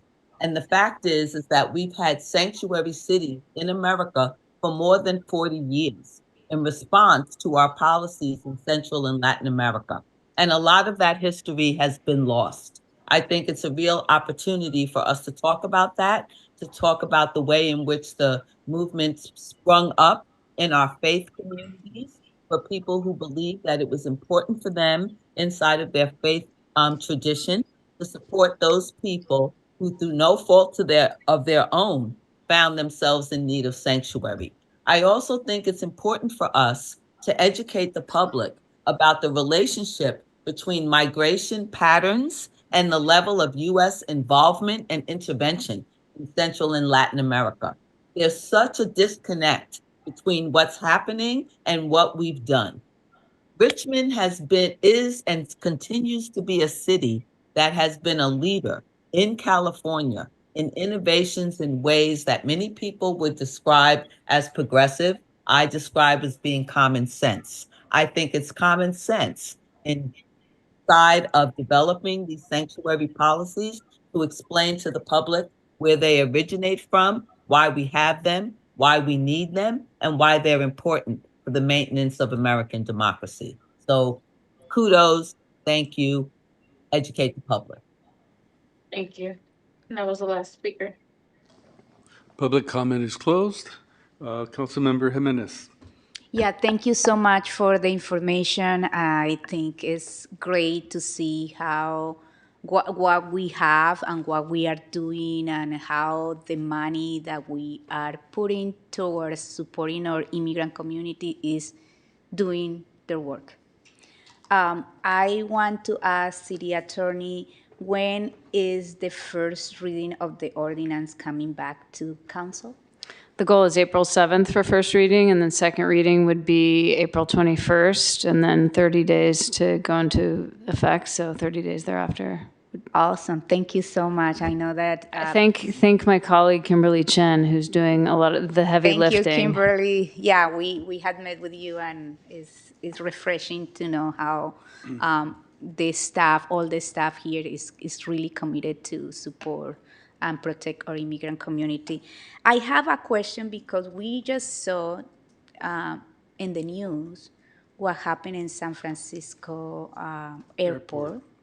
And one of the things that we were talking about protocols is to know how our police department and all of staff is going to react in cases like that, or in cases where if the National Guard or ICE coming here, and if people start protesting and marching, what is the role of the staff to protect the life of every resident here?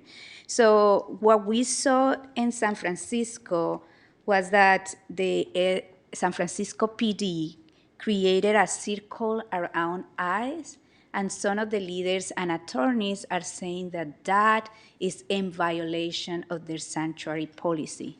So my question to the chief is, in cases like that happening to Richmond, what is the plan and how RPD will react to that? Yeah, no, that's a great question. In regards to what happened in San Francisco, I don't know the details to that particular situation, other than what I've also read as well. But I'll tell you that we've had one request by Department of Homeland Security to provide a perimeter for them, which was emphatically denied. We will not participate. We will not. I mean, it was a flat-out no, and that was the end of that.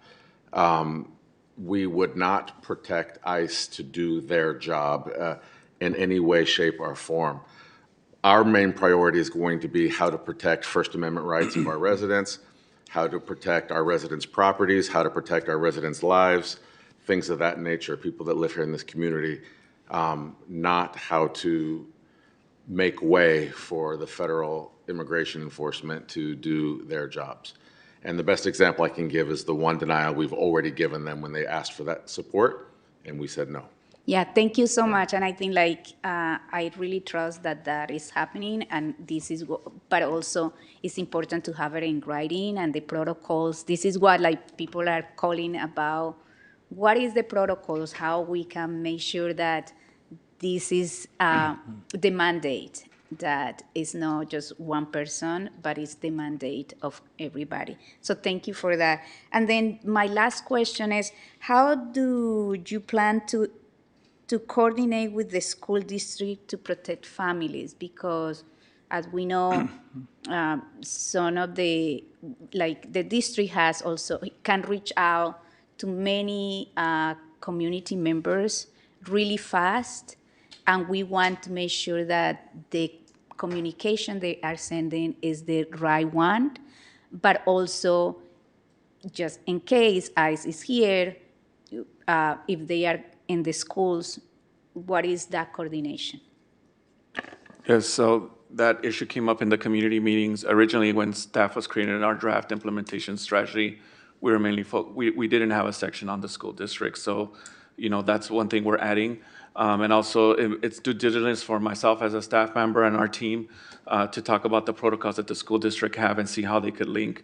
I haven't formally worked with the school district in 8 or 10 years. So, connecting with our new leadership there, I think is going to be important to include how we could both support each other. But I know informally there's communication that happens between, police, city manager's office, or any community services when school district contacts us. But I think that's a section that needs to be stronger related to how we communicate with the school district and our partners. Yeah.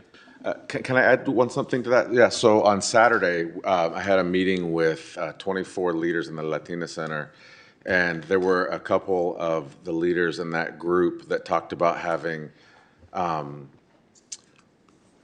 walk programs where they will walk kids to school that might be either A, at risk or fearful of being at risk of some type of immigration enforcement or activity.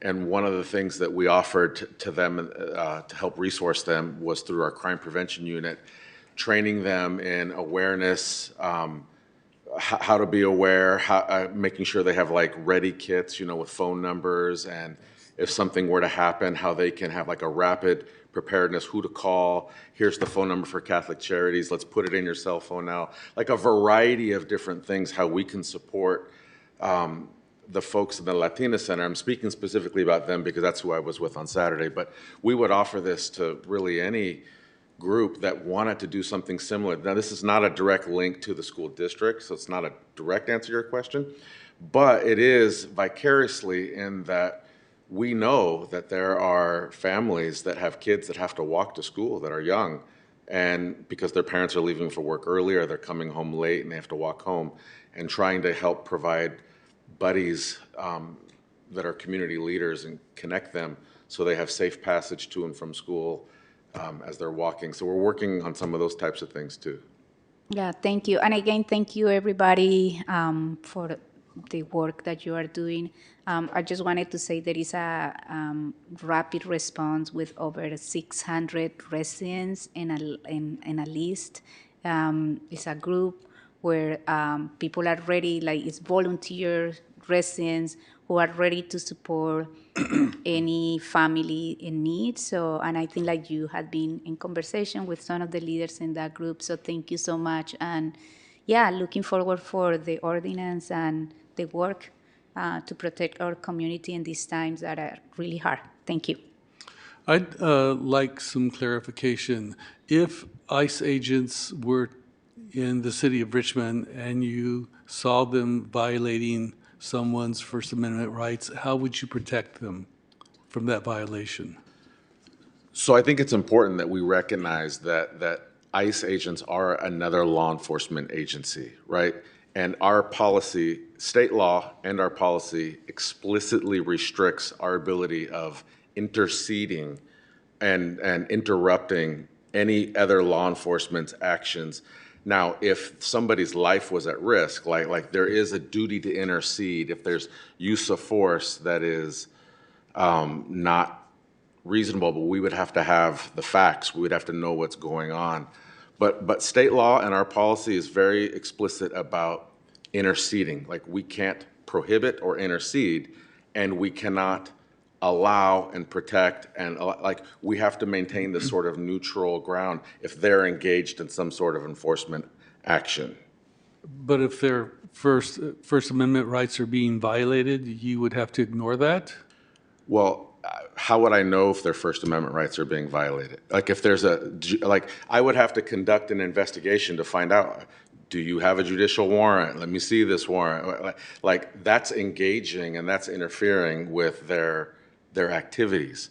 And I would actually defer a question like this even to the city attorney, because there's certain, like we would put the city in a potentially liability situation if we violate our own policies and our own state laws to that point. I mean, I think you're saying, you're drawing a legal conclusion with like violating the First Amendment. So I think it's pretty fact specific. I think you would have to, it's case by case basis, you'd have to make a determination. So I don't think I think it's fact specific. I don't know if Kimberly has more to add on this, but. Yeah, I mean, I agree. I think any constitutional violation is considered within the totality of the circumstances. And so as the chief said, there is a fine line between, and we know this, that the federal government is prosecuting officials that they see to be interfering with federal immigration efforts. So while, and I think we had this in our presentation, while we are doing everything we can to ensure that we are not assisting with federal immigration effort, there is a fine line between assisting and then interfering. And we do know of examples where the federal government has chosen to prosecute local officials for their interference. So, we are doing everything we can following our own state law, our own policies and law, but we are also mindful of the fact that we do not want to put city staff or any of you in a position where the federal government could view your actions as interfering. We will not assist them, but we will not interfere with their immigration efforts. Yes, we know that ICE agents like to shoot people that interfere. Okay, the other thing is concerning DACA students.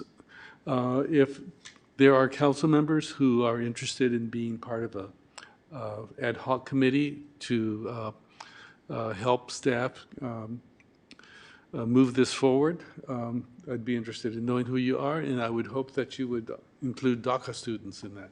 So, okay. Okay, so there's. I also have a question. Yes, go ahead. Thank you. Thank you for the presentation and the update. First thing, the presentation, can we get the latest presentation uploaded to the site? There's two variations, so just one thought there. I think the main difference was the date, if I'm not mistaken. Or There's a couple differences in the slides. the community input. Yeah, just a little bit. But I was trying to follow along, and I got lost there, so thank you. For the ILSPAC, that's your acronym. For the ILSPAC, it says low income. How are we defining low income? I believe they use, I actually don't know. So if we can maybe figure that out, because if ICE is coming, they're going to be coming after everybody. And if they're coming after the breadwinners, you're going to figure out income might not be the right thing to look at. I think it might just be looking at those that need the assistance. If they come for again, the main breadwinner, you're going to leave other individuals that maybe their income is higher because we don't have income restrictions to provide the service to Richmond. It was on one of the slides that said. It says provide free or low-cost legal consultations. So one of the slides said, I won't be able to match the slide that you had. But I could confirm. But from my understanding, we don't have income restrictions for you to receive the service. Oh, continue to implement awareness of ILSPAC, provides free or low-income legal consultations, case screenings, and full-scope representation for eligible low-income residents. So that's one of the slides. This one that I'm looking at is slide 11. And this is slide 10. So it's in there. We can just kind of either figure out how to get rid of it, because I think everyone's going to need that. Yeah, it's also the service providers get a multitude of strings of money, and some may be tied to low income, because when they see the family, they don't just don't say you're in the Richmond program. They try to see which services might fit for the family to try to come up with a package to support that family. So I'll clarify. Thank you. And the next question goes along with the word interference, and I want to see if we can get a little more definition.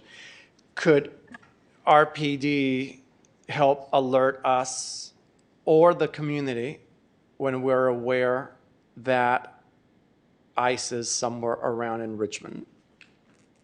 Yeah, absolutely. And I think we do our best to do that now when we become aware that there's something. I know I've sent emails to the council. There's been communications. I've communicated with the text line that even Councilwoman Jimenez has mentioned, trying to get information out when I'm aware of what is going on.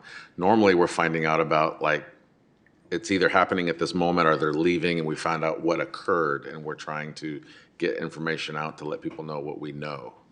Could we say they're at the corner of A and B as an example? Is that, I'm trying to figure out the interference part. So we're not interfering, but can we let community know we saw a nice vehicle at the corner of A and B corner? What has been happening is that information has been provided to the mayor's office, and the mayor's office has been assisting with posting that information. And that has been an effective strategy, and it also provides a buffer, right? Because I think some information we want to be thoughtful about how it's conveyed and from whom it is conveyed. And so this allows there to be an internal sort of screening and fact-checking and verification process. And if I may, I do want to commend Tony for in the mayor's office for working collaboratively with city staff in this effort, because it has been really dynamic, right? Like it's like we're constantly sort of pivoting and adjusting to whatever the new normal that's really deplorable that is happening, right? And so it has been important and helpful that city staff that have resources and skill sets that they've been willing to be a part of this interdepartmental team to support Richmond residents. And so want to thank the mayor's office for their involvement. Thank you. And then I'm going somewhere with this here questioning as well. So there's an app called Koki. I don't know if we're using it or not, COQUI.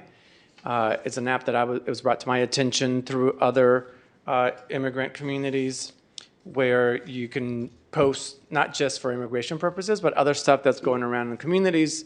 It's not very active in Richmond, but maybe it's something that we can help activate and use it more in Richmond. Last week, we voted on flock cameras.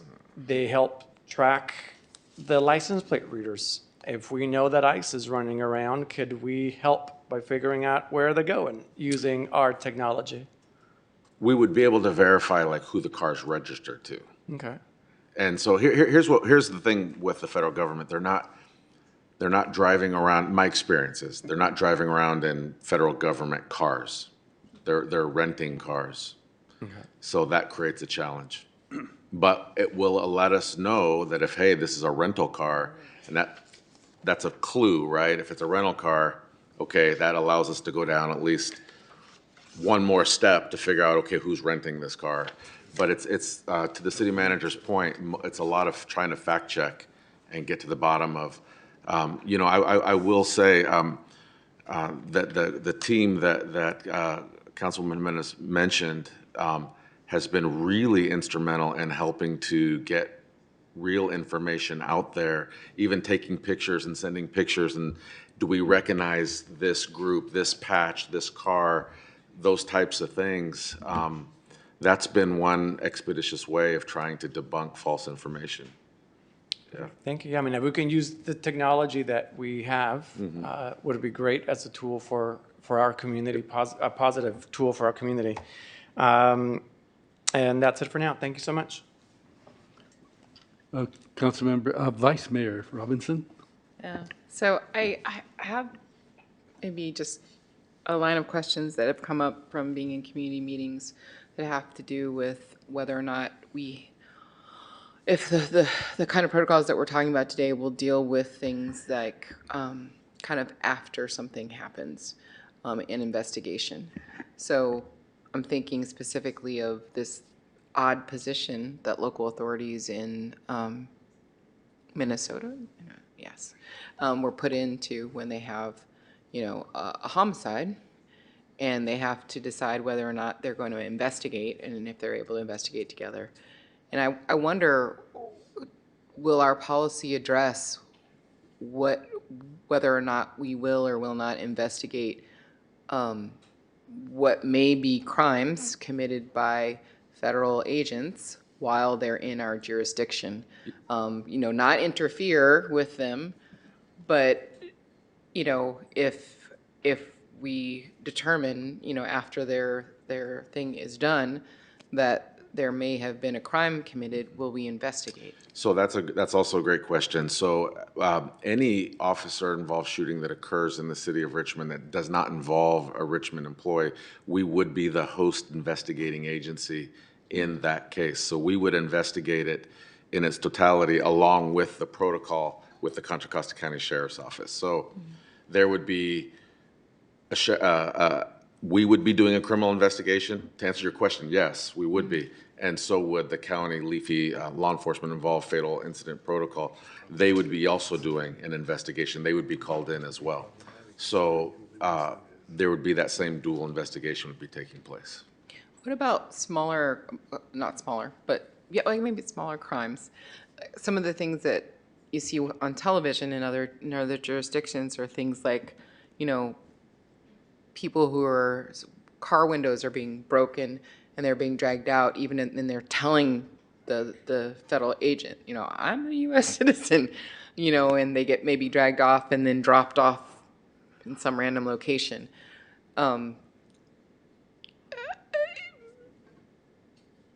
So yeah, no, so if we had a resident in Richmond that wanted to, anybody for any reason that wanted to file a criminal complaint, we would investigate that criminal complaint and present it to the district attorney's office the way we would investigate anybody in our community that believes they were victimized by a crime, regardless of who it is. We would investigate that.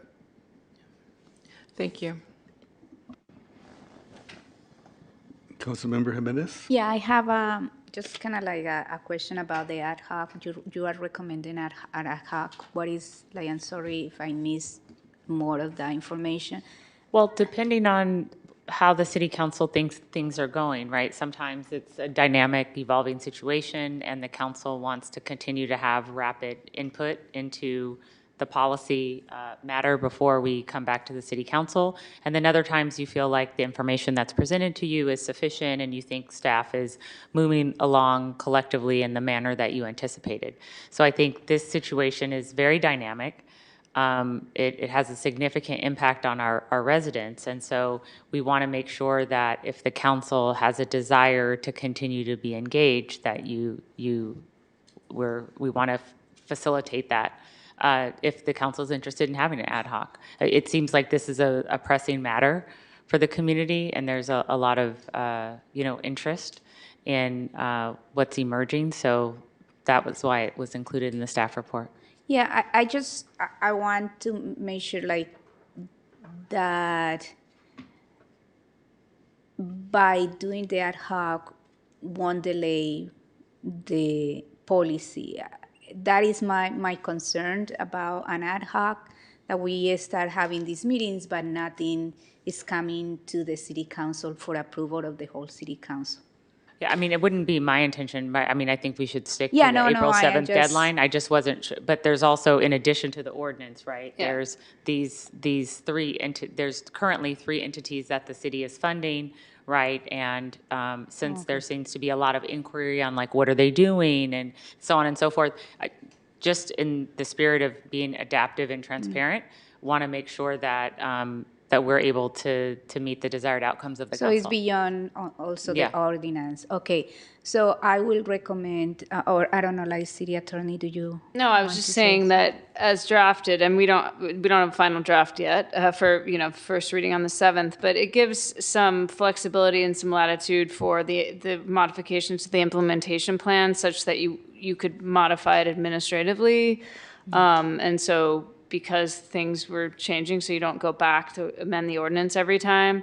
And so I think in that respect, the ad hoc could be, beneficial to kind of weigh in on some potential modifications, down the road to the implementation plan if necessary. Okay, thank you. I think, like, I will be interested in being this ad hoc, and I think I will recommend that Doria and I will be in this ad hoc with the mayor, since we have been the ones leading and bringing these items to the city council, to be able to be in this ad hoc. Thank you.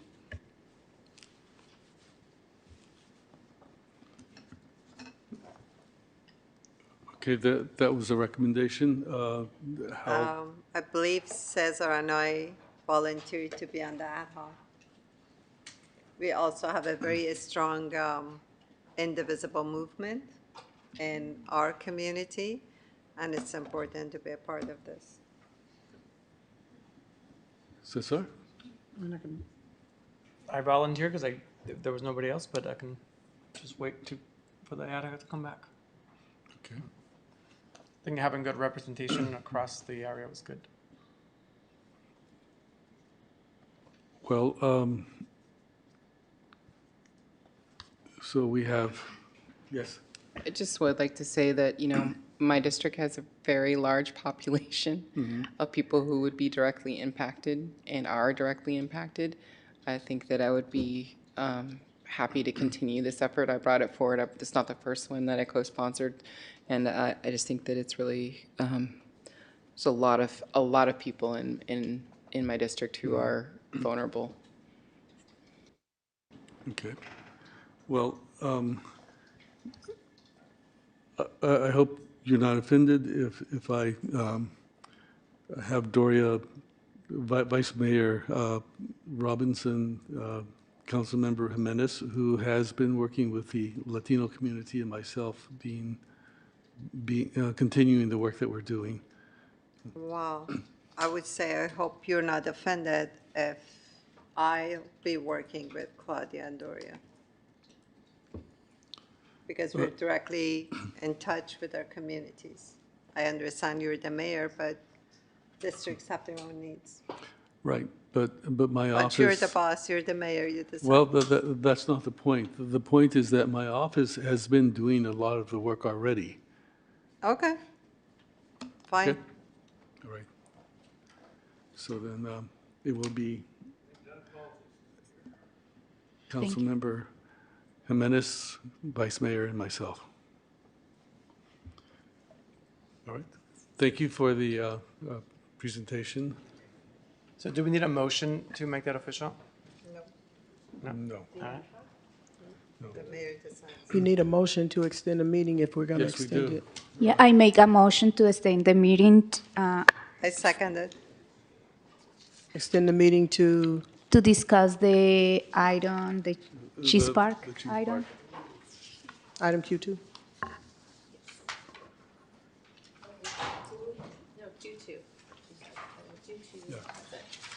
Okay. So that was a motion by Councilmember Jimenez, second by Councilmember Urbana. Okay. Councilmember Urbana, Yes. Councilmember Jimenez, Yes. Vice Mayor Robinson, Yes. Councilmember Wilson, Yes.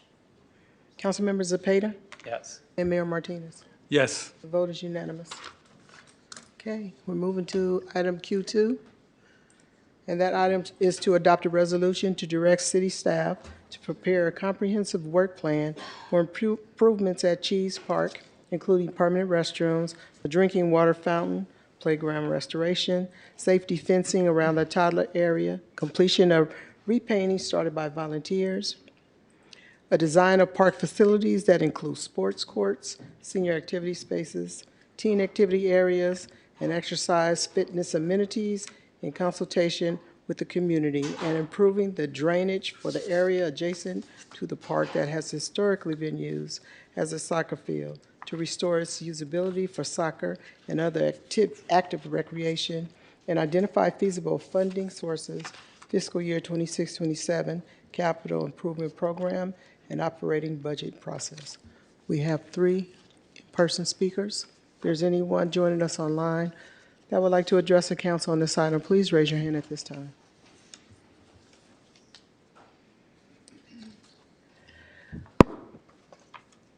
Mr. Mayor, may I? We have a presenter. Yes, please. I would like to start by thanking the council, my fellow council member, and Mr. Mayor for extending the time for this item. Thank you very much. I also would like to thank Public Works and the city manager for helping to put this item, the wording, together. And also, may I ask KCRT to please share the slide about parks? So the 2010 Richmond Master Parks Plan says that all parks should have certain amenities, all community parks. And Lemoyne Park, which is in the community known as Cheese Park because of the look of its structure, is one of the community parks listed there. And if you pay attention, after the first paragraph, it says a community park must, and it's capitalized, have certain amenities, including restrooms, sports fields, and amenities for senior activities and everything.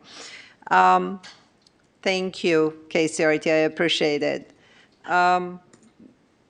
Lemoyne Park or Cheese Park does not have any of these amenities. What it has is a grass field, no bathroom. There is a toddler area without a fence around it. Interestingly, Public Works has put a sign saying mountain lions, and there is no fence around the toddler area to keep children from running into a street or into the bushes where the mountain lion may be. So it's a matter of public safety issue too. And lack of restroom is not just an inconvenience, it's an equity issue. Public Works has kindly put a porta potty, but that's not addressed it. Many people don't use it. It's not ADA accessible. Children hate it. Parks are for everyone, and they should have amenities for everyone, for the youth, for children, toddlers, and seniors. So let's make them for everyone. Again, it's a matter of dignity, accessibility, and public health. Parks are a place for community gatherings, and this community does not have any such place. I mean, if you need to use the restroom, you have to go home. You cannot use the park, and there is not much to do in the park. No fitness center, no playfields. Interestingly, it's right by Valley View Elementary School. If you visit Valley View Elementary School, you see portable buildings, all portable buildings on an asphalt pad, not even trees. There's only one single tree. I attended an event once and the sun was burning. This is right next to that with no amenities. There is also Morpheus Elementary School nearby. There is Dianza High School, there's Sheldon School, so there are many children in the district that could use it. And we need to align our actions with our plan and develop this park. I would also like to thank the residents who were here, Terry, for the past 3 meetings to make a public comment. Many of them didn't last so long. So again, and I would like to thank Councilmember Claudia Jimenez for co-sponsoring this item. Would you like to add Yeah, something? thank you. I think for me, it's about how we start really putting on the CIP plan all the parks and all all, not only the park, but everything that we need to be putting money towards to make the whole Richmond much better and look better. So I appreciate the advocacy that Councilmember Bana had done around this park. And one of the things that I really like about it is that we are looking for other places to see where soccer fields or other fields, multi-use fields can be put. And I feel like this is, as the plan said, is a community park that can have that. So I want to make sure that it's not just one council that is telling the staff, okay, go and look at this, but is a city council direction where they can look at this, let us know how much money it is, put it in the CIP, and start having a process of when we can start having some investments in the park. So, yeah, thank you. Thank you. Yeah, I would like to.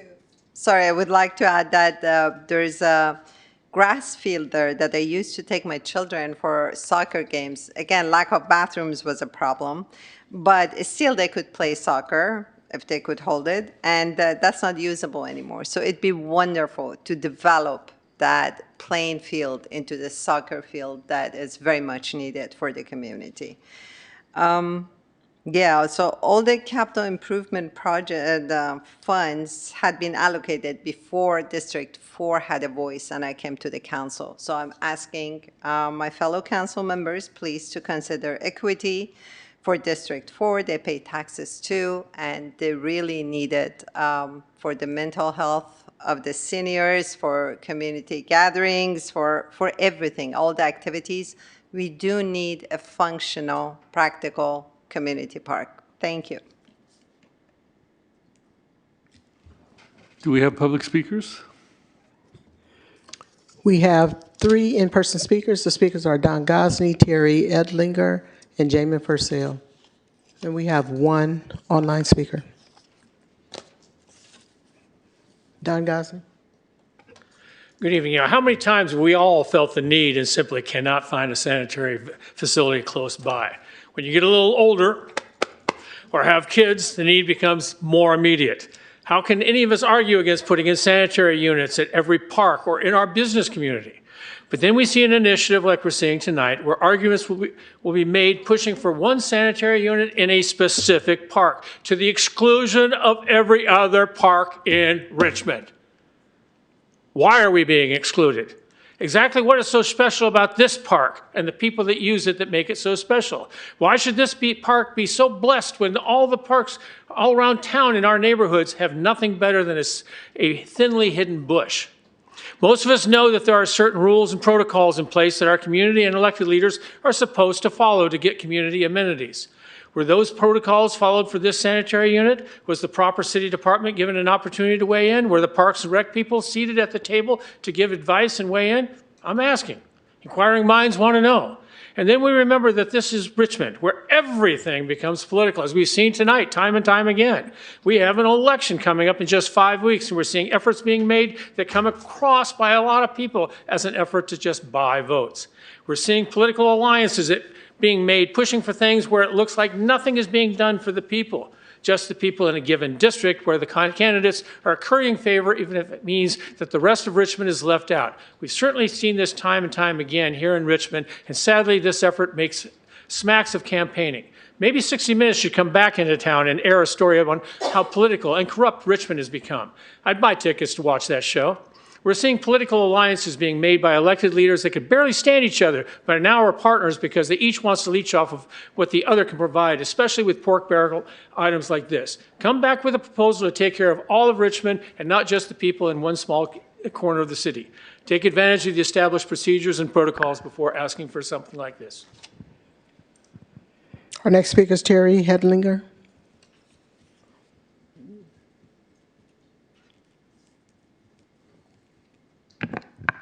My name is Terry Edlinger.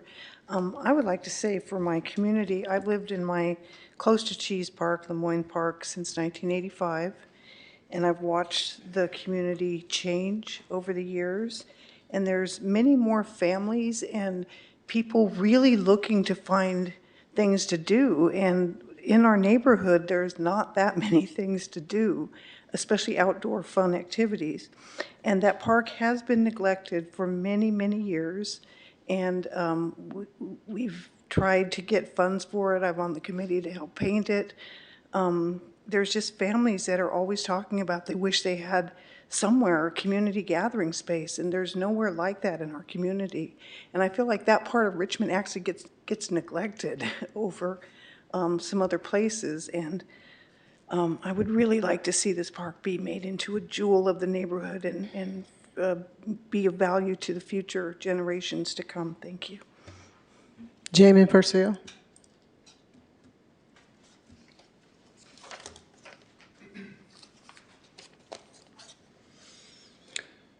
Good evening. I want to start by saying Cheese Park deserves investment. Families in that neighborhood in my neighborhood, deserve safe places, working restrooms, basic amenities. It's not a luxury. That is equity. But equity also means consistency, and that's where I have concerns. Right now, we have parks across Richmond that are aging, under-maintained, and waiting for improvements. We have a number of them within District 4.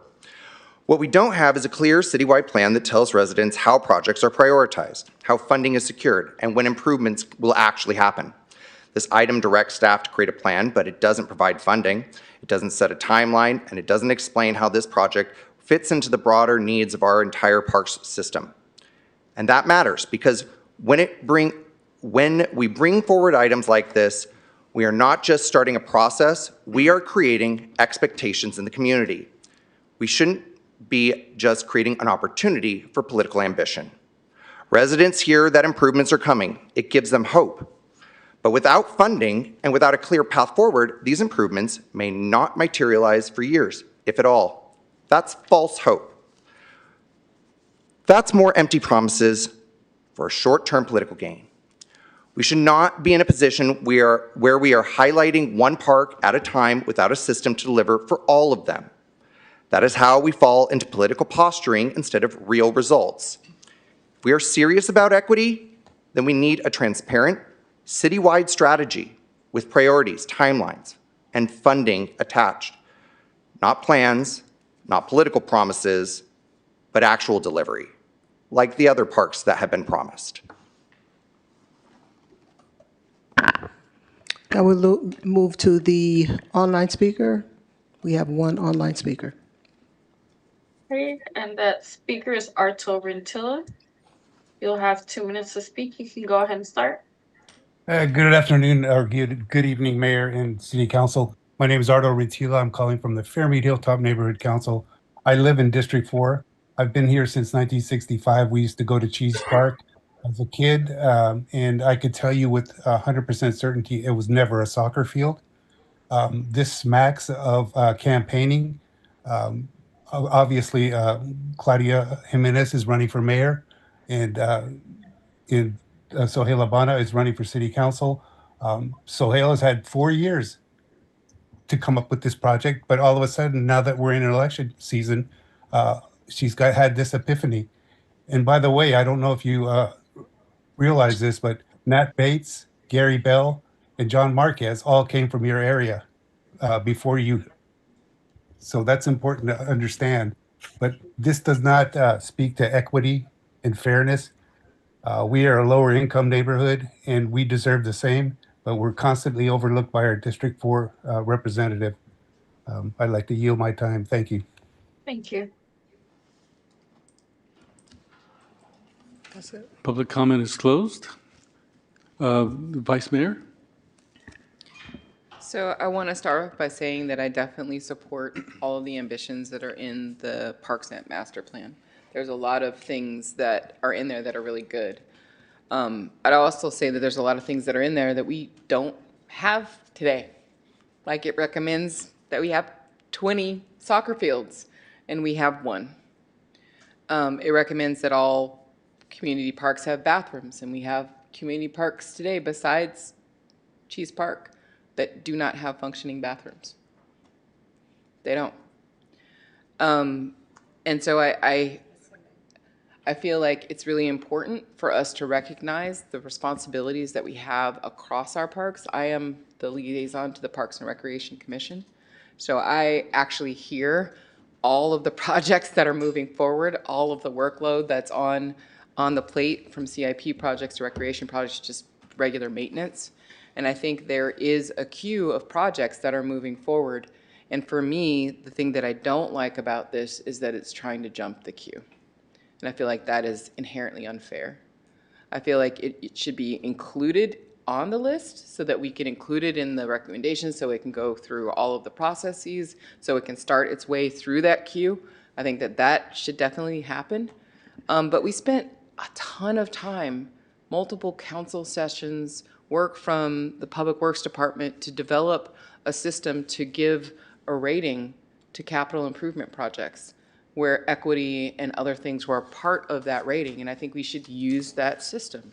We should use it. Why go through the trouble of creating a system to rank things and to put things in line and then say, you know, that we're going to have our staff use that system and come forward with recommendations with what's going to be included in the capital improvement plan, but then not use it when it doesn't get the result that we want. That to me feels disingenuous and not, I can't support that. I can support putting it on the list. I totally understand it. It should have all the things. Every park should have all the things.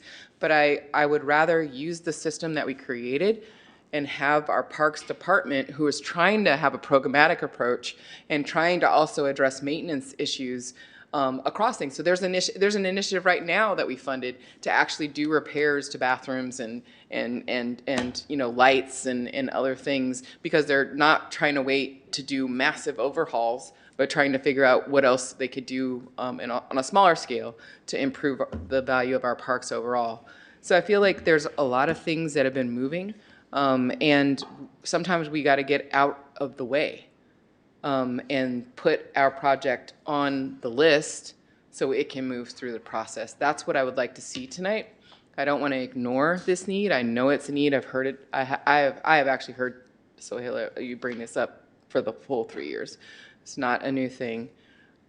But I think that what we're missing is it needs to get on the list, it needs to go through the process, and then its number will come up. Thank you. May I? Yes. We're not talking about parks. We're talking about community parks. This is the only community park, as far as I know, that does not have a restroom, does not have any amenities. And if there are other community parks that don't have restrooms, they should have them too. We should add them. That's essential, that's important, and those amenities. And it just so happened that after having been talking to the city manager and Public Works, I finally found a copy of the master, thanks to Public Works who shared it with me, master parks plan that says every park must have it. District 4 has been neglected for a long time. CIB projects have been funded for a decade without any representative from District 4.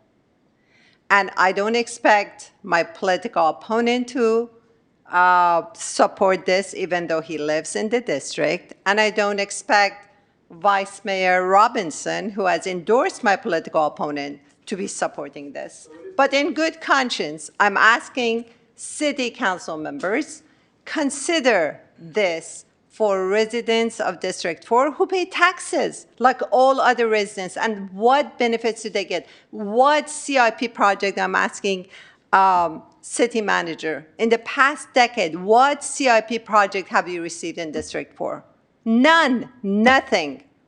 Number one complaint when I was canvassing 3 years ago was they pay high taxes, receive no services. I'm canvassing again, and same problem continues. For the past 3 years, I've been asking for restrooms in Cheese Park, and now I've been accused of bringing it up again for being the voice of my community. Shame. Instead of listening to residents and what they want. So I'm asking everyone, please, to consider the issue of equity. Yes, District 4 is on the other side of the freeway, is usually not visible, it's usually ignored, in many maps is not included. But there are people with children and seniors and needs, and they're urged to go to the restroom when they use the park. And the only community center in District 4 is an old fire station across the street without any pedestrian safety lights, without air conditioner, without nothing. And we've been living like that for many years. Again, it's a matter of equity, it's a matter of representation. Now that they have a voice on the city council, I've been accused for being a voice of my community. I don't understand, I'm seriously confused. So I would like to verify actually how many community parks do not have any amenities or restrooms. I wonder if the city manager or someone from Public Works has that information. We would be happy to look into that inquiry and provide a written response to the council. Oh. Yeah, what? Could you They're bring outlined in KCRT? no, respectfully, that when these items are on from the council, right, we try to provide a high level of comment, right, and we provided hopefully under an hour of staff time to help with this inquiry, and then we leave it to the council to have the discussion, and after you have your discussion and there's a motion, then we would engage staff further depending on the direction of the council. So I wonder if there was a definition of a community park in the sheet that KCRT could show again, please? There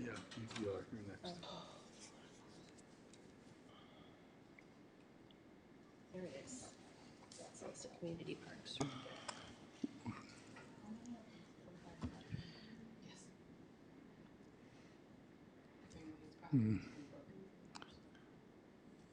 You could read it. We have no screens on this side. Oh, okay. KCRT, could you scroll up so I can read it?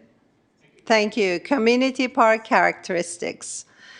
A community park serves the widest range and greatest number of users. It includes active and passive recreation, gathering areas, and organized sports.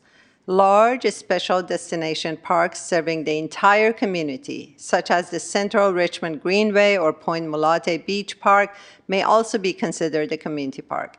A community park is typically over 10 acres in size and serves areas greater than half a mile. Existing community parks in Richmond are Robert T. Anderson Park, Central Richmond Greenway, Hilltop Lake Park, Lemoyne Park or this Cheese Park, Marina Bay Park, Marina Bay Trails, Martin Luther King Jr. Park, Nicole Park, Point Mulate Beach Park.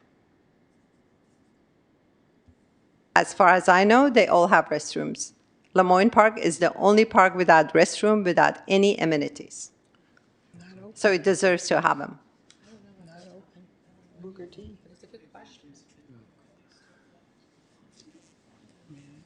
Yes. Oh, well, okay. Councilmember Wilson? Hi, thanks. So I have the same question. I'm curious of so that was the Parks Master Plan for 2010. So my first question is that our most current parks guiding document is the Master Plan of 2010? Yes. Okay. And so same question is that it would help inform my thinking about this to know of the community parks listed on there, which of them have bathrooms and which of them don't. And I see our Public Works, oh no, I thought our Public Works Director was approaching with that information. But whatever we need to do as a council to get that information, I would like us to do tonight because I do think it's worth looking at that. And I share Vice Mayor Robinson's concerns that I don't think that this project or other projects should have any ability to jump the line. But I guess I'm surprised that it's not already on a CIP list somewhere. And I'm curious as to whether it really is an outlier in terms of a community park. Is it in fact our only community park without a bathroom? And if that is the case, then not only do I think it should be on the CIP list, but I'm hoping there's some way in the scoring that I know we spent a long time on the scoring, but I don't remember it. But I think part of the scoring is whether whether there's a plan for this and whether we've achieved the plan.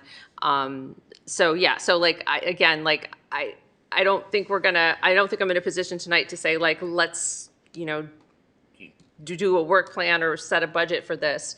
But I would like to authorize staff to come back with a little bit more information, and particularly for me, it's what is the bathroom status of the community parks as of today? And also, what is the process for putting something on the CIP list? I mean, again, I know we had a whole meeting about this, but it's still a little bit opaque to me. Does it take a council action like we're doing to put Cheese Park on the CIP list? Or are there other pathways to the CIP list? How did this stay off the CIP list for so long, et cetera? So that's all I have to say tonight. Councilmember Cepeda? Thank you, Mr. Mayor. I'm going to agree. The need in the community is very great, and we need more money, or we got to do something. But to answer some of the questions, Point Mulate and Hilltop Lake, both of those are in District 2. Neither one of them have restrooms. Neither one of them, Hilltop Lake, has issues even trying to get into the park itself. So there's issues just all there. In the last budget, though, we did vote to have and maybe the city manager can remind me if I'm incorrect here, but we voted for a bathroom list prioritization, I believe.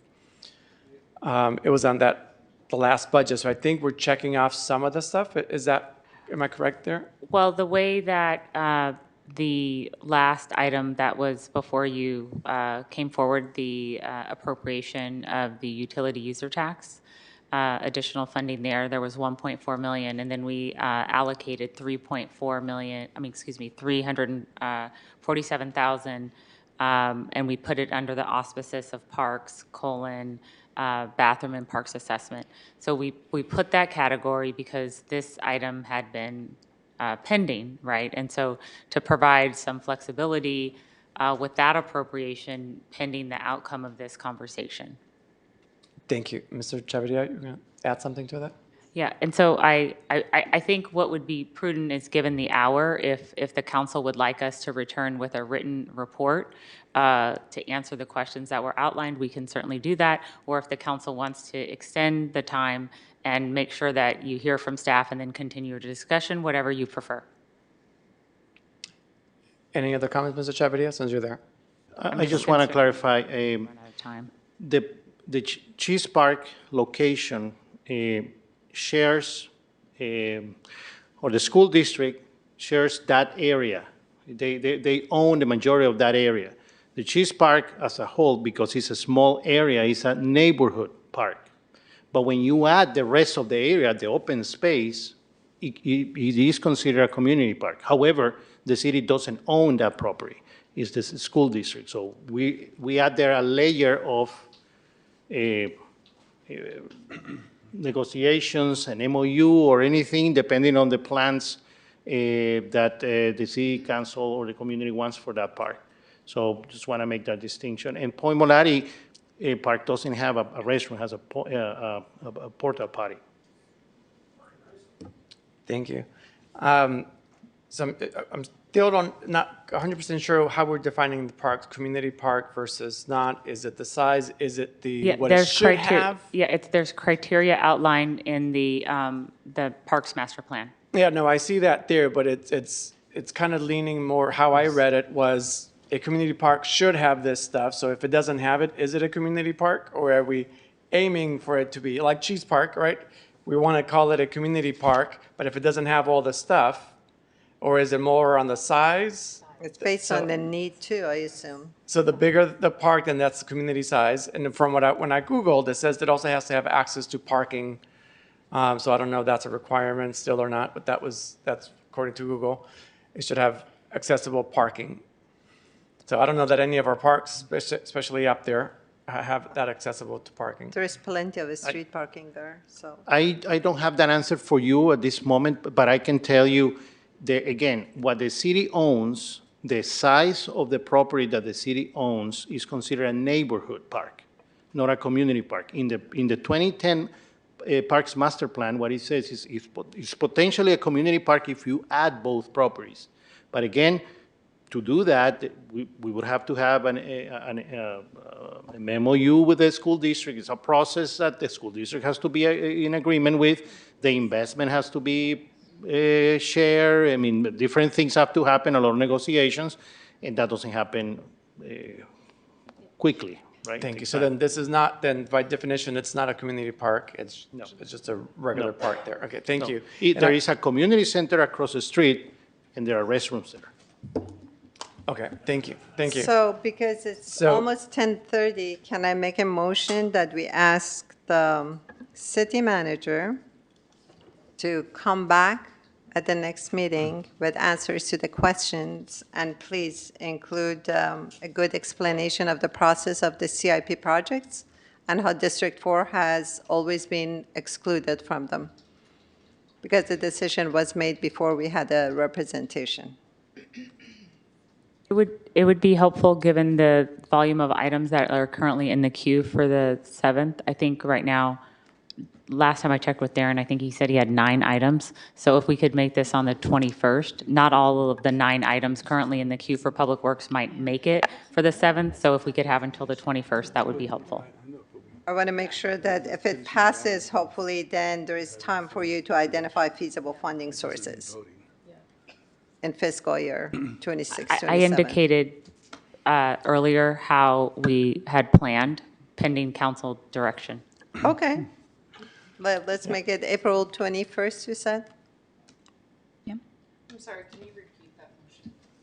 The motion is to allow the city staff to work on this project, to come up with answers to all the questions asked tonight about parks and restrooms and how CIP budget has been allocated in the past, and District 4 has been neglected, or the history of CIP, whatever. Just answer all the questions about this meeting so the council can make a decision on April 21st. Yeah, I second that. And I still had the floor. I was still asking questions. Councilmember Urbana. I would like to make a comment. Went in that.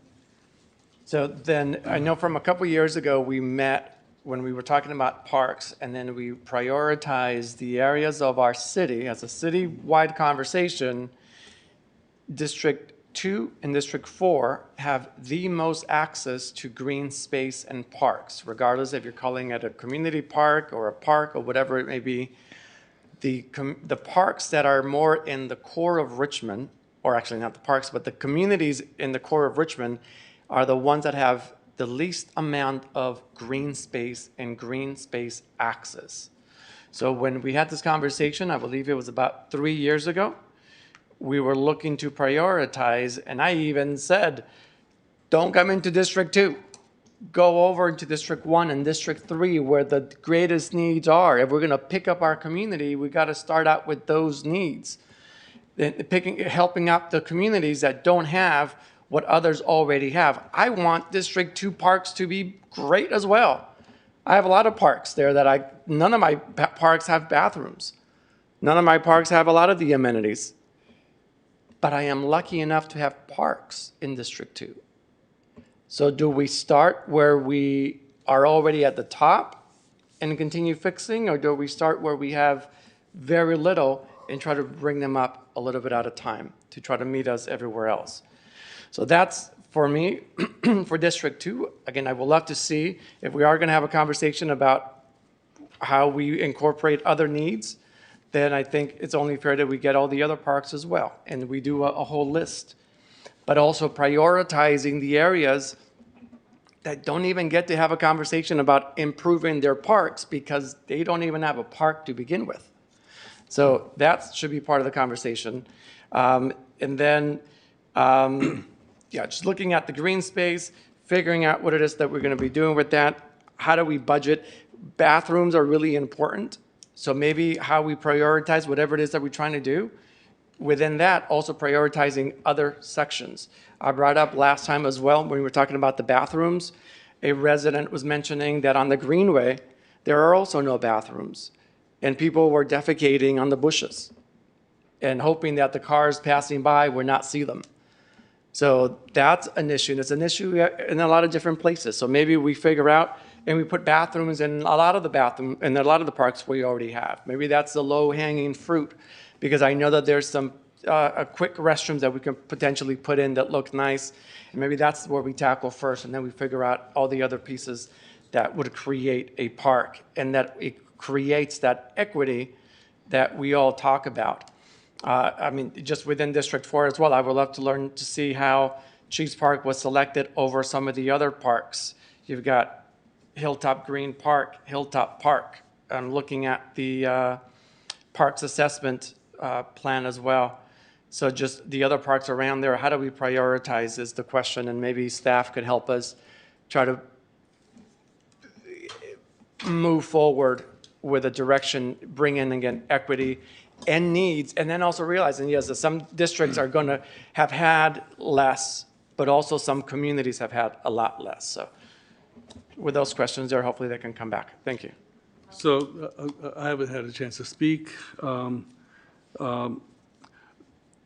When we talk about parks and neighborhoods, there are some neighborhoods that have parks, you know, well, the Richmond Annex has 2 parklets, not any real parks. Oh, no, I'm sorry. We have Central Park, and Central Park does have porta potties.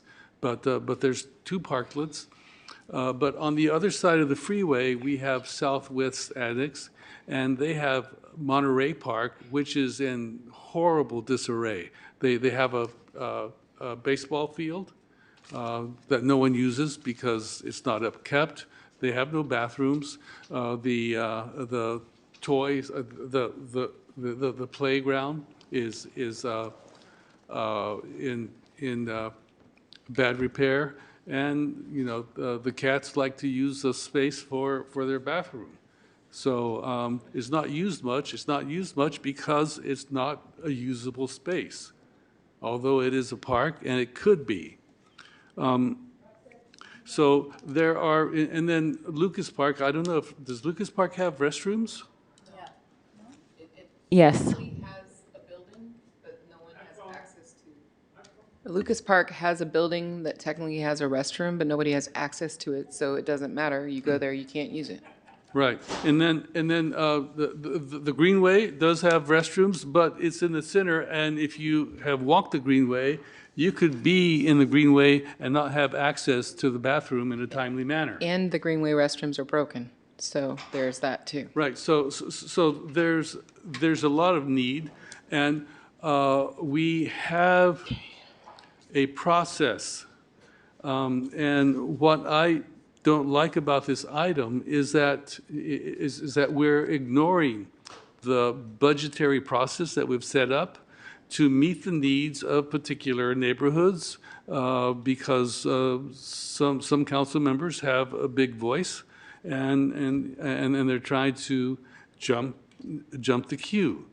I think we need to be respectful of the decisions that we make as a council and stick to it instead of trying to do budgeting on the side, which we seem to do constantly on various items. And I think most council members have been guilty of using that process to get what they want.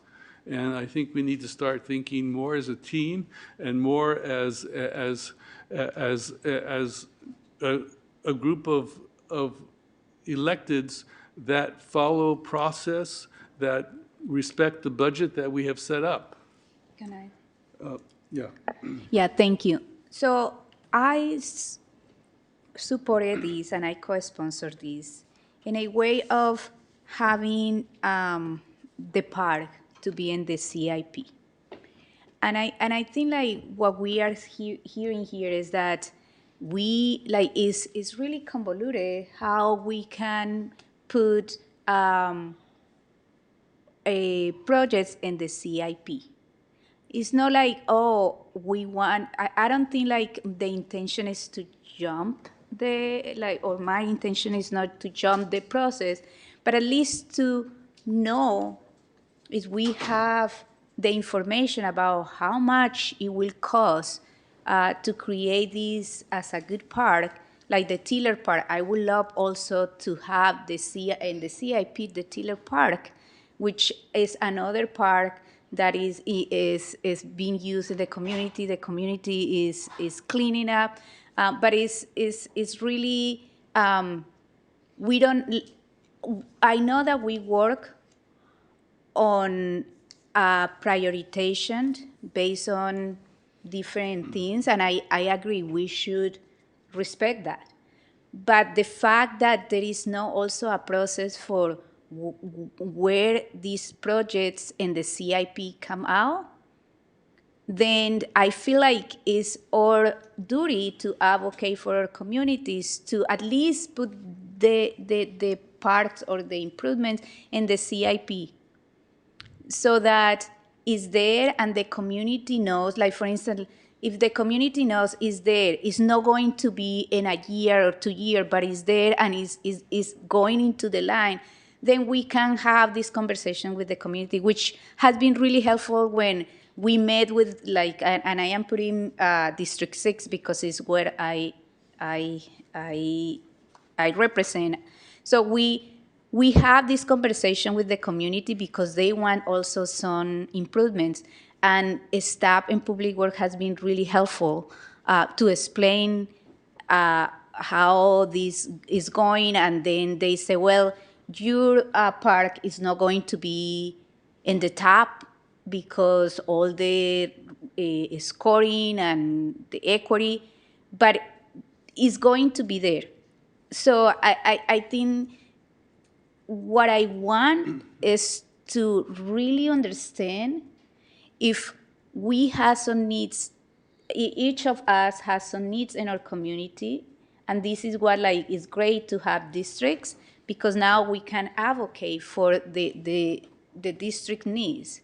And if we understand how we can at least put things in the CIP, then we are getting at least seeing the projects on the list, and that we can make some progress on that.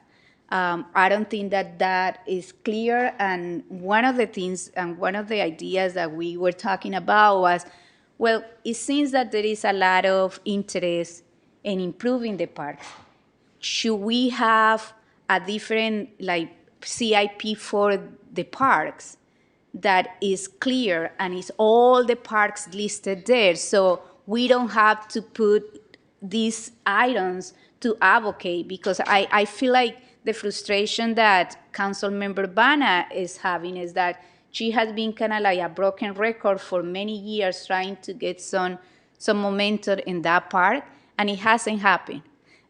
So if we can have see the list of all the park and have this saying, for this is the money that we need, and then we can make decision about how we are going based on the scoring, that will be a good way.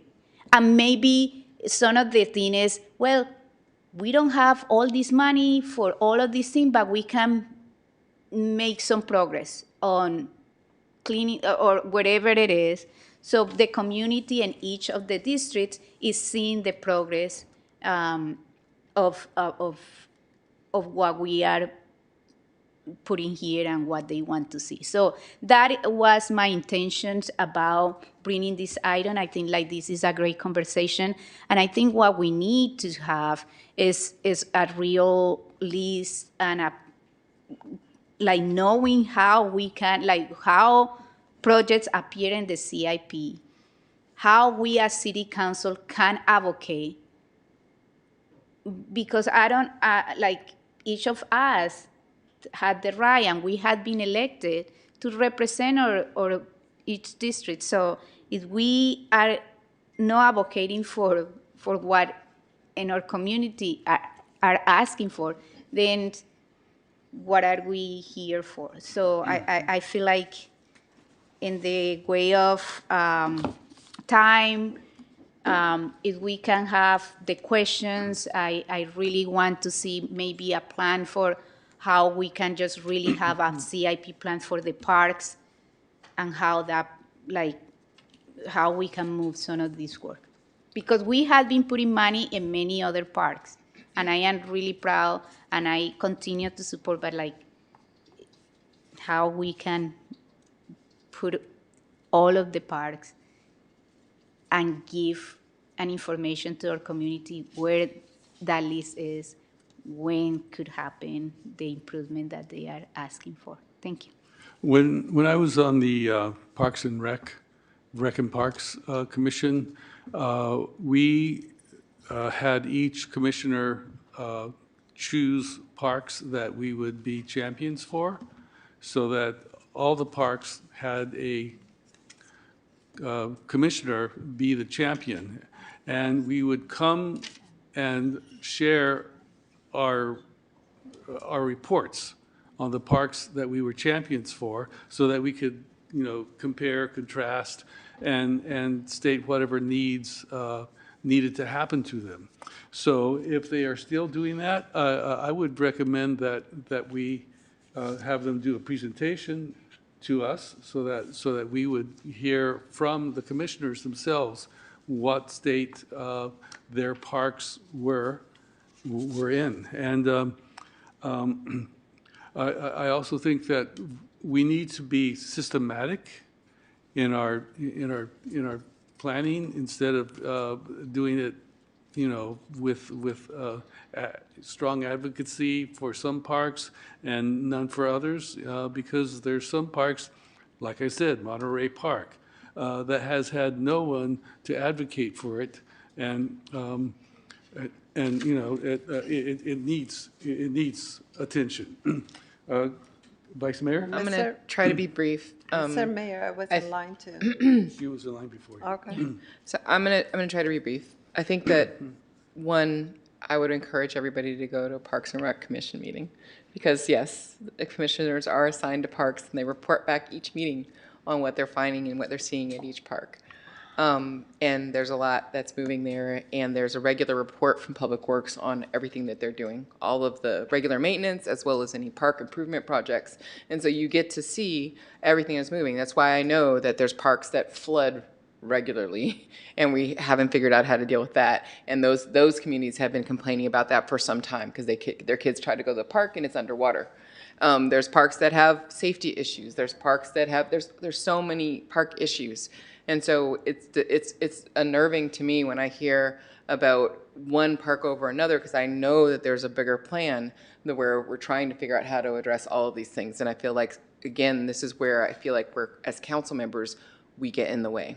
We get in the way of things moving forward, because now we're going to have to take time away from moving and addressing the issues that are in motion to now go and spend some time on this one. So those things are going to stop, and then we're going to go over here, and then we're going to go over there, and we're going to, like ADD kids running around like not knowing, ADHD, not knowing, like not finishing anything, And so I wanted to also bring forward that one of the things that we did was this facilities and park assessment, right? Facilities and park assessment. We added parks to that. That was one of the things that I advocated for, not just facilities, but let's add parks too, so that we can get a comprehensive view of the needs across all of the owned assets of the city, and then have a capital improvements list that included all of these things. And not just the big maintenance, big renovations that we need, but also the regular large maintenance that we need to do and the regular maintenance that we need to do, so we can have a better comprehensive plan. And then Mr. Chavarria came up with this even greater idea of the programmatic approach, so that you would have a program that is parks, and you would move that parks program to address this comprehensive needs, all these comprehensive needs, and you would move them together, so that we wouldn't be put, only the people with the strongest advocates get something, And so I feel like we have these great processes in place. We have the process to assess and give a ranking to parks so they can move through the queue. We've put these things in place, but we're not using the tools that we put in place, and then we get in the way and we redirect, and folks can't finish the work that they're doing. And I feel like that's a real problem. We can't make progress. We can't give our staff an opportunity to make progress when we do this. And I just wanted to say also that, before there was a District 3, nobody was advocating for District 3 either. We didn't have capital improvement projects, very few, And when I came into office, I started saying MLK Park, MLK Community Center, because, by the way, District 3 has no community centers, by the way. No community centers in District 3. None. And MLK Center was our community center. And so I know about a lot of the things that are happening. I know because I was out on the Greenway before I became a city council person, picking up human feces, knowing that we permanently closed the bathroom on 5th Street because it was set on fire, and there's all kinds of things that were happening. I have an intimate knowledge of these things. And so I just really want to encourage us to, yes, put it on the list, put all the parks on the list. Let's put the whole assessment on the list, and let's use the programmatic approach so that we can address these things. Let's use our ranking so we can address these things, and let's get out of the way of progress. Thank you. I just want to say one thing quickly. I want to thank staff, and because a lot of things weren't being done because we didn't have the quality staff that we have now. So I want to thank Daniel Chavarria and city manager for making great decisions in terms of getting things done in the city of Richmond. So. Thank you, Mayor. It definitely is a collaborative effort, and I want to acknowledge all of the Public Works staff. They've really been doing a remarkable transformation, and we really appreciate the council's support. Yeah, so Mr. Mayor, you and Vice Mayor Doria Robinson are on every single ad hoc committee, and you know it all, and you're doing the best. And when I want to advocate for my community, I'm a problem, and I'm an obstacle, and should get out of the way. For your information, I joined the Parks and Recreation Committee years ago, and I was a member for 3-4 years just to advocate for restrooms in District 4. And each time I was told by Greg, it costs $200,000 and we don't have the money. I didn't get anywhere. So what did I do? I came to City Council. Do I get it now? No. I have to follow Ms. Doria Robinson, who knows it all, is very wise, and by the way, has endorsed my political opponent and makes sure nothing gets done, especially because it's election time. No respect for the efforts for the past 7-10 years and voices of District 4 to get a bathroom. And Mr. Mayor, each time I asked you for a CIP project for my district or budget or something, your response was, that area should have never been annexed to Richmond. And this is what I get when I advocate for my community, that I'm an obstacle. I don't respect this. Excuse me, No, everything's turning I want political. to interrupt you because you just told a lie. I have No, I never didn't. said that. You repeated it twice. I have never said that. Okay, you can take it back. You can take it I'm not back, taking and it you back. can show What I the have community said, that what you're I a mayor have to them said- too. What I have said is that El Sobrante needs to be annexed to the city of Richmond. That's what I've said. Anyway, I would like to ask the city manager and Public Works to have a table, I believe there is such a table, of all the community parks and amenities and approximate cost to them so we can decide about our priorities. I also would like to have a table of all the CIP projects in the past 5 years and listed for the next decade based on the district. I've asked for it repeatedly. I never received an answer. Don't divide this, don't divide that.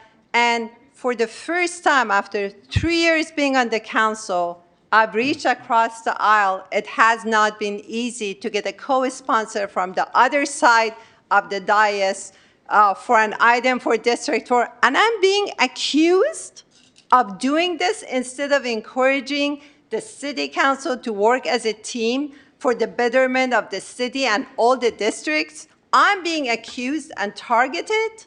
I can't believe this. Seriously, what's going on tonight in the city council? It's so frustrating. 3 years on Parks and Recreation, I couldn't get a restroom.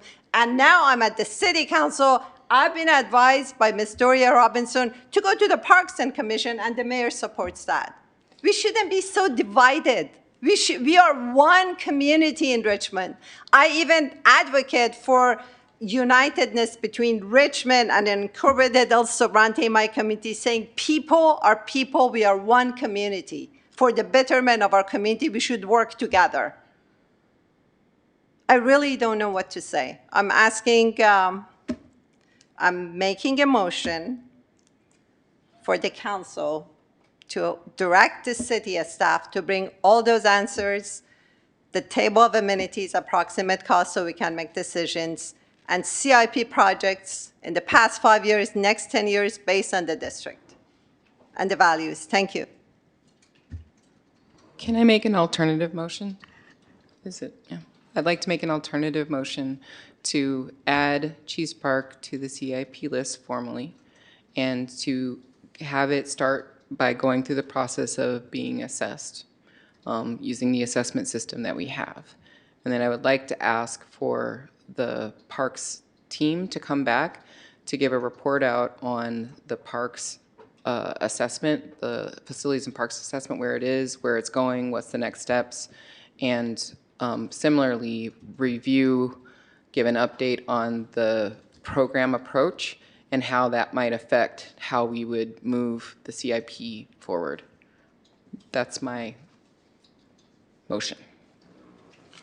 I would like to make a substitute motion that we evaluate all parks and place them in the order of need. Mr. Mayor, sorry, point of order, well, we have like 4 motions. Some of them haven't been second, so we gotta. No. Yes. We don't have 4 motions. Yeah, there was an original motion that was second. To clarify Doria Robinson's motion, I wonder what it means to get on the CIP list. City manager, could you explain?